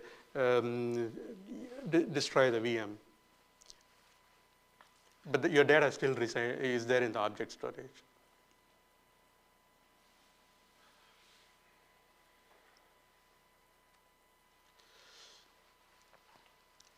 So this is how it looks like on the cloud right now. So we could do 3 types of deployments. Single node, so it's good for your DevOps or just for testing purpose, because there's no failover there. So you need to allocate a small amount of SSD for the metadata, which acts as a special video, and the other, and you can attach any number of S3 buckets. The reason why you need many S3 buckets is because, as you all know, like ZFS VDEV can load balance and you can distribute the I/O across the VDEV. And this is helpful. Suppose you don't have the habit of using a prefix for your object. It doesn't scale that well in Amazon or in any object storage. So one has to, in order to for the sharding and the scale out cluster to work very well, you got to choose proper prefix on the object names. But now, by assigning a bunch of VDEVs, you don't have to worry about that. So the ZFS VDEV load balancing takes care of the distribution across the S3 endpoints. So that's on a single node. And then again, the active passive is where you need a virtual IP. So here it's the same thing, except it can fail over to the passive node. And the active, you have 2 VIPs and 2 Z pools.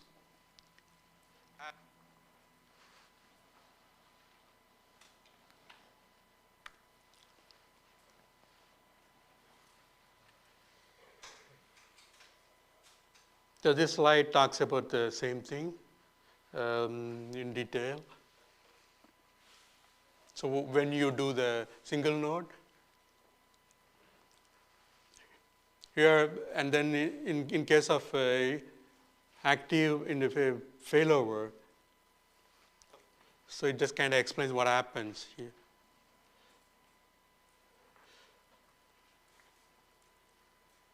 So yeah, so one of the, so there is an RTO of 30 to 60 seconds. That can vary there, because the problem being, because just like the previous session, we found, doing the Z-pool import, it can take a lot of time depending on the whether when it has to walk through the data set and blocks and things like that.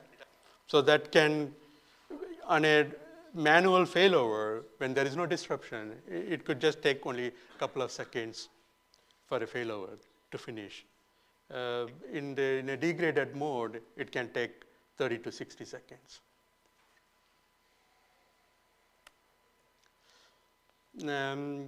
You still have the GUI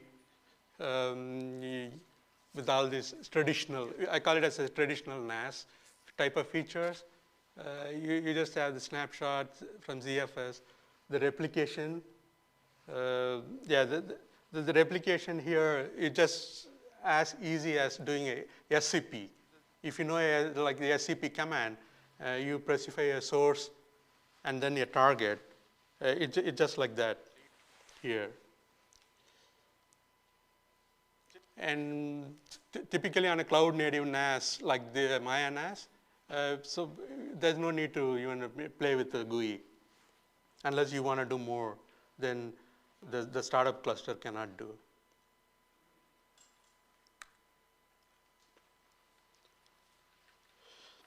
So this kind of talks about the pain points. Like you have 3 clouds, and then for from a developer point of view, how do I figure out which instance? How do I set up my networking? How do I create my object storage key? So many things there. How do I set a jumbo frame, for example? And is it MTU 9001? Or is it like 8386 GCP, or something like that? So all these are taken care of by our cloud native solution.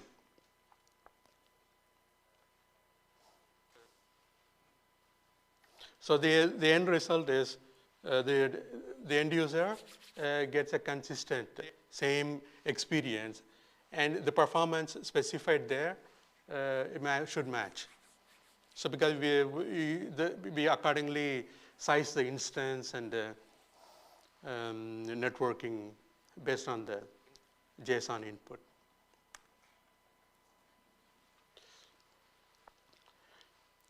So here is the software architecture, how it looks like. So the hybrids storage, the special VDEV is already there. The new stuff is you have yet another VDEV module called the VDEV object backer. So that's the new thing over there.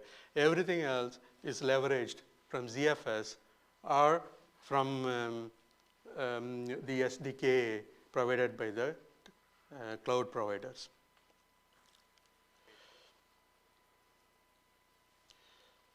So I think so the audience might be familiar with S3 backer, a popular open source tool. So that can also act like a block device or a file, represent as a large file to ZFS, and one can make use of that.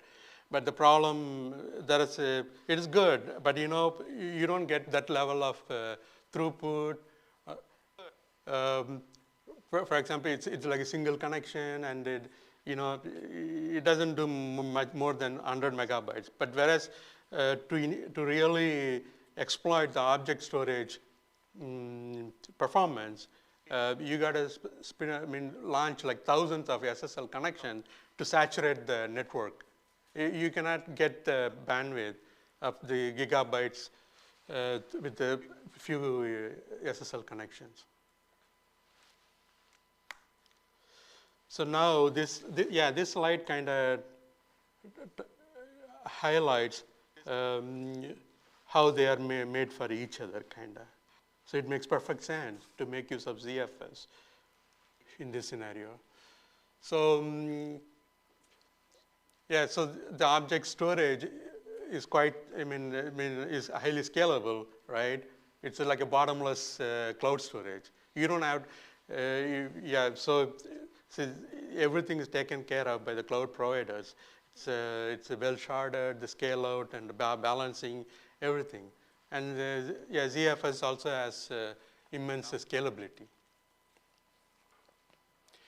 And in order to get your throughput, you need to have concurrent request, and the ZFS have no issues in doing concurrent request.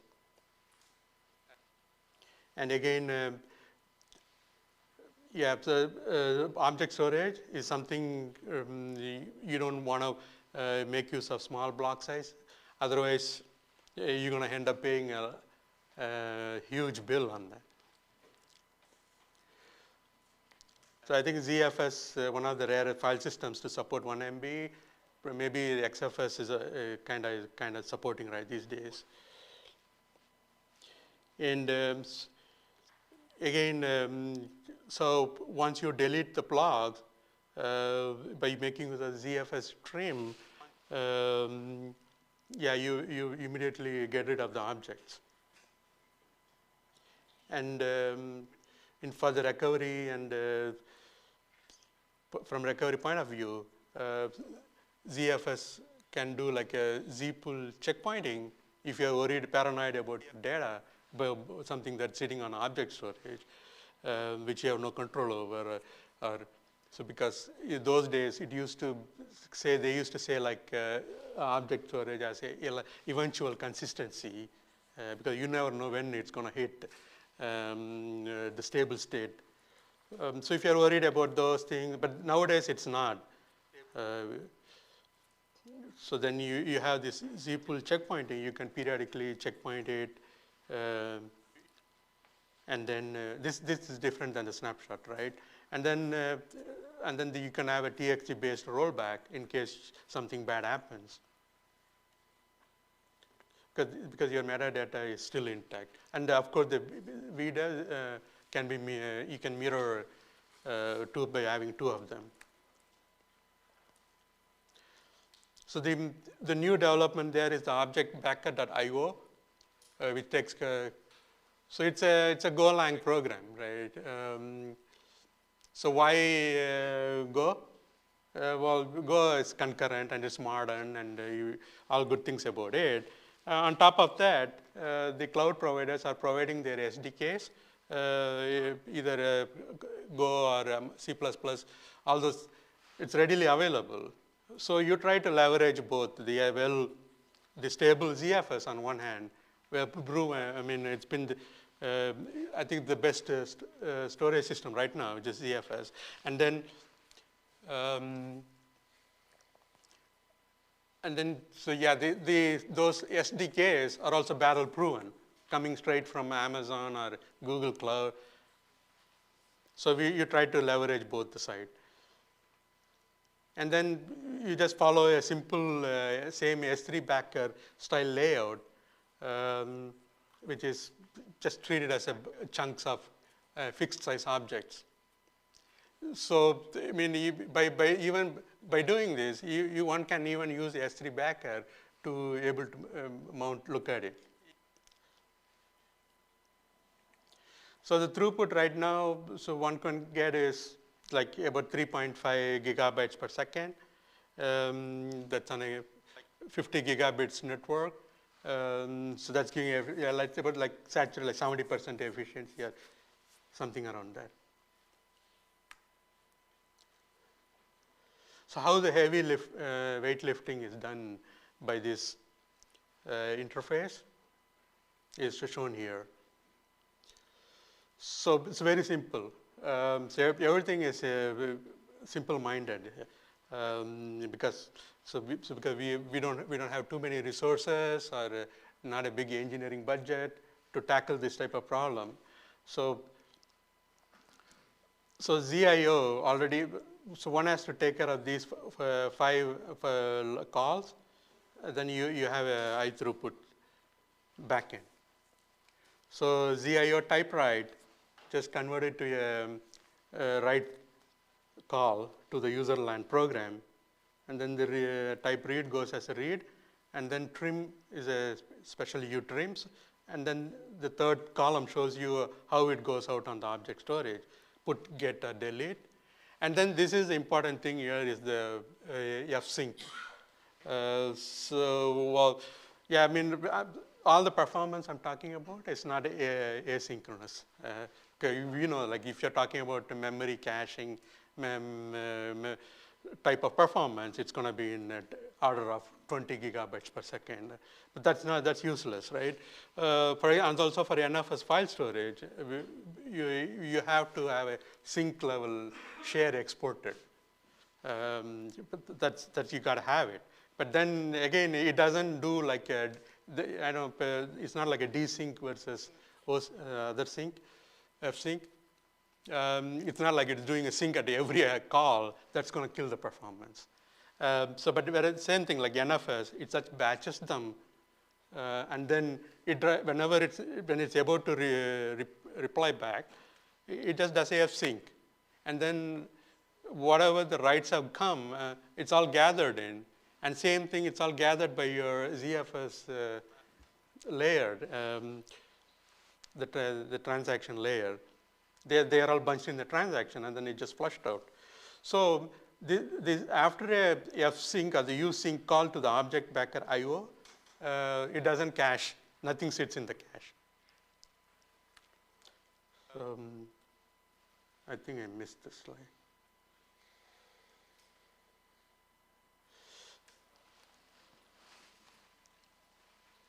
So this kind of talks about this flow here. So yeah, you need a perfect alignment here in order for these things to work.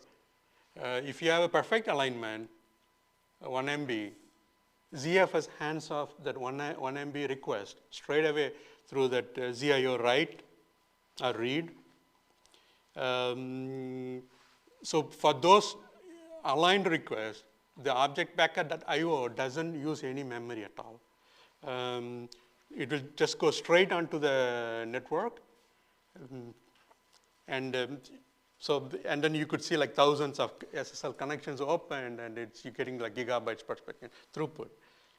Only in case of pathological cases where it's unaligned, and it should not, because when you have a special VDEV, it's supposed to go there, all metadata and things like that. Let's say you don't want a special VDEV. I'm fine with using only object storage as my VDEV. It's fine too. Then what happens is you end up with unaligned write. Then in that case, it has to do a read modify write, which it will be in memory only. It is still fast. So you will see this object backer IO consuming gigabytes of memory because things are so fast. But then when you do a sync, so it's just kind of make sure everything is stable on your object storage. Any questions?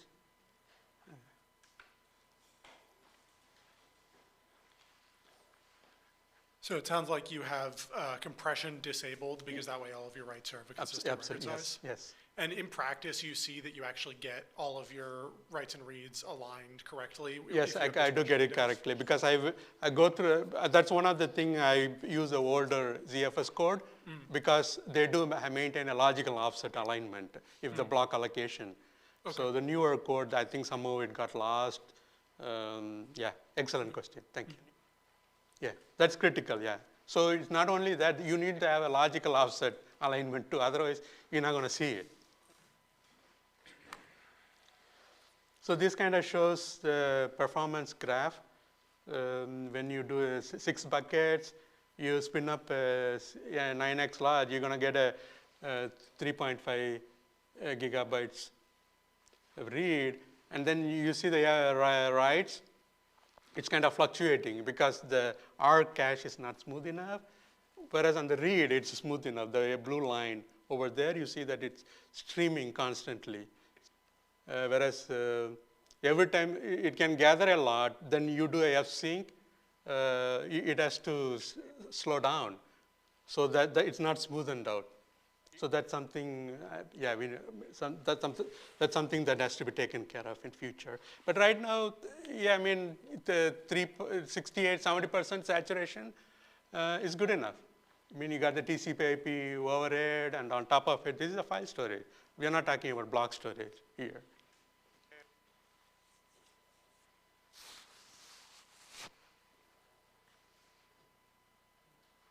So the red line over there is the network ceiling.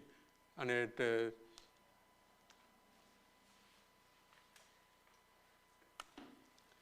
and then this kind of shows what happens during the CPU utilization for that type of throughput. Yeah, only during the CPU read it was intensive, but that means if you improve the ZFS write, that simply shows that there is room for ZFS write to be perfected if you have a perfect R cache. Since I'm sure like a lot of work going on, it's been a constant work, right, in the ZOL and TrueNAS folks also working on those. So once you perfect the R negative effect, or the caching side effect, then you're going to have a smoothened performance graph. So that covers on Maya NAS. And this next thing I'm going to talk about is the cloud native block storage solution based on NVMe.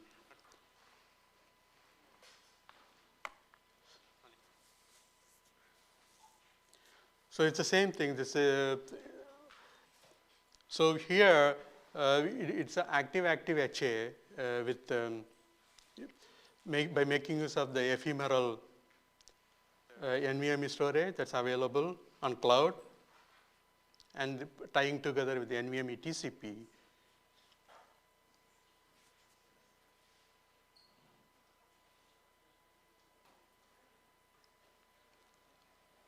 So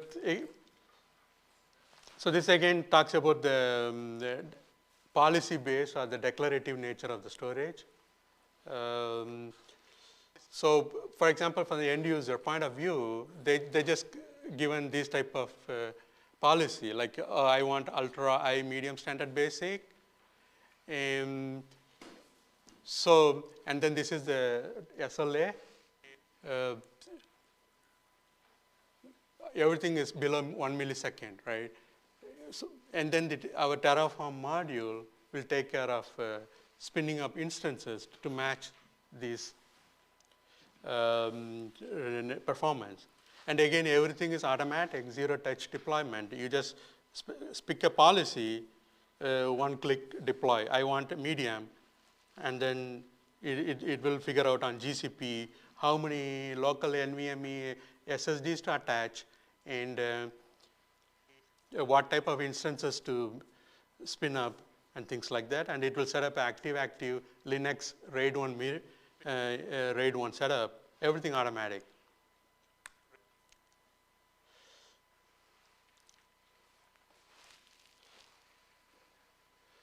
So here it's kind of like why you need two different solutions.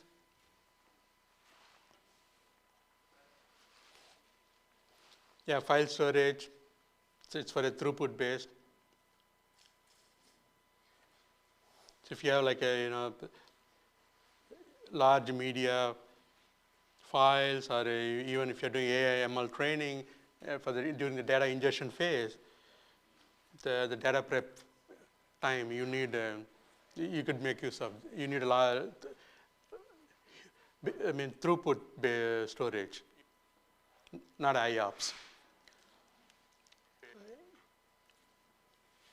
And your workload, you establish a pattern wherein you have 90% cold or 10% hard, then you can spin up a hybrid storage.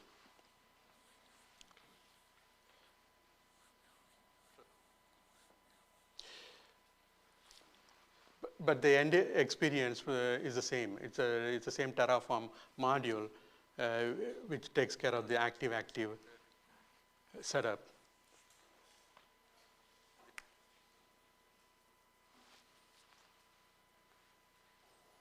So this is one slide on a multi-cloud data orchestration. You have all the solution existing on cloud, public cloud, and from your data center, you just need one VM running MyNAS, and it can, by using the ZFS replication, send and receive, it's pretty easy to get your private data onto the public cloud, and then you can do a bursting and then start working over there. This is pretty useful in a situation where you have data in your private data center, and you don't have the resources to do the training or to do analytics on your data. Then it's, and if let's say if it's sitting on your object storage already, you can easily get it across using MyNAS.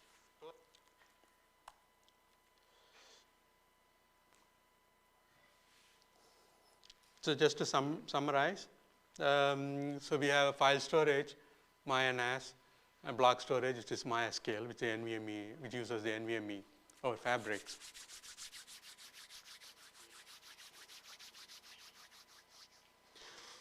So save a consistent experience. So you have the same, since we set up the cluster using startup scripts, so no input is needed afterwards. So it automatically attaches the capacities, whatever you specified for your shared storage, and then the object storage is just a logical size. You can have any size you want, and if you are fine with the default NFS share that is getting created, then you don't have to do anything after that. You just continue using it.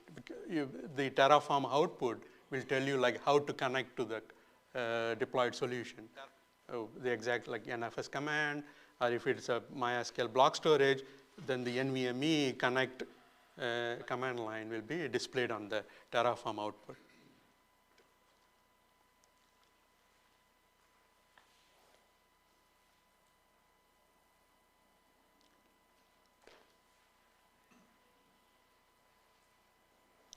So yeah, kind of see like what is next, right?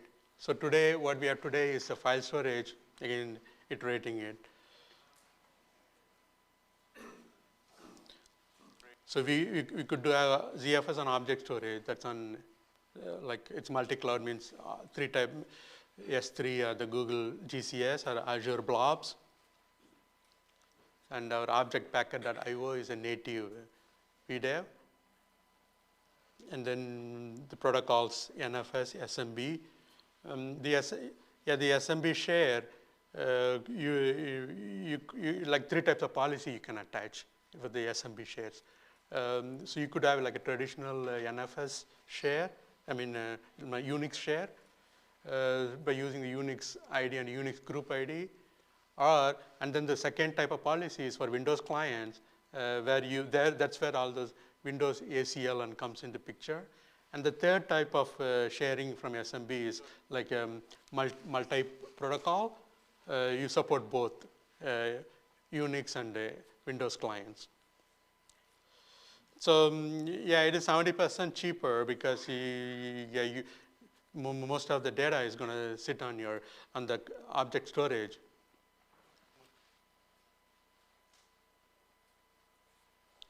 So with the NVMe or TCP, so you get like millions of IOPS at all sub-millisecond latency. You don't need to spin up powerful instances. So we figure out what the storage is optimized, or is it network optimized instances, and how many SSDs to attach. And it's very cost effective. For example, on a GCP, you could achieve the same 1 million IOPS with the older Ice Lake kind of family of processor, right? With the N2 instances. But again, with the N2 instances, if you are not careful enough, that it will end up provisioning the older model, the Cascade Lake or something like that. So all those are taken care of in a Terraform module because everything is validated, right? So it's in the SLA guarantee. You want 1 million IOPS, then it will spin up. It will make sure you get the best Ice Lake family processor, and then you could still use the Sapphire Rapids or the Emerald Rapids, but then it's very expensive because the way they charge a lot for the compute along with the SSDs. But here, for a block storage, hardly uses compute power, we all know.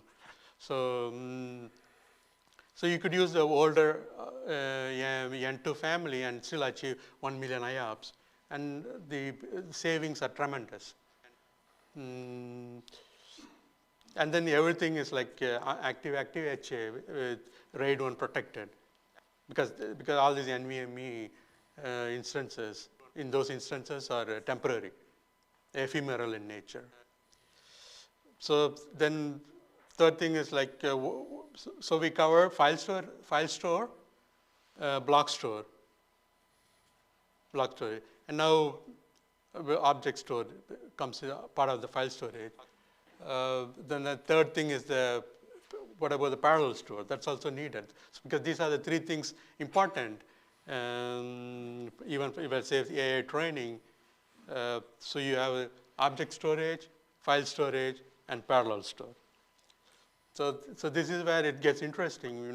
One could make use of the Lustre, or you go with the traditional PNFS, because you have a cost-effective high throughput per node ZFS, which can act as this OSS target with the HA, with the Lustre can readily make use of, all with cost-effective, right?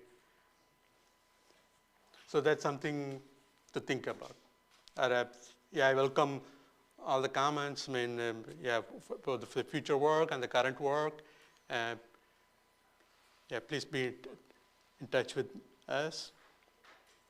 And I left some business card because hopefully we stay connected. I have a question regarding that. There is a repo on the card, github.com/zetalane-systems. What will we find there, and what's the license it's under? It's the Terraform. Right now, all the solution is on the marketplace, can be consumed. So that GitHub will have these Terraform modules to make use of. And later on, so we'll figure out what to do about how to open sourcing it or getting it, things like that, because right now, since we don't have too much resources, this object backer IO is self-contained, so we need to figure out. That's something, we will talk and keep the dialogue going, that's for sure. And yeah, thanks again to the community and yeah. Okay.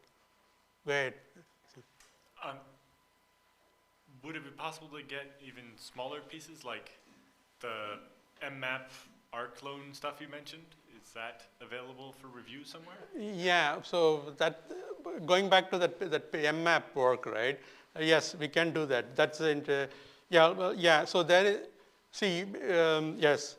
So, for example, there are some things to look at, like vmalloc may not be performant, and now you guys have the ABD, which is even better now. It makes it easier compared to vmalloc now.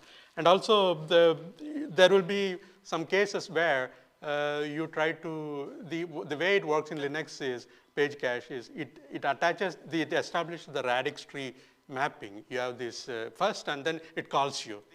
So you cannot say, hey, you drop that allocation, let me loan you a buffer.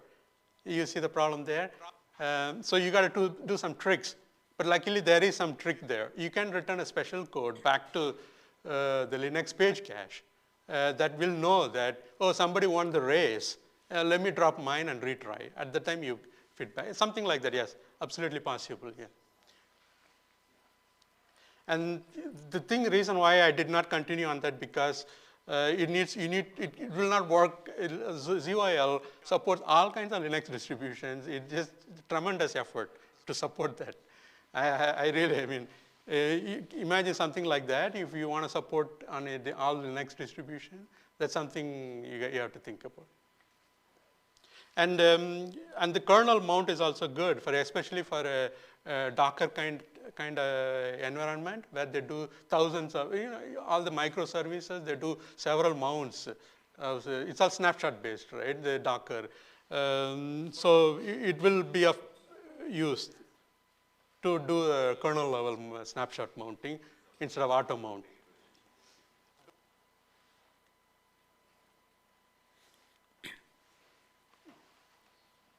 We have a comment from the Slack channel.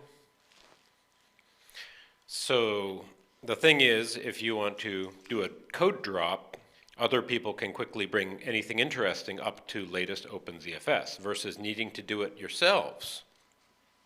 So let's just rephrase this broadly. How can we help? You said your resources are limited. How can we bridge your code with the broader upstream? The page cache code, right, you're talking about? You've covered a lot of components. Oh, okay. You've covered very many things. Yeah. Yeah, that's something, yeah, we will talk about it. Yeah, sure. Well, some things like, for example, you have ComStar in Solaris. It's pretty natural, right? You can integrate directly with ZWall. But here on Linux, you don't have that. It's like, yeah, there's already too many competing projects. That's why I couldn't compete with them. Like SEST was there. And even that guy couldn't compete with the Leo target that made it to the. So that's like, but Linux, so which one are you going to support, right? That's a question. So this kind of, by keeping everything integrated, that's the philosophy of ZFS, right? Don't trust the module, other module, because it's going to drop your information. So same thing. Why push an I/O that goes through a queue several layers, and you end up with something different? Yeah, so things like that we have to see. Yeah, that's a good question, and definitely I want to, yeah, get this thing going, right? Especially the page cache and work like that. Yeah, definitely. Other questions?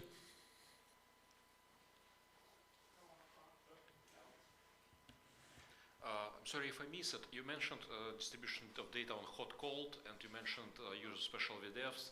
Have you done anything on top, or you require users specifically distribute what is hot, what is cold? Well, yeah, I mean, art versus cold. It's right now, if the user can specify the size of the special VDEV, or it could be automatic. Let's say I want 1 terabyte of entire storage, you just put a percentage like 100 GB. No, I mean what is tracking, what is hot, what is cold. I'm sorry? How does UNAS by itself decides what is hot data versus cold data to put them on special VDF or on object storage? Oh, okay. I see. Oh, well, that's the thing that says, yeah, this, well, we don't know, right? So it doesn't matter. If you have like any CF special small blocks, that just goes to the SSD, right? Yeah. So yeah, I mean anything above 1 MB, it doesn't matter. You don't have to be really cold, because if you see the throughput, it is immense, right? It's a very one bucket can, I think, AWS guarantees a lot of bandwidth for a S3, as long as you saturate it with multi-concurrent requests. So yeah, so if the size is aligned, you should not worry about writing to the object storage directly. So it is fast. Only for small blocks, anything where the object packet IO is not going to perform well, yeah, you need those tunable special small blocks so that you get it to the SSD. And that's going to grow, right? Like you said, how they will know how much the size is going to be. Well, yeah, what's the solution? ZFS should answer it. You have one more special VDEV? Is it possible, or right? Or what do you guys think? No, it just, you mentioned that in specific context of hot and cold, which means I would interpret as something often accessed versus rarely accessed. But I understand now that you just mean smaller objects versus bigger objects. Yeah. Okay. Thank you. Well, yeah, and the ZFS VDEV can, you need like 2 of them if you want to mirror. Yeah. Any more questions?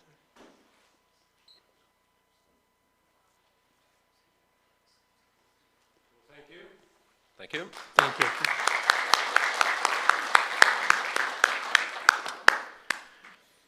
Let's have a restroom break. We will meet in 10 minutes sharp, and I'll give you some choices of what's next, but we'll ease into the evening until dinner.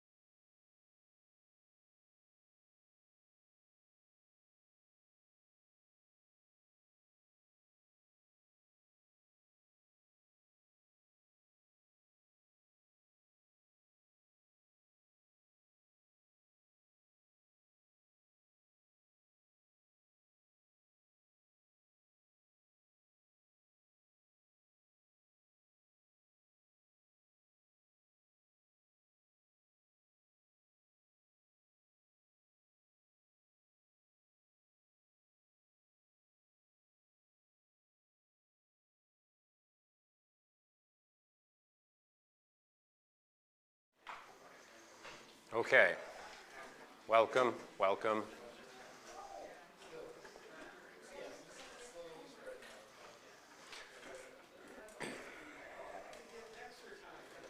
Brief final Dexter time, I promise. So, I've done my best to read the room for a few years now. I will provide a bunch of context and then one simple focused question with some tiny support questions. And I never did an introduction because this is not about me. This is about you, your work, and all that. And no one introduced OpenZFS because everyone knows intimately what that is. I'm glad no one just gave a nice breakdown of that. I'm out of Hollywood production. That's why kitchen crew to all the AV, you name it, is just natural to me. I was born into that, whether I like it or not. Left Hollywood for up here when Canada, Vancouver attracted Hollywood out of Hollywood. And I got into computer science and various things. I wear a few hats with Patrick and Alan, and the three of us, we wear a BSDCan hat. Any attendees of BSDCan here? 1, 2, 3, 4, 5, 6. Okay, so a good portion. That's the biggest event in BSD circles. And it's regaining its footing after lockdown. And our Patrick is the chair next year. So good work, Patrick. I'm also involved in the Beehive hypervisor, something that came out of a community effort like this, Meet BSD 2010, where like, we need a hypervisor. Okay, and it appeared and it's needed shepherding over the years. And I've provided TrueNAS support for a decade. That didn't quite survive lockdown, but it's driven me in new directions, working with people in this room, Levi in a local car dealership, which is great to go from global support to local support. And Alan, you nicknamed me the Rolodexter because I know people. And there's, I think, some truth to that, but I'll leave it to your assessment. So I'd like to talk briefly about the vendor-neutral commons, again, based on my reading of the room for a few years now. There are familiar extremes, call them the bathtub, call them whatever you please, but we have vendors. Sun gave us ZFS, and then OpenZFS, and other wonderful things. And every vendor plays a key role. Many of you are associated with vendors, and a key point in all of this, you were maybe a full-time employee at one point, and you've made your way into a contractor, and that's a very different reality, but working on the same code, which is awesome, because you probably do it because you love it. And they're the vocal hobbyists, and in circles they get a lot of attention. Some of them make some really good money, like making awesome money. And they're both very well represented. And with the production user calls I mentioned, I maintain 3 calls a week. Many of you have been on them. I've been identifying a middle ground because I think between those vendors and hobbyists, there's a lot of great stuff going on. So in the broader context some more, there's the whole vendor tattoo removal. Are there any ex-CentOS users in the room? Show of hands, any? Are you willing to admit that no? Hell no. Hell no. So vendor affiliations come and go, but I've known many of you through many titles. So it's the you I care for, not necessarily the vendor. Their acquisitions, there's all kinds of cool stuff, but you matter. So vendors do their things for their reasons. But then the hobbyists occasionally give inconsistent advice, to put it really politely. And I've been ragging on events and just the whole, we always have this event, we've always attended this event. No one enjoys it, but we've always done it. It's like, well, yeah, it sounds like a lot like Latvian traditions. We've always done the exact same thing in the exact same spot, and that's just how it's done, right? I was like, oh, okay, fine. So, Stu said traditions are peer pressure from our ancestors, or I'll revise it, from dead people. So the hobbyists, they do crazy stuff. Yay, it's great. They get lots of hits. They get stuff, which is great. Yay. Okay. And for the vendors, there's the magic quadrant. We're all competing, and some of you in this room are competitors who are really trying to go at each other's throats and get yourself up there and get your product in the blah, blah, blah, blah. Yeah, okay, that's cool. So I prefer people leave their guns at the door exactly as you've done here. I know you've been at this event, Mohammed, but I remember you from SNIA. And having worked on their DPPC committee and the follow-on rename of it, I like their model. I think that's pretty cool for a vendor trade thing. Who's not familiar with the, say, SNIA SDCs, the Storage Developer Summit, 2 out of 30-something. It is an event every fall, always competing with EuroBSDCon, that is truly focused at storage developers, the people like Mohammed who are working on truly the plumbing and the hard questions, and it's just delightfully handled. It's expensive to stay down there in the Bay Area. Check it out, SNIA.org and SDC videos. I've given talks, you've given talks, a bunch of you have given talks. It's very cool. It's one of the best models I've seen to date where vendors come together and come up with redfin standard, redfish, those swordfish, thank you, yeah, I got those confused. Yeah, thank you. You know what I'm talking about, you're talking about. LTFS, I believe, is a SNIA standard. And granted, the competition of vendors and standards and their own implementations that they sure feel are standard and all that, that's a whole battle that at least we've come up with a pretty consistent on-disk format. Good work, gang.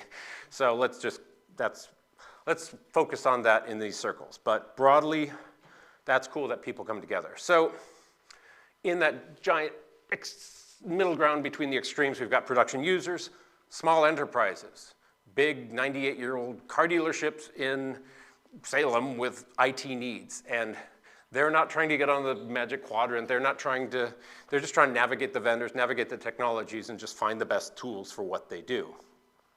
Again, between all those FTE employees at giant FANG companies, et cetera, there are a lot of independent developers, and I'm sure a lot of you want to keep it that way if it fits your lifestyle and the numbers work out and you get some independence, hallelujah.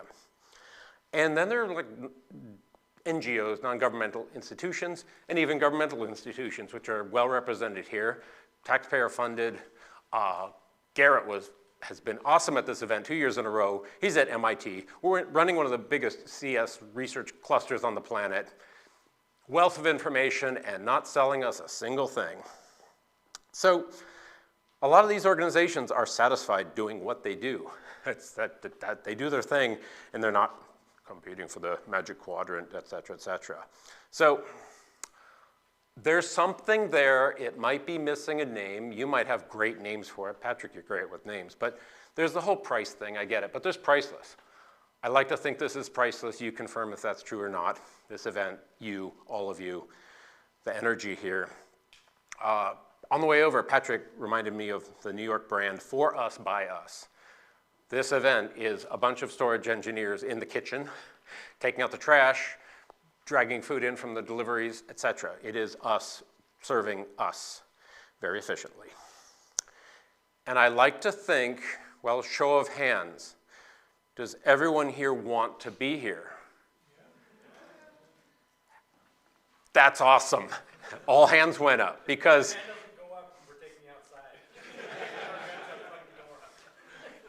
you're like, it's cold for the photo. I'm like, it's not raining. You're cold, but not wet. That's actually pretty cool this time of year. That's awesome this time of year. So none of you are staffing a trade show booth, but I'm sure many of you have, looking at you. Stewie's walking out the back. Yeah, so I'll drop that point. Anyway, so thank you for wanting to be here. That is pretty unique in this weird industry we chose. And we have a very different industry from pre-lockdown, or events have gone away. We rattled off earlier, 2 days ago, all the LISAs, all the OSCONs, all the big events that defined events are largely gone. I'm glad supercomputing's picking back up, but the comment was because, well, most of the others have gone away, so fine, we agree on that. Okay, cool. So right here, right now, literally you, us, Matt's still here. Thank you, Matt, for hanging around. So let's discuss some directions for all of us. So, sponsor feedback. This was the worst event ever because there was not one badge scan. I mean, that is just a failure, an absolute failure of this event. 50 people, I mean, we just got back from NAB. I mean, that's just, I don't even want to talk about it. That's disgusting. One sales lead. It may have been awesome and it was great between, I don't know, Levi and Pure and you name it, but I mean, where are the leads? I mean, our sales team has their metrics, and if you don't meet those metrics, it's like, you don't, yeah. So, unfortunately, with the caliber of the event in Portland, we can't justify the platinum sponsorship. And that's crushing for want of commas. Just like, seriously, we've all looked at a lot of sentences, a lot of code, a lot of whatever. It's like, get those commas in there, please. So this is something new. This is something different. For me, this is just instinct from the hip. There were times it's like rough and we're missing things. There are times it's just been great. The mics are working out great. You name it, whatever. So this confuses people. This doesn't fit the traditional models. Maybe it scares people to have the notion that they flew someone out for a 50-person event that didn't get a single lead, because that's their metric of success. I, deep in my heart, hope we have different metrics of success. We can maybe formalize those. Don't know. Maybe it's lines of code, maybe it's ideas, maybe it's the future of OpenZFS. That's up to you.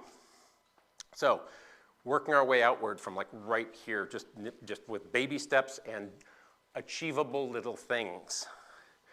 In this country, from the whole do the right thing, do good public benefit, you name it, or industry benefit, there are two traditional models, the 501c3 public benefit nonprofit and trade associations. They both put on events. The Linux Foundation has usurped many events as a trade association. It's, people put vast amounts of money in it, and hopefully they're happy. And as you may or may not know, but you better know, Software in the Public Interest, SPI, is the fiscal sponsor of the OpenZFS project. And Matt started the day with an explanation of where the money goes, what they handle. They hold the domain. They receive the money for this. My heart is in the public benefit ones because it's the true alternative that this country offers to vendors. I'm not beating up on vendors, just that's the mechanism that hopefully we can all agree to. And so thank you, Matt, for choosing that years ago. I had nothing to do with it, but thank you for that. And for this event, it's a savings account. And OSU, OSL, and thank you, AWS, for credits, you name it. That's small but critical. So, Matt, has the SPI effort ever supported developer work? I don't think so. That is the most safe, neutral, awesome approach. I have zero issues with that, because if we choose this half of the room and pay them and not that half, well, then suddenly half the room is pissed off, or person working for this vendor, you know, blah, blah, blah, blah, blah, blah. So I get it. I appreciate it. I'm not criticizing that in any way, shape, or form, because this is the bare essentials a project like this needs, and you've pulled it off very, very well, and I consider it a great thing. From the User Summit this last 2 days, Chris Moore made some very good points, and others, about what does documentation look like in 2027, I'll just say. You have AI training, both local and global, and it's just gobbling up everything. And your documentation needs to be authoritative and hopefully the first thing that comes up, because with the decades of ZFS, there's documentation that no longer applies to Oracle, let alone OpenZFS, let alone you name it. So that stood out to me. And let's very briefly, what's the state of documentation? The manual pages, they're very good. It was in the Delphix office where someone proposed breaking them up into sections, and that was beautifully done. Very cool, and consensus then was the manual pages are quite good. Same today, in this room, different group, great. The wiki, an unnamed person close to the project said burn it down. I am doing my best to update the summit page, and then the companies that are related to it, but even that can be a tar pit, because some are maybe still around, but in a different form, and please send me that text, and a logo, and. So there's that little corner I've put my toe into, but it's a vast project. Related project documentation, be it the FreeBSD handbook. It's had some of the best OpenZFS related documentation at some point. All documentation ages like, fish or other things, so it's a definite challenge. And this may shock you, but the FreeBSD project is a whole bunch of volunteers, vendors, a foundation, you name it. So many of the same factors and literally same people we have here are part of that. And we're all competing for time. We're busy, you're busy, everyone's busy. I don't mean we royal, I mean everyone's busy. Probably because you're really smart, really kind, which is a good sign. So, vendor documentation. There's some great vendor documentation, but there's always a risk that it's potentially not vendor neutral. Going full circle to that point. So, show of hands, this is slightly sarcastic. Who wants good developer manual pages? Yeah, pretty much everybody. Job security, I hear. User manual pages. You double as users, you consider yourselves as users and developers. So I think we've achieved consensus there, and it's not controversial, and I just want to show some respect to that, because great work. You've pulled it off. Excellent. So back to the notion of the vendor-neutral commons. All the things that we rely on heavily, be it creating products, running a nonprofit that does something but still needs reliable storage, running a car dealership, doing what we do, day job, don't care, the commons are really important. Perhaps in ways that people don't realize, like you can download an OS with OpenZFS, and it just magically showed up there. It's as if like the tooth fairy made this great thing in it. So not everyone needs to know how the sausage is made, as they say, but here we are making the sausage. So that said, also from the User Summit, quality control, the test suite, we've had some great discussions on the production user calls. I think we are all concerned about solid bug and feature attention such that bugs are triaged quickly, features are shepherded in quickly, of the highest quality across the board. I hope that's not a controversial statement there, but another show of hands, like who doesn't want the highest quality OpenZFS achievable? This guy, yes. Day job preservation, but no, one hand went up sarcastically, but it's a sarcastic question. So quality is critical to everything we do, and we build on that. Everything we do is a step forward. Flash was barely a thing when ZFS arrived. We're talking about Flash over fabrics, et cetera, well, we gotta stay current, but it's all built on the foundations that have been built. So I think we have consensus on documentation, code quality, and maybe the summit, you're happy, you're cool, is that cool with this? You're cool, I've got one thumb, cool. Well, one person's happy. So if explaining the value of the summit is difficult to marketing departments who control sponsorship budgets, et cetera, wait till they hear about documentation and code quality. That's a hard sell. It's like, well, we want it better. And manual pages, and we want those accurate with good code examples. And the marketing department's like, please stop talking, please. So giving credit where credit is due, many vendors, y'all, are prolific contributors to the commons, without question. I'm going to jump right to it. Just thank you.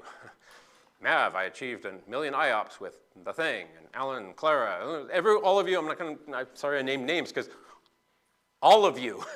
So we've got a lot of consensus, I hope. So the question I mentioned, who, and I'm reading straight off my slides for absolute clarity, who in every regard would like to formally and collaboratively improve OpenZFS documentation and code quality? From there, what does that look like? And who will fund it? Because that's the hard part, be it for a summit, be it for a documentation project, for a test suite, which won't get you on the Gartner Magic Quadrant, but it's really, really important. And if successful, do we add a broader scope and more mandates to that? This has been mildly egged on by conversations this last 2 days. There are those vendors who are like, yep, let's make it better. There are those marketing departments who are, we don't understand. And so I don't know if anyone has the authority at their company to make any decisions, but I would like to know, as participants, as contractors, as all of you, what does that look like to preserve the neutrality that absolutely, without question, serves the commons and is not some individual or company advantage or angle or something? Because I think we have consensus. I saw a lot of hands, and if we come to consensus, a lot of you people in this room are the ones who would move this forward. And again, your time is precious, and compensation's pretty important. That's what I wanted to say. Please think about it. We can address it now as a group or revisit it, but I've got your attention. Oh, rephrase. The kitchen crew says, you are not being fed until we come up with, I'll rephrase, one action item. What action item would be the next step in taking the soft consensus we achieved here to a formal consensus? What if? Discuss. And I'll take notes. Thank you. What if and I'm going to go from the end user side of it. Dude. Keep getting around. We can't hear you. So what if from the end user standpoint, there was a GitHub project that is kind of like Basecamp, kind of like documentation I've written internally, shared with others, that type of stuff, that is the collaboration space, that at then some point, some well-paid intern can come through and, make it pretty, make it searchable, make it AI-able, LLM it, reg it, whatever, pick your acronym, that then can be, pointed to, as Deck said earlier, the authority of ZFS for searching of anything coming up. Whatever that means, however that happens, I'm not that expert, but there are resources available to help with that. And the one caveat, again, being a vendor, is there is some secret sauce, but the secret sauce can be pulled out of it to say, this is standard. Anybody that's been working with ZFS or ZFS, you're welcome. It lasts for a whole 3 days after this. That's so, that once you've worked in it any amount of time, these are the 47 commands you use throughout the year.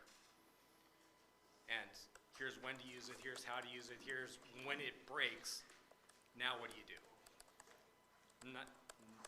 Not wanting to, step on Clara or anything else, but their support for figuring out what happens underneath when shit goes really sideways, that is their value add, 100%. But there are some things that may be useful as a global support first step to iterate through, hey, these are all my settings, and combine it all into something useful. Combine all the data into something useful that we can then turn into information and make decisions upon. You get all that? You tell me. Microphone? It's more of an expert. Microphone? Nope. I want to hear you. We want to hear you. Oh. Yo, Webb. Turn around. No? Huh? Handheld? Handheld is coming. I agree with him about the idea that it's more like an expert. If you have one place where you can put all of the things that go wrong and how to fix them, then by nature of point an AI at that, and it's going to tell you these are the things that are priority that you should probably fix. And when to give up. When to debug? And when to give up, and call one of us to help you. Yeah, because my biggest concern is the answer of what the right thing to do is almost exclusively it depends. Yeah. 1,000%. That is Stu's default answer. A very key point is what not to do, for what it's worth, just saying. Yeah. And depends. My bigger concern even than that, when we're talking about AI, is that AI is absolutely authoritative if you ask it about any problem, even if it's authoritatively wrong.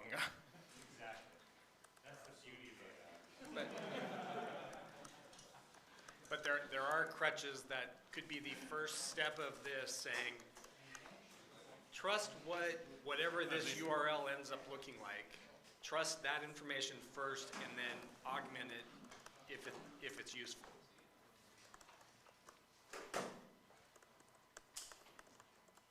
Other voices? I just I'm want a to add- secretary now. Oh, I'm sorry. Once you have something like this in place that can become a better place than Reddit, then you can go onto Reddit and point everybody there.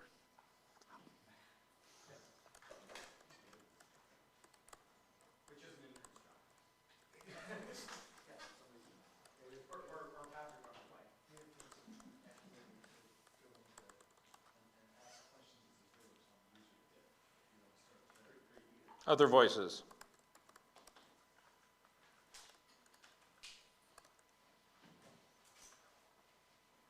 Paul? One thing that's important for a lot of this stuff is that documentation can bit rot. Absolutely. Like We have said, done, like fish. over the years, a pretty good job of keeping the man pages mostly up to date. When we change tunables, when we change all these things, the man pages usually get updated. But I think it would be good if, and this is a small change, if we have a sort of canonical documentation source like this, we should make sure when we're doing code reviews and pull requests and all that kind of stuff, that when you check the little box that says, I have updated the documentation, that includes this documentation. And like, before we land the PR. Yeah, or like, make sure that that stays up to date and keeps getting updated with all the new things that come in. I think the biggest reason that the man pages are kept up to date is that they're stored next to the source code. And if other documentation were stored with the source code, it would stand a much better chance of being kept up to date as well. I'm going to reiterate what I said the other day, timestamp everything at the top, because you get 100 things back when you do a search, and most of them are antique and are bloody. Our search engines never, ever give us the option of chronologically sorting things.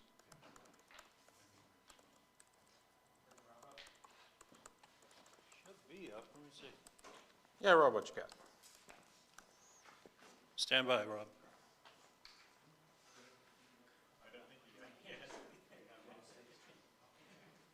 Hello? If anyone could just say hello. So to, Yeah, bring him up. A little more, Rob?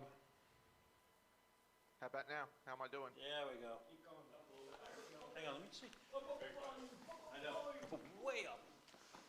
Might have him too low. Oh, so I'm hearable So now? we can hear you now, you're just very quiet. Give us a second. Yeah. Okay. Keep going. All right, well, I'm just making noise, blah, blah, blah, blah, blah.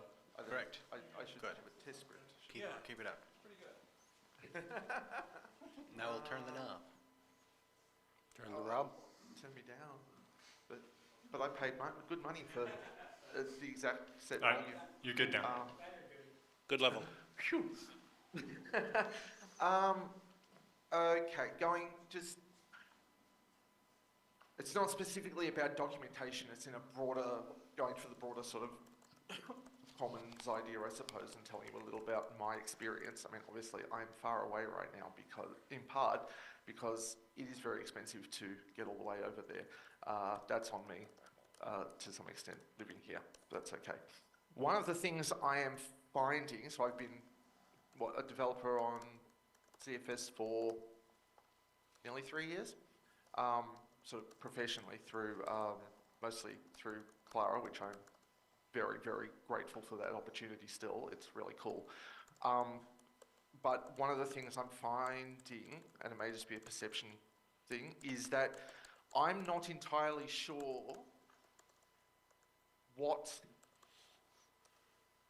a sort of a long-term consensus among developers and I suppose users and sort of everyone is on where we are taking ZFS. I know how to get fixes into the tree. I know how to get relatively contained new features in, but I don't know how to approach the more invasive change and larger change that is things like like we talk about, you know, if there's a particular problem, you know, it'd be good to be able to say, don't do that, or it'd be good to have good documentation for, you know, which 17 tunables we could do. But I'm also like, well, I would like to make larger changes to the user space tools to be able to provide better information, to make it harder to get yourself in trouble, maybe get yourself out of trouble. These kind of projects tend to be a bit, maybe it's probably a bad example, but they tend to be sort of a bit longer term. Maybe they are actually multiple projects, maybe they're going to be undertaken by multiple people over an amount of time to sort of get us in a direction that we want to go. And there are a lot of like under the hood stuff sometimes. Sometimes there's, you know, major refactors in parts of the code. You know, like trying lots of different things to try and find the right way to do a particular thing, but all that research and experimentation takes days or weeks or months. I'm fortunate enough to have had the opportunity to work on some of these things, but I'm not sure how to do it if, like, you know, I have 1 weekend free and I'm in the mood to work on a particular area. Where should I put my attention to move that forward in a way that we have consensus, like rough consensus that that's a direction we want to go, so that in a couple of years we will finally finish that project. I don't want to just introduce hey, I have a new idea and this thing looks great, and then someday we will make it the primary way of doing the thing, but for the moment we will have to exist with 2 or 3 ways of doing it in the whole tree, because then you end up with, we have, you know, our ioctl interfaces, some are transitioned to a newer form, some are not. So we carry both for a while, or channel programs which aren't complete and maybe aren't the best way to do those particular kinds of things, or I don't even know, just these kind of things. I don't know how to approach a larger, longer term project than that, other than just doing it, which is what I do, but that's a hard thing to, I've mostly got to convince people, and that's also a hard thing to find any kind of funding for. There's not really a question in there, just that's what I find hard. And I sort of see it as a danger as well, like, what if we can't? What if we need to do a major piece of work which touches every single thing in ZFS in order to stay relevant, in order to keep up with a new piece of hardware or whatever, or a new way people want to work? How do we do that when we have inconsistent resourcing, all those kinds of things? That's kind of the shape of question, and that's it.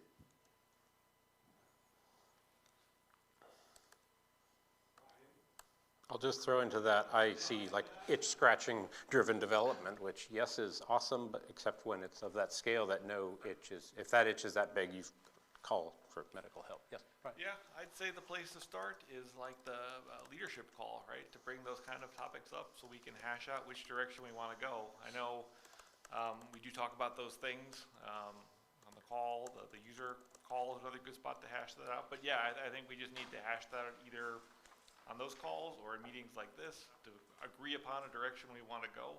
I think we're pretty flexible about, you know, improving what the code in the tree, but yeah, we need someone to step up and do that work, right? And then commit to getting it done so we don't end up in those like halfway in between situations like you mentioned before, you know, where we're halfway or bits of channel programs are missing or whatever. How formal is the roadmap? So the roadmap is this pretty much comes down to what people are willing to work on, right, and commit to getting done. So features go in when they're done and they're implemented. So a good place to have those discussions too is on the GitHub tracker, right, and pull requests or issues. I know it's hard to get people's attention sometimes to get feedback on a change or a proposal, so we could definitely do a better job there. Yeah, and you mentioned the leadership call. You know, I've been looking for more feedback on the timing of those. Currently we're alternating back and forth between an earlier and a later time to try to accommodate people, but it seems the earlier one is not getting as many people right now, and maybe one that was even later would make it easier for, say, Rob to join. Not that we want to set the schedule specific to Rob, but you know, what would be the most efficient way, or the way that would get us the most people? And is there more structure to our agenda there than necessarily, here's the list of, active open pull requests, and can we discuss the issues and try to make sure these keep moving forward to make sure things don't necessarily get stuck. The example with the pull requests from AWS that, Mav spent some time on and replied, but it's been months and we've not seen movement, but, what can we do to help with that and just, get more reviewers? I mean, I would say that, yes, the leadership call is the place to start. I sort of have no issue with that. I mean, I would like it to be much more often, even if maybe it feels like it's plenty, but right now for people who can get to it every time, but 1 hour a month is kind of like,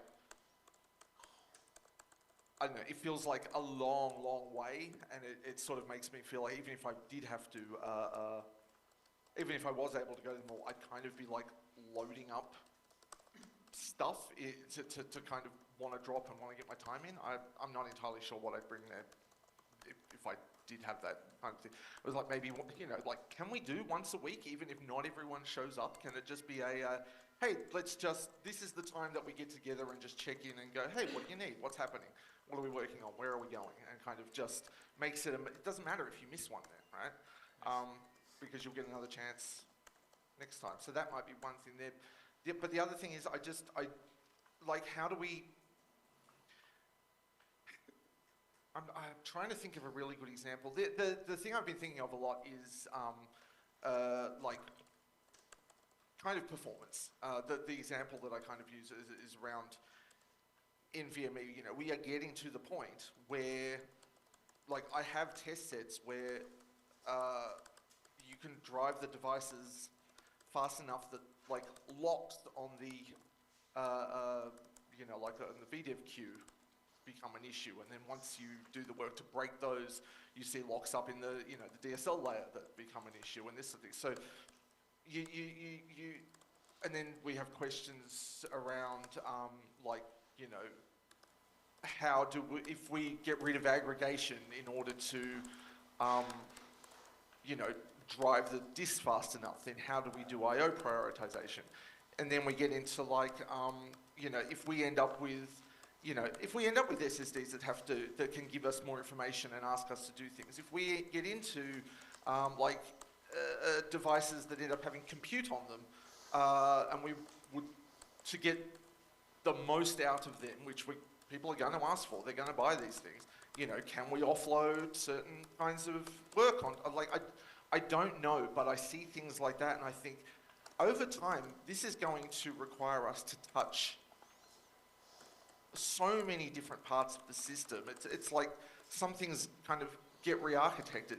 I know this because I've been working on these kind of projects for a couple of years, because we are fortunate enough to have some customers who, have a bit of long-term vision and are able to support that. And that's wonderful. But there are other projects that are not, there are other parts of the code that are not like that, like a lot of the work I've been doing around user space work, around trying to modularize the code to make it, easier to extend with, different encryption types or accelerators or I don't know, so many different things that are so invasive. It's I feel like, but it can also open up so many opportunities for new product types, new use cases. I've been looking at things like trying to put libzpool under databases, or have a user space NFS server, or that has ZFS embedded in it, or cluster management. I just play with these things on my weekends, and I'm I don't know. I might possibly just make it too big in my head, but I don't know how to start with, broadly with community consensus, I suppose, and also how to even find out if there's interest, and how to find out where the funding is, or how to write down all my ideas in a way that someone else can pick it up in 2 years and take it in that direction because we thought about it. So I don't know whether it's is it just information management? Is it just that we reserved our conversations for, a month at a time? or do I just need to calm the hell down? Maybe. I don't know. Calm I down, feel Rob. like we kind of doing okay, but Yeah, like I there's can a see size a beyond point. which we can't go. But it's, I don't know. I should shut it out. Go, Al. Like, I think maybe starting some of those conversations on the leadership call, and maybe they transition into the actual discussion section on GitHub, which we've used a bit, but not maybe as much as we could, to do things like more formally kind of finding out how much consensus there is on the need for a certain thing or how much interest there is in it, and then using that to kind of step forward. And you know, I don't think we want something quite as heavyweight as the old Illumos, what was it, the RFP process? What did they? RFPs, No, but request for proposal. yeah, yeah. Anyway, a very formalized process of getting sign off on an idea, but maybe a lightweight version of something like that, just to, you know, kind of avoid the problem of, you know, somebody shows up with a fully completed patch and we're like, oh, we really wish you had done that a bit differently. And kind of early design review and building that consensus and kind of possibly getting other people to pull with you in a certain direction instead of, you know, you're trying to fix all the ioctls to be the same and somebody adds a new one and it's still the old way, and then you're dealing with conflicts forever and the patch takes months to get reviewed and landed and iterations and other things keep changing up from under you, and I see that as a real thing, and I think we can do better at coming up with a solution for that. But I think we want to avoid going too heavyweight of a process there either, because there are just not that many of us at the moment. I think we could also do a better job of like having a roadmap out there, right, of things that people are actively working on, right? There's lots of nice to have features that people have proposed, but it's sometimes hard to tell like what's actively being developed and what's kind of been put on the back burner. You could maybe use the discussions for that, so you could surface the whatever 10 issues that are being actively reworked we need more comment or discussion on. But maybe that would be helpful. Yeah, kind of a little bit like the kind of ZFS 3.0 loose conversation we had yesterday. In FreeBSD, they have a session called Have, Need, Want, where vendors that are working on the platform are presented, here's the things that we have like at least half done and, you know, would come into a pull request at some point soon. So that we avoid, you know, we can find other people that maybe are trying to work on the same thing, or keep somebody, like collaborate and avoid 2 implementations of a thing showing up. And then things that other vendors actually need, like, you know, this new device type is coming, we need support for it, or, you know, we keep hitting this crash, we need a fix. And then the want of, you know, I would like a pony as well. Just kind of a bit more focused on, you know, what's actually coming, what needs to be coming, and what, you know, where we're looking for more in the future. Because I think that would also, to Rob's point, help, you know, people that maybe have a weekend would like to work towards one of the roadmap items that's not already claimed, right? Like, you know, maybe somebody who's just starting to dabble with ZFS wouldn't mind just doing the kind of mechanical work of updating some of the old ioctls to use the new MVLS-based format. And that would be useful cleanup, but not necessarily useful time, a use of some of the existing developers' time might be spent better somewhere else. And having maybe not quite a junior jobs list or something, but other things that people could tackle in like a hackathon-sized or weekend-sized project. And you know, maybe some of that is just we keep the hackathon thing more prominent outside of the once a year when we have a hackathon. So Rob, quite a bit back, said, hey, maybe we should meet once a week instead of once a month. And my idea is that certainly Michael has done a great job of putting some of the stuff that's in here is probably in some notes from yesterday. You got a ton of notes here. The idea of a more official roadmap is awesome. And maybe what you guys should do, and I'd be happy to kind of participate on this kind of stuff, I like doing these kinds of things, is to take all the momentum from all the ideas and all the discussion from this week and have some weekly meetings for a month or two, or however long it takes, maybe back them off to every other week once things get settled down, eventually get back into your once a month kind of meeting, before you lose all of this, information. And, take that little bit of extra effort, all the leaders, to take everything, all these ideas that have been put together and try to solidify them into something that makes sense.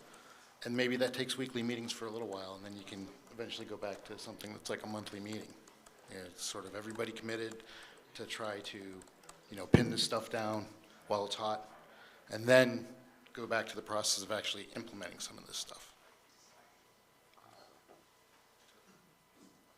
I mean, I guess we can also just note, we don't actually need anyone's permission to have a call.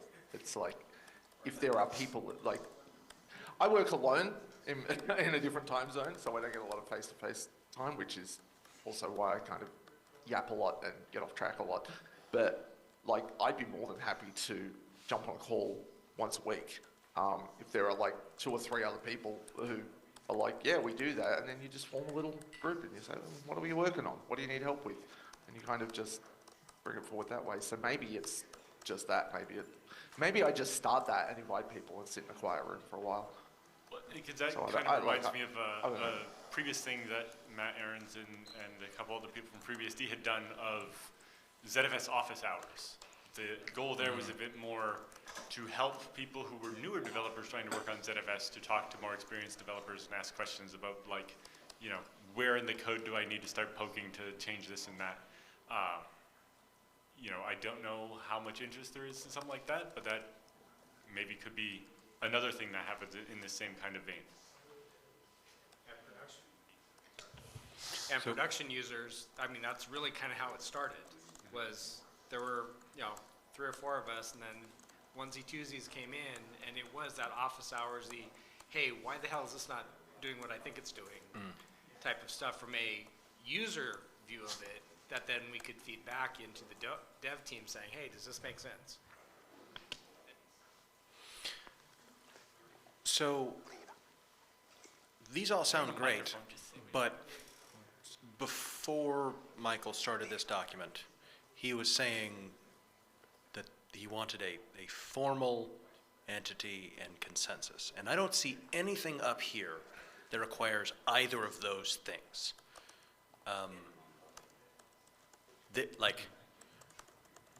Do we actually need an entity of some kind to accomplish anything up here? So, somebody needs to own the roadmap. What is 2.5? What is 3.0? So that there is a direction and a vision. In auditing world, it's called tone at the top. If the tone at the top is confused, my auditing details go in a completely different direction than doing check marks. So okay, and what you're describing is not consensus, though. That is- What you are that is describing is, authoritarian. I mean, is For lack of a better is term, a yes. single leader. It doesn't need to be a dictator. No. But it does mean a single decision maker, potentially with delegated lieutenants. But But there are 3 or 4 people. Yeah. right. So this document is really a coup against Brian. That's what we're documenting here. Okay, that's fine. Well, I can move forward with that. What? So the thing I think probably needs to happen here is the surface a better roadmap, right? Of what is actively being worked on, and that can be reprioritized as we go, right? And things get cut if they don't make the deadline maybe for the next year, but just to surface that information better, what everyone's working on, and like set out some higher level goals, like the libZFS cleanup, right? That could be a long-term goal that we're chipping away at for people to work on, but it sounds like it would go a long way to make that kind of information a little bit easier to see. Yeah, Or at least what we prioritize. One of the items that was mentioned up there is that we can start conversations on the leadership call and then move to GitHub to accomplish. I'm not sure exactly. Greater consensus. But I just took a minute to look at the number of issues in GitHub. Anyone want to guess? Well, I did also want to add an excellent little bit of trivia. Anyone know what the oldest open issue is? You do. 6. But what is it for? User space ZFS. LibFuse, yeah, that's correct. Funny that. So that was from 2010. So we have about 1,400-ish open tickets. And I mean, sure, yeah. It's not I think terrible. At the last hackathon, we did a cleanup. And then Alexander nuked like hundreds of old stale things. Okay. Oh yeah, pull requests.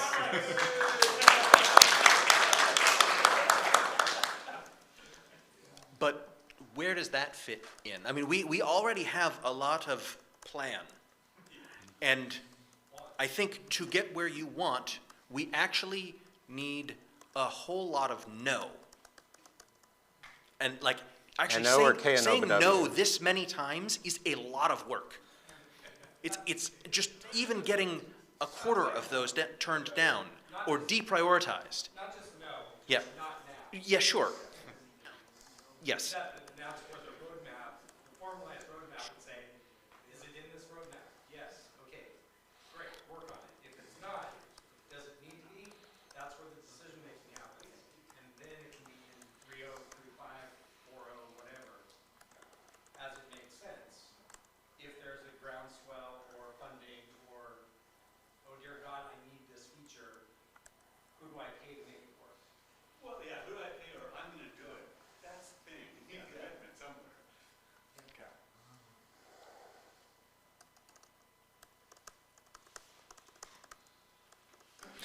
So what does it look like? So assuming that I had a document which I chose to call a roadmap, what would the next iteration of change to that roadmap look like? When would it happen? Who would be there? Who would say no to this idiot who's really just recently joined the community saying that we should prioritize stuff? Like, So to get something on the roadmap, I think we should talk about it, right? But like, we have to have some resource committed to it, right? Like, Okay. if someone's going to be working on something or they want a feature, then they should identify like, yes, they're gonna commit to working on it, and if it gets done and finished and merged before the next release, it makes the next release. If it doesn't, well then, we push it out. then I think what we would want, from that definition, what I would say we should have is paving the cow paths. We should collect whatever that man is doing and whatever that man is doing, whatever anybody else is doing, and write it down. And saying that, so I'm going to let Rod. Why do I keep saying Rod? Oh yeah, I was going to say, that is also sort of circular. We can say we're only going to put things on the roadmap that we have a resource commitment for. On the other hand, if there is a list of, you know, this is what we want to achieve, or this is what's next, or this is the internal moving part we need that will unlock these 3 features, and that's written down somewhere, then that's something that's a lot easier to take to someone with money and say, oh, you're an OpenZFS user and you want to see it continue, but you don't really care too much about funding a development project, then if you were to give us some cash, we will put it towards this thing. By it visibly being associated with, you know, this is blessed by the project broadly, they will take this if it's done, that de-risks it to some extent, and it makes it much easier to talk about it. I've played a bit in the last few months with trying to figure out, you know, like how do I get funding for myself or for side projects and that sort of thing, and the thing I get asked enough times is like, yeah, but what will you actually do? And I don't have a great answer for that because it's a bit of a how long's a piece of string kind of thing. So so that helps too. I guess the answer is that the roadmap has some categories or priorities. It's like, this is what we plan to try to do for 2.5. This is what we plan to do for 2.6 or 3.0. And this is a list of things that we would like to have someday, but they don't have a sponsor attached or something. I mean, I think it would be great to sit down at the hackathon tomorrow and, you know, make a first draft of this and put it out there for a roadmap. Make sure everybody's got their stuff on the roadmap, and if you got a proposal for something you want to see there, you know, we can talk about adding it and then have that discussion. when talking about de-risking things, at least from my perspective, there are two major risk factors to consider for something like this. One is, will it be accepted? That's a pretty obvious one. The other one is, if I'm going to my boss to get money to sponsor it, what is it going to cost me? So that is something else that might be considered. Yeah, is this a $1,000 change or a $10,000 change? Or $800,000? Because some of them are.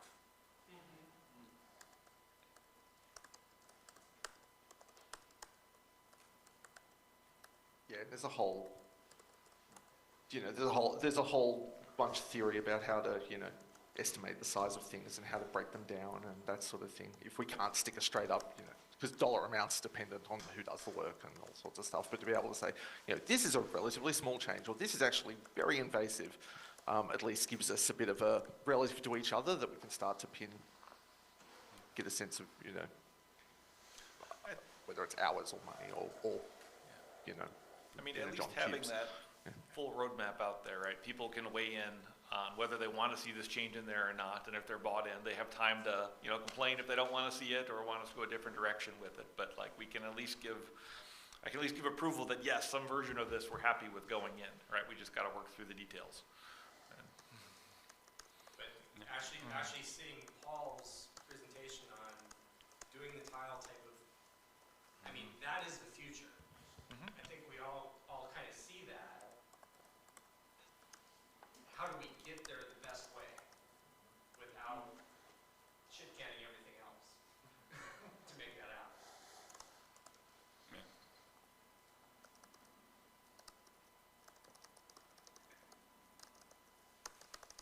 I think the one other one we talked about at the beginning of this was just quality in general. I think one of the easiest ways for us to focus on that is almost again, roadmap is like, if people who have issues or concerns highlighting what specific use case or what specific part of ZFS they value the quality of most. Like, obviously we want all of ZFS to be as perfect as possible, but is there a specific area of concern shared by the largest number of people that it might make sense to put more time or resources of review into? Because, we do about as much review as we can already. It's one of our biggest bottlenecks. And, And that may be on the road now. Right. Yeah, and because like we had the one get in the other day where somebody typoed a name and it, it made it past like 6 different people and nobody noticed that it was spelled wrong until something else couldn't look it up and it's like, oh yeah, that's not how you spell that. Yeah, the beauty and curse of open source. Matt literally left the room. Cool. Okay, cool. He's letting y'all decide what that looks like. There might be, I don't know entirely how this hooks up, but what I was thinking is, I'm not sure if this is a thing, but at least right now, if I was wanting to help out in some way, maybe not me, like I say a new person, but someone's been out, it doesn't seem very clear, maybe it's just roadmap, but it doesn't seem very clear to find out how to get involved, but also there's a thing about authority. Sometimes you feel like, I want to help with bug triage, or I want to help with documentation, or whatever. How do I get started with that? And sometimes it's just like, even if it's do whatever you like, you want to feel like you have permission to do that a bit. And it's not really clear where the authority lies. And we all know that there's always authority. And I'm not trying to, this is not part of the coup on Brian, I promise. But yeah, some of that's just in, like pages in the wiki being out of date, or it's like, there are 3 IRC channels and there are 4 mailing lists and there is a discussion forum and it's not really clear to know where to get answers, where to reach the right people, how to get a permission on to edit tickets on GitHub or something like that. And yeah, we know the answer is, just ask. But yeah, sometimes you need to know who to ask or feel like you should ask. Or so just a shape of like, who are the people here and how do I get an authoritative response about something? I think it would be really good if we could round up a few more people to help with that kind of thing and point people in the right direction, right? Like if there's a group of people who are more active on the bug tracker or willing to triage issues, like that would be great. Right now there are quite few of us who do that. I would very much like to grow that list, so. Well, in the last couple of weeks, you may have noticed me being like annoying, but totally in non-code ways, like spamming all of the Slack channels. And part of that is because I know how to build myself a children's crusade. Like, I just get all of the new people to funnel through a certain pathway, and then that's how you can get future momentum. But like right now, I'm spamming the newcomers channel in Slack with every imaginable topic update because I forgot how to do, I guess they call them canvases now. That's an updatable document that doesn't spam everyone. So we have one of those with newcomer resources that mostly just points you at the docs, but it also points you at the wiki and at the books and at the source code. And okay, so that's, and the mailing lists. Like, there's a lot of forums. Even just like making sure that all of them point to each other and then stop having so much to get lost in is very useful for new folks. That's also why I'm spending a bunch of time talking to Rob about the tests, because a lot of the time when I come in, like, I have contributed to the stupidest projects, but I've also gotten like into glibc. Now, was it a doc fix? Yes, it was a doc fix. But was it way more work committing those 2 lines of comment changes? Yes, it was a very minimal change, but it was so hard figuring out the FSF and how they want the patches to be set up and who I need to get approval from. And I still have a Golang commit that I occasionally get like updates for because I have never managed to figure out how to get authority to either have it merged or not. It's been like years. So that's what I want us to avoid. Like, is first figure out where the landing pages are. Make sure they all point to each other, so if like one of them is abandoned, you can go find another. And start dealing with the stressful things like the wiki. I swear I was going to grab that man and not let him leave until I had access to at least start moving things into docs. But that didn't happen. That's fine. But like those are the boring things that require no code that the newcomers can do. And not boring thighs. Come on, man. Typing in real time. Because it's really important for people to feel like they can do those in addition to the code. Like, you are going to get people who make Jan look like not at all a nerd, who will come in and have like a magical change, and they're great. But most people have like, I got the bad error message from a command line tool. And I am certain they are not getting their tickets. Like, it might be a string fix that they could do. I don't know how to contribute it yet, and running the tests is stressful. So this is sort of the newcomer experience that I'm really trying to focus on. Yeah, so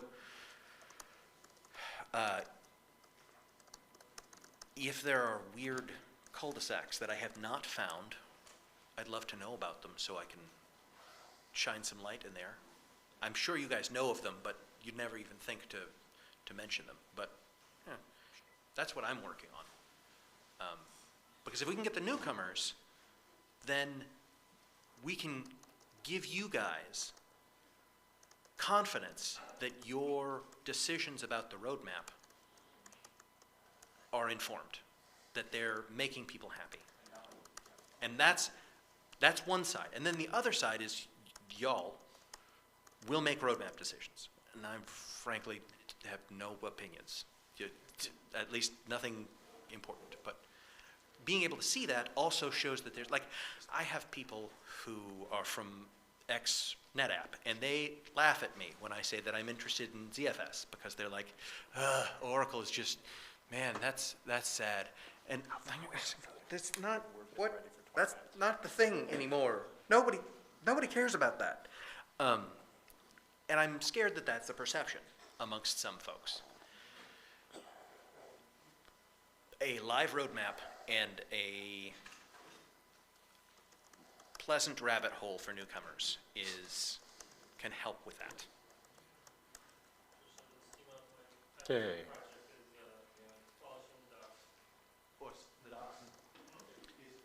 I wasn't going to talk about this, but since there's been multiple mentions of a coup.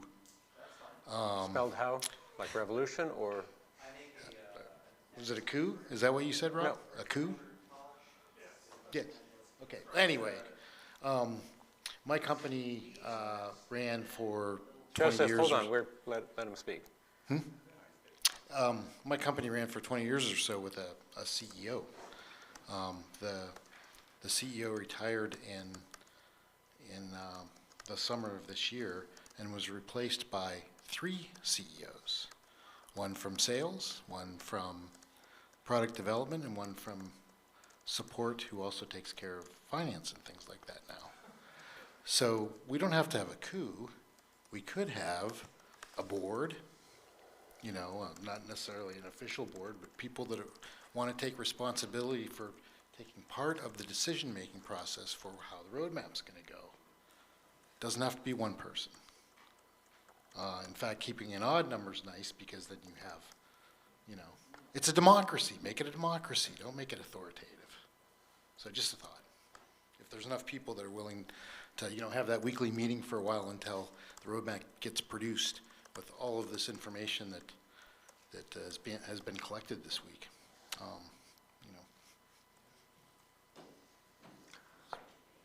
I'll just throw in some observations I've just thrown up here rather than interrupting anyone. Always make it easy, like trying to figure out how to get a wiki account. It needs to be crazy easy and responsive. Having written a few articles for, say, IX, a simple little sentence can take hours of research, or that company's page, which takes what could be weeks of trying to get logos from companies, et cetera, et cetera. So what often looks like just fix this one little thing there, just tar pits and rabbit holes and you name it. I'd love to see a quick post-mortem on how the user space OpenZFS ticket has been open for, 15 years? Because some of what I'm hearing is like, well, do the same thing we've been doing, but just a little more enthusiastically. And it's like, well, okay, that keeps coming up. What did the developer or user or person who requested that do wrong for 15 years? Leadership calls. Do you want those calls flooded with users? I've invited Rob to the production user calls as a gateway, but do you want people to come to you? And even the Slack channel, I'm confused when someone comes along, do I send them there as a user, or is it strictly for developers and they should not be wasting everyone's time, blah, blah, blah. What's the policy? Or do you want someone to kind of act as a liaison between the user call and the developer call?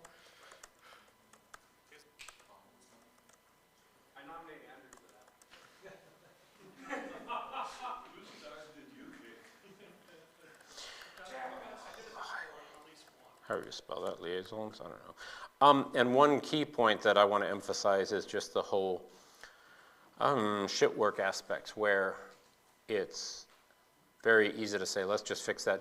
Go fix the wiki. That's a multi-year effort that might need extensive interaction with developers to confirm the validity of things, like and I've seen other projects handle things like, oh, we moved our documentation from DocBook to other thing, just things, and we kept moving it and polishing the turd, but the documentation, the information was completely wrong, but at least we have a new structure for it.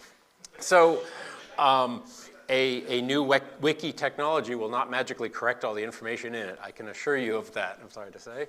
Michael G., what you got? Well, speaking of new wiki technology, we should make sure that we have the old wiki and the new wiki in parallel, and that they diverge as much as possible. So one of the things that I've noticed is that we have a whole bunch of different ways of communicating, storing information, informing the community of what's going on, and so on and so forth. And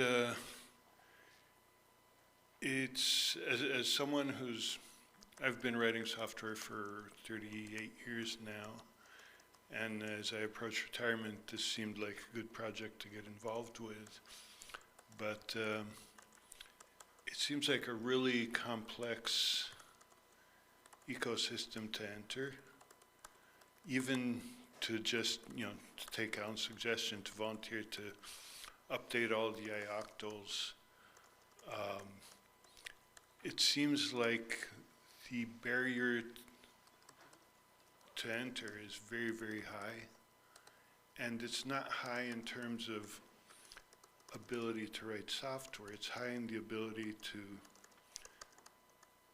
to cope with infrastructure. Navigating open source projects is always the worst part of open source projects. Yes, I made thousands of lines of change to Linux's MD, and I tried to get those into the kernel. I gave up a long time ago. Now the only project I contribute to is Linux PTP. It's to each his own. But to Joseph's work there, the easier we can make it on newcomers, the better. Because if we can capture Michael, we should. When do you retire? Michael G. Yeah, when do you retire? You said it's coming up. 15th of April. April. In 6 months, we're good. Okay. We should be done by then. Works For, for me. Done, trademark. I'd love to wrap it up with Brian and Rob. What you got? Any final thoughts?